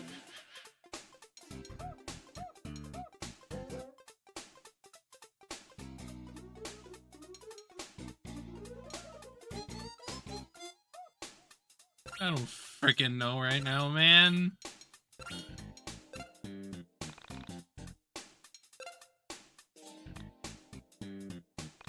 What's the name of your polar opposite? The yin to your yang. I don't freaking know. Chris.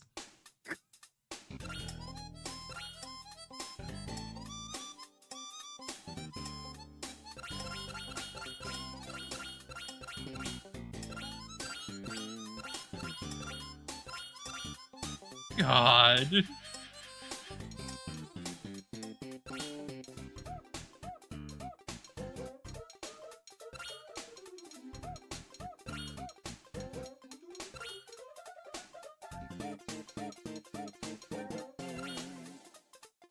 Yeah, you knew that YIIK has special dialogues for if you name yourself a username of a popular YouTuber at the time, and there's like 3 variations of map path and list of usernames. Wild.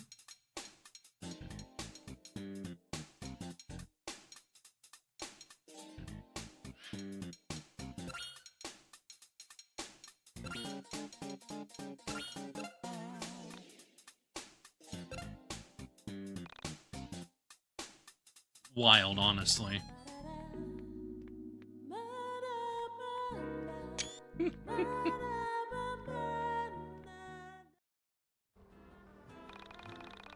As I waited outside of Michael's house for him to get his transfer cable, I couldn't help but be uneasy.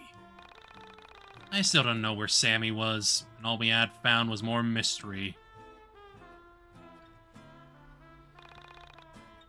Okay, dude, let's go upload these. My mom's on the phone, so if we want to go online, we'll have to go back to your house. Sorry about all the back and forth here. At least now you remember where I live. Which I've come by here before, so like it makes sense. It makes total sense.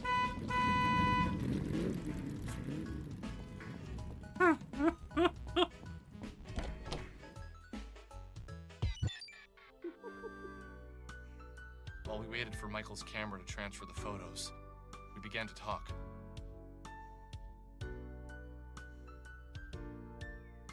I was talking to my cousin about this recently. The lifelong implications of seeing something actually, undeniably supernatural.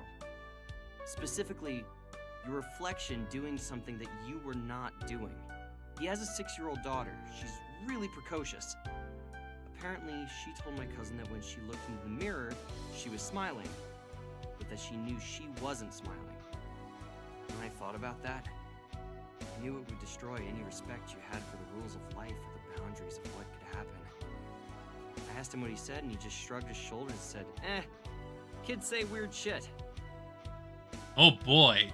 I pushed him a little bit on the subject later on after he had a few drinks in him, and he said that it scared him to picture his daughter and another version of his daughter in the mirror, smiling, and the other looked so miserable. He told me that his wife said his daughter was just confused, that she probably felt sad but was smiling from having fun playing. So inside she wasn't smiling, but outside she was. Maybe she couldn't understand what it meant to look happy outwardly, but feel inwardly depressed. Like as if her vocabulary wasn't enough to express depression. But I don't know. She is a smart kid, and somehow it felt wrong. Her reflection smiled at her? That's really creepy. Have you ever had any other experiences with paranormal stuff? Like before? Not really. I've always had a bit of an interest in it. I always thought that these sort of things follow certain people around. Like there's something that picks a particular person and forces them to see all the weirdness that others miss out on. You say that with a lot of affection. I don't know. It's just kind of been my thing for a while. Conspiracies, ghosts, missing people, things like that. It's just my special interest, man. When did you first get into this sort of thing? I can't remember one thing that really pulled me in. My parents always fell asleep watching TV. They used to sneak into their room and watch those missing persons shows while they were sleeping. Once your mom finally got internet to Frankton, I started checking out some of the more paranormal websites.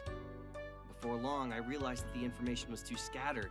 I spent a few weekends learning HTML, and before I knew it, Onism 1999 had over 15,000 hits each week. Wait, You were involved with making Onism 1999? You didn't know that? I figured that's why you kept talking to me about the missing Asian girl. Oh boy. No, I just needed to get all that off my chest. Look, Michael, I need to be entirely honest with you, but yeah, just promise me you won't think I'm insane or anything. Okay, fair enough. What did you lie about? I met the girl who went missing. Her name is Sammy. I had followed a cat into the abandoned factory, and I found her there. She had been looking for her cat. I just assumed the cat hung out there and she had gone in to try and find him when he didn't go back home. But the thing is, she said some really strange stuff. Stuff about living in the factory, pretending not to know what elevators were. Well, okay, maybe not pretending. I think she really didn't know what they were. There were weird gaps in her knowledge that I had interpreted as her being quirky, but now I wonder if there was actually something really wrong with her. I don't know. You saw her yesterday, right? So you saw her after she went missing? That's actually a good thing, Alex. This means she wasn't taken by some serial killer or a rapist. It means she was swallowed up by a being made of stars and planets. How is that better? Fair enough. So, what was her last name? Did she tell you that much? Maybe we can check online for a missing persons report. You could call the police and tell them you know where the video was taken. I don't know. There still is a part of me that thinks that... What, that you dreamed it? Of course. Dude, I don't know. That would be a pretty specific dream.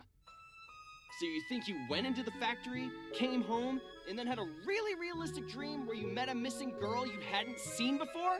But... you see, she didn't exactly look like the girl in the video. There was something skeletal about her appearance. Something otherworldly. Otherworldly? Yeah. Dude, just forget I said it. Did the pictures upload? Yeah, let me pull them up. How is this possible? They completely distorted the photos! Oh no. Holy shit! Okay, well, yeah, this is pretty otherworldly. It was as if someone had cracked an egg over my head, and what trickled out was hot dread. A feeling of pure anxiety. All of my fears were confirmed. What I was experiencing was real. There was no doubt about it.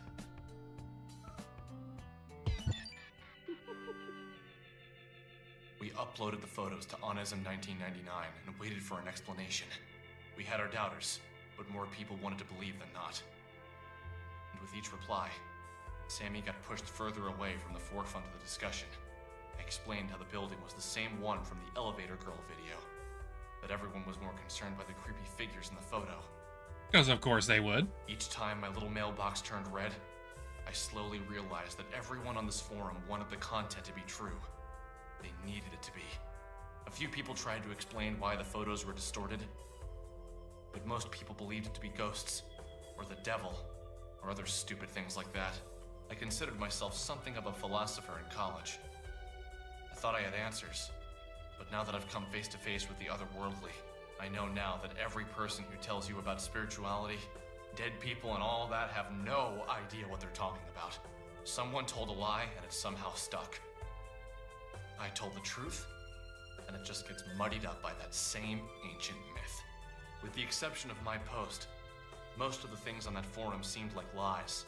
It wasn't until about 2 weeks after my post, when a user posted something about a girl who could rip holes in time and space.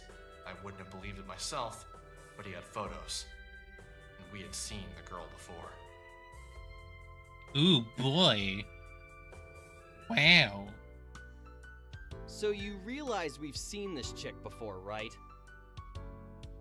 Oh, really? Where? Wait. Knew you'd get there eventually. It's that old lady from the arcade. Jeez, enough of that old crap. She's probably our age.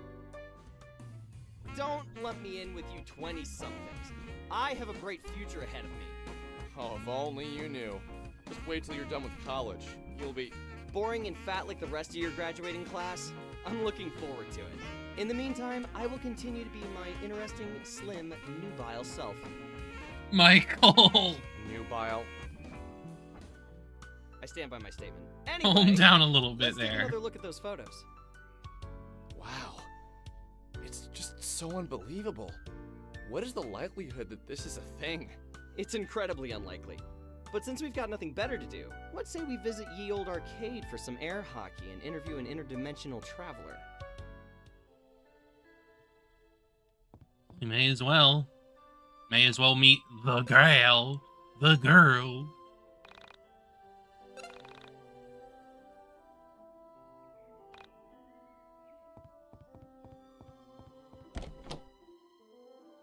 I may be stopping here relatively soon, though. I just want to go see the gal. You know how to get to the park. All the old guys say the park is the place to be. You just keep going right, my man. You'll get there eventually.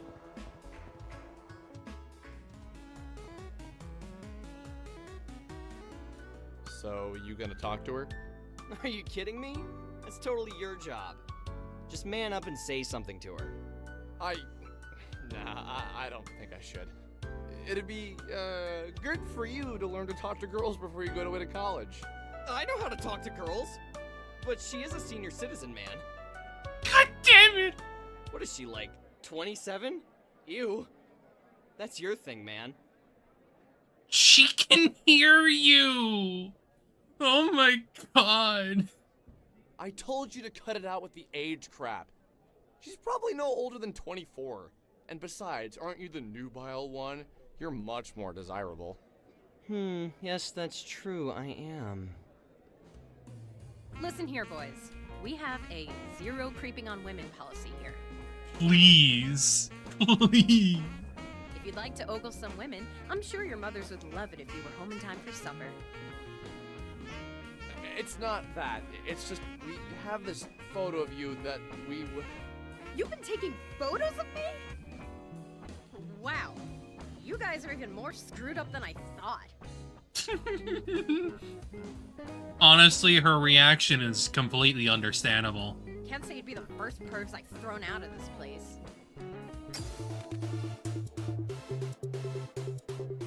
Oh no.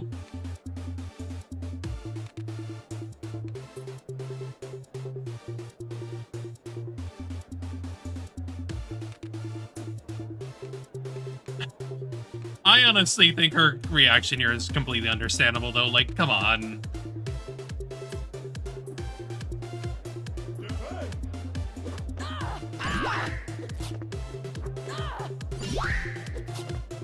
Oh, he's weak to that. Oh, no.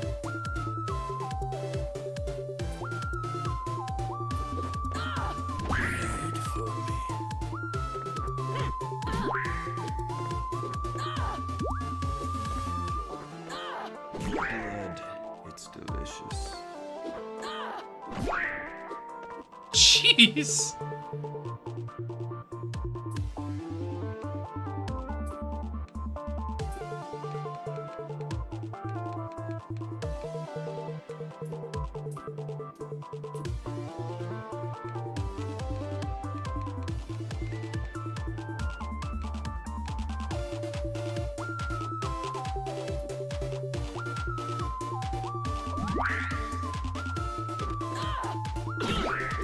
I'm dead.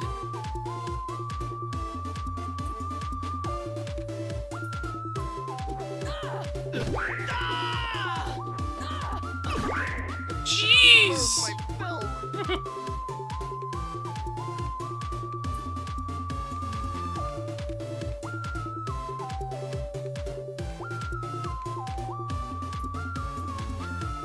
Wait, what am I doing?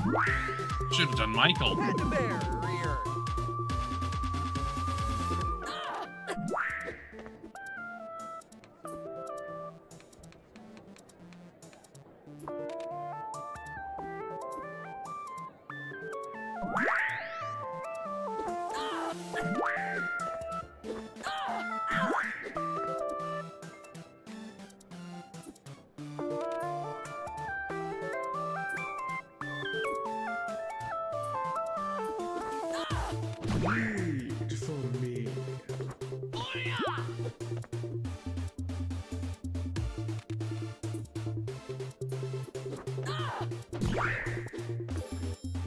Oof.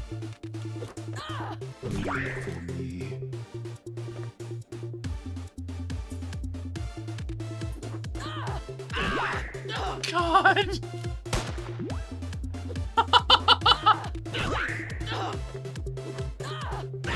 Yeah, there's no way I can get through that. She just acts so quickly. Okay, we give in. Just ease off. We didn't mean to be creepy. I completely understand her reaction, though. Like, wow. Then why were you taking photographs of me? Hey, we didn't take the photos. Someone on the internet did.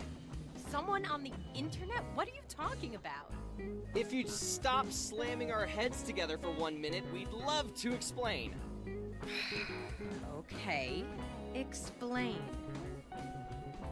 There's this website where people post conspiracies and other weird things, and there's this photo of you, like, exploding things with your mind.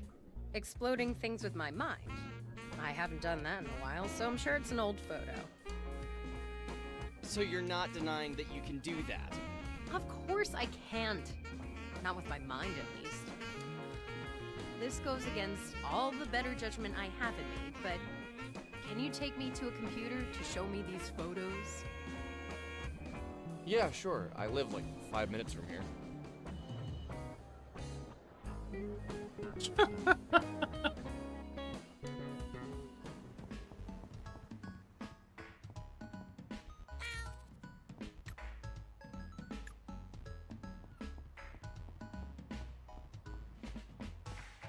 God.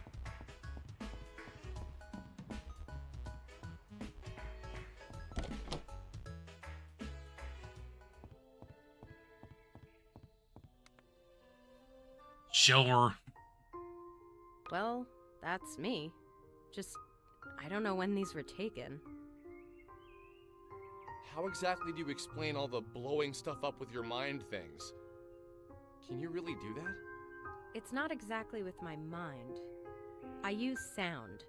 Remember when I kicked your ass earlier? I used the sound of my keytar to deal physical damage. If you study the physical properties of sound, you can learn enough about acoustics to both heal and damage objects orally. Where did you learn to do something like that?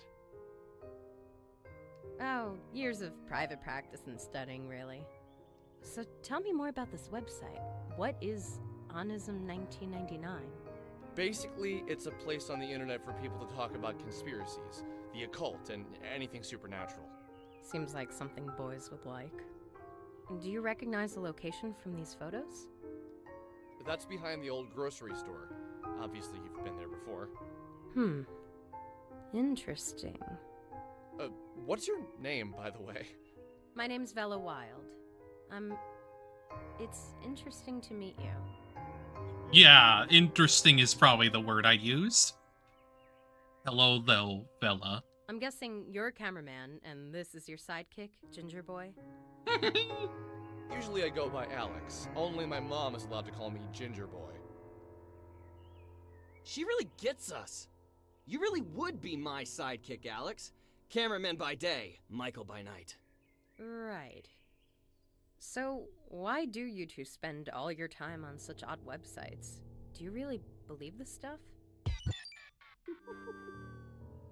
Michael and I spent the next hour or so recounting the events of me finding Sammy, and us running into the star creatures inside of the old factory.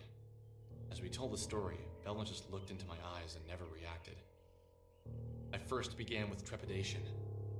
As I went on, I could tell she was doing her best to understand my story. Something felt familiar about her. But not in the I've met her sort of way. Something deeper. I dated a girl in college who was a women and gender studies major. She told me that she believed men and women were all the same at our core. That's 'cause they pretty much are?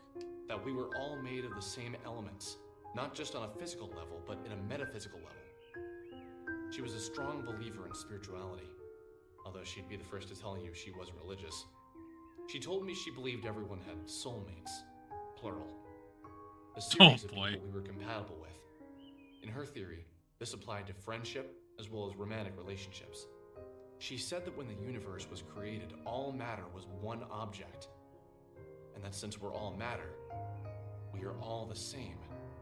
She said that she believes our soulmates were cut from the same section of that initial piece of matter. That unexpected feeling of familiarity you feel when you meet someone for the first time means you were meant to meet. I personally didn't believe it. I still don't think she has all her facts straight. But every time I feel what I felt when Vela looked in my eyes, I thought of this explanation.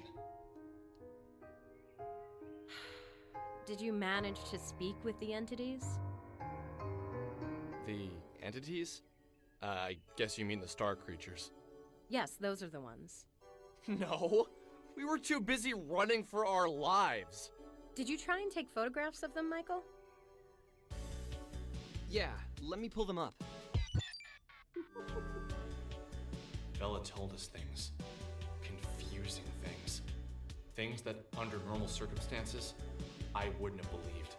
The way she spoke seemed two-sided. As if for a few moments, a side of her that she was trying to keep hidden was visible. And as soon as we noticed, she made to cover herself up. She made jokes more often than she was serious. But when the serious aspect of her personality appeared, I was convinced that's who she really was. Mm-hmm. This was almost more fascinating than the information she was giving us. That's the thing with people, isn't it? You can show them all the mysteries of the universe, but if they're distracted by the human element of the tale, they'll shift all of their attention there. Self-consumed with humanity. Self-consumed with other people. You know? It's just how people are. My experience with them is limited, but what I've observed was powerful. I understand that what I'm about to tell you will sound like a lie, so I ask you to look past the words I'm saying and hear the truth behind them. A short time ago, I entered into a dark place, both physically and metaphysically. While I was there, I encountered the entities for the first time. I can't say what about their presence was so striking to me, but the moment I saw them, I felt something. Something that was weighted. Like their bodies took up the entirety of the room, as if they were the room. At first, I approached one and we spoke. However, the contents of the conversation isn't important to the story. Something I said upset it, and it tried to grab me. It was almost like a mother trying to smother its child. The pain was beyond description. It scared me to death. The entity was incredibly heavy. I managed to break free, but the weight of the thing remained on me. For the entirety of the following week, it was as if someone was twisting a drill inside me. My head would throb, and the pain felt bone deep. You probably can't imagine what it was like, you two, but just the thought of the pain now brings tears to my eyes. Oof. I reflected on her story. I wanted to reply, but something inside me told me to let the words hang in the air. It was as if the longer the pause between her words and mine, the more truth they carried. Finally, I spoke. That's horrifying. But can you explain what you mean by entered a dark place? Or more importantly, physically and metaphysically? I can understand doing it physically and mentally, but I need some help with the meta part. Metaphysical is a word, an adjective to be more specific. It means pertaining to or of the nature of metaphysics. Metaphysics is the branch of philosophy that includes the first principles, includes ontology and cosmology, and is intimately connected with epistemology. Yay! Epistemology is, of course, a branch of philosophy that investigates the origin, nature, methods, and limits of human knowledge. Okay. Thank you for the definition, which I already knew. I was looking for something more concrete, more tangible. I'm afraid that's all I feel comfortable telling you. I don't know you at all, and to reveal something so personal seems like I'd be opening myself up to vulnerability. Understandable. Do you mean to imply that you found a way to exist inside of a metaphysical space? That you... Enough! I don't need to talk about this with you. It makes me uncomfortable. Don't you get that? Okay, sorry. I didn't mean to piss you off. Look, I need to get back to the arcade. I was technically in the middle of a shift. I'm gonna write my number down. Call me if you see any more interesting comments on my photos, or have a run-in with the entities. Wait, I have one more question before you go. Alright. How did you get to be so powerful? You took both of us on and barely broke a sweat. Yep. You act as if that's impressive. Look, I've trained myself in the metaphysical space, inside of the mind dungeon. I like you two, so I'm gonna let you in on a little secret. Here is one last number. Call it if you ever want to open your mind and expand your battle abilities. That's all I'll say for now. The guy on the other end can explain more. Okay.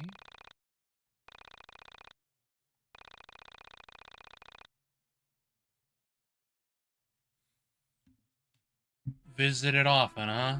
Alright. The way I look at it, we have two Fair things enough. we need to do. I'll probably do some of that on my own. If we want to hang out with Vela again, we're gonna need to train ourselves.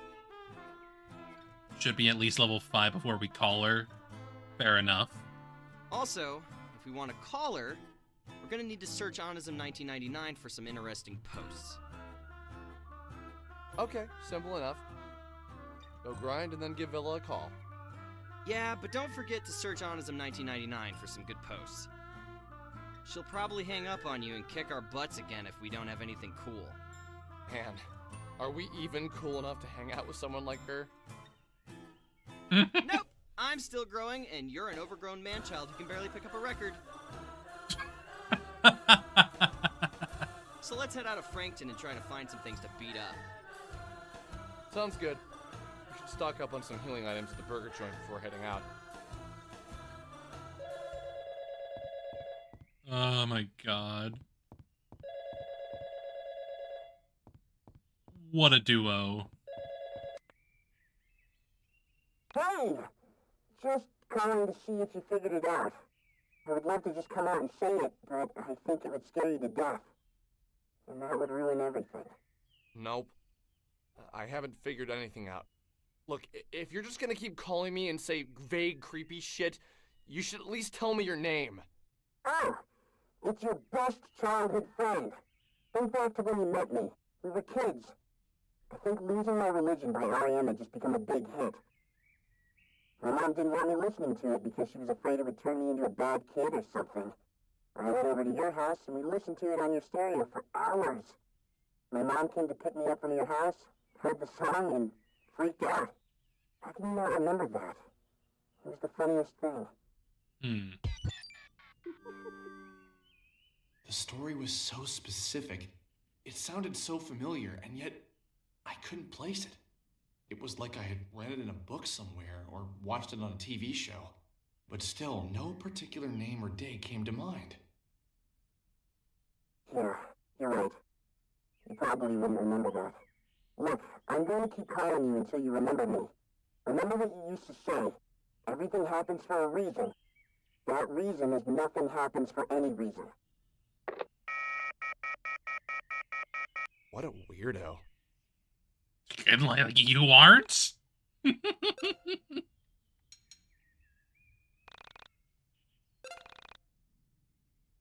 Anyway. I think we'll stop here for today. Because I imagine I'll probably be spending a bit of time grinding the game a bit.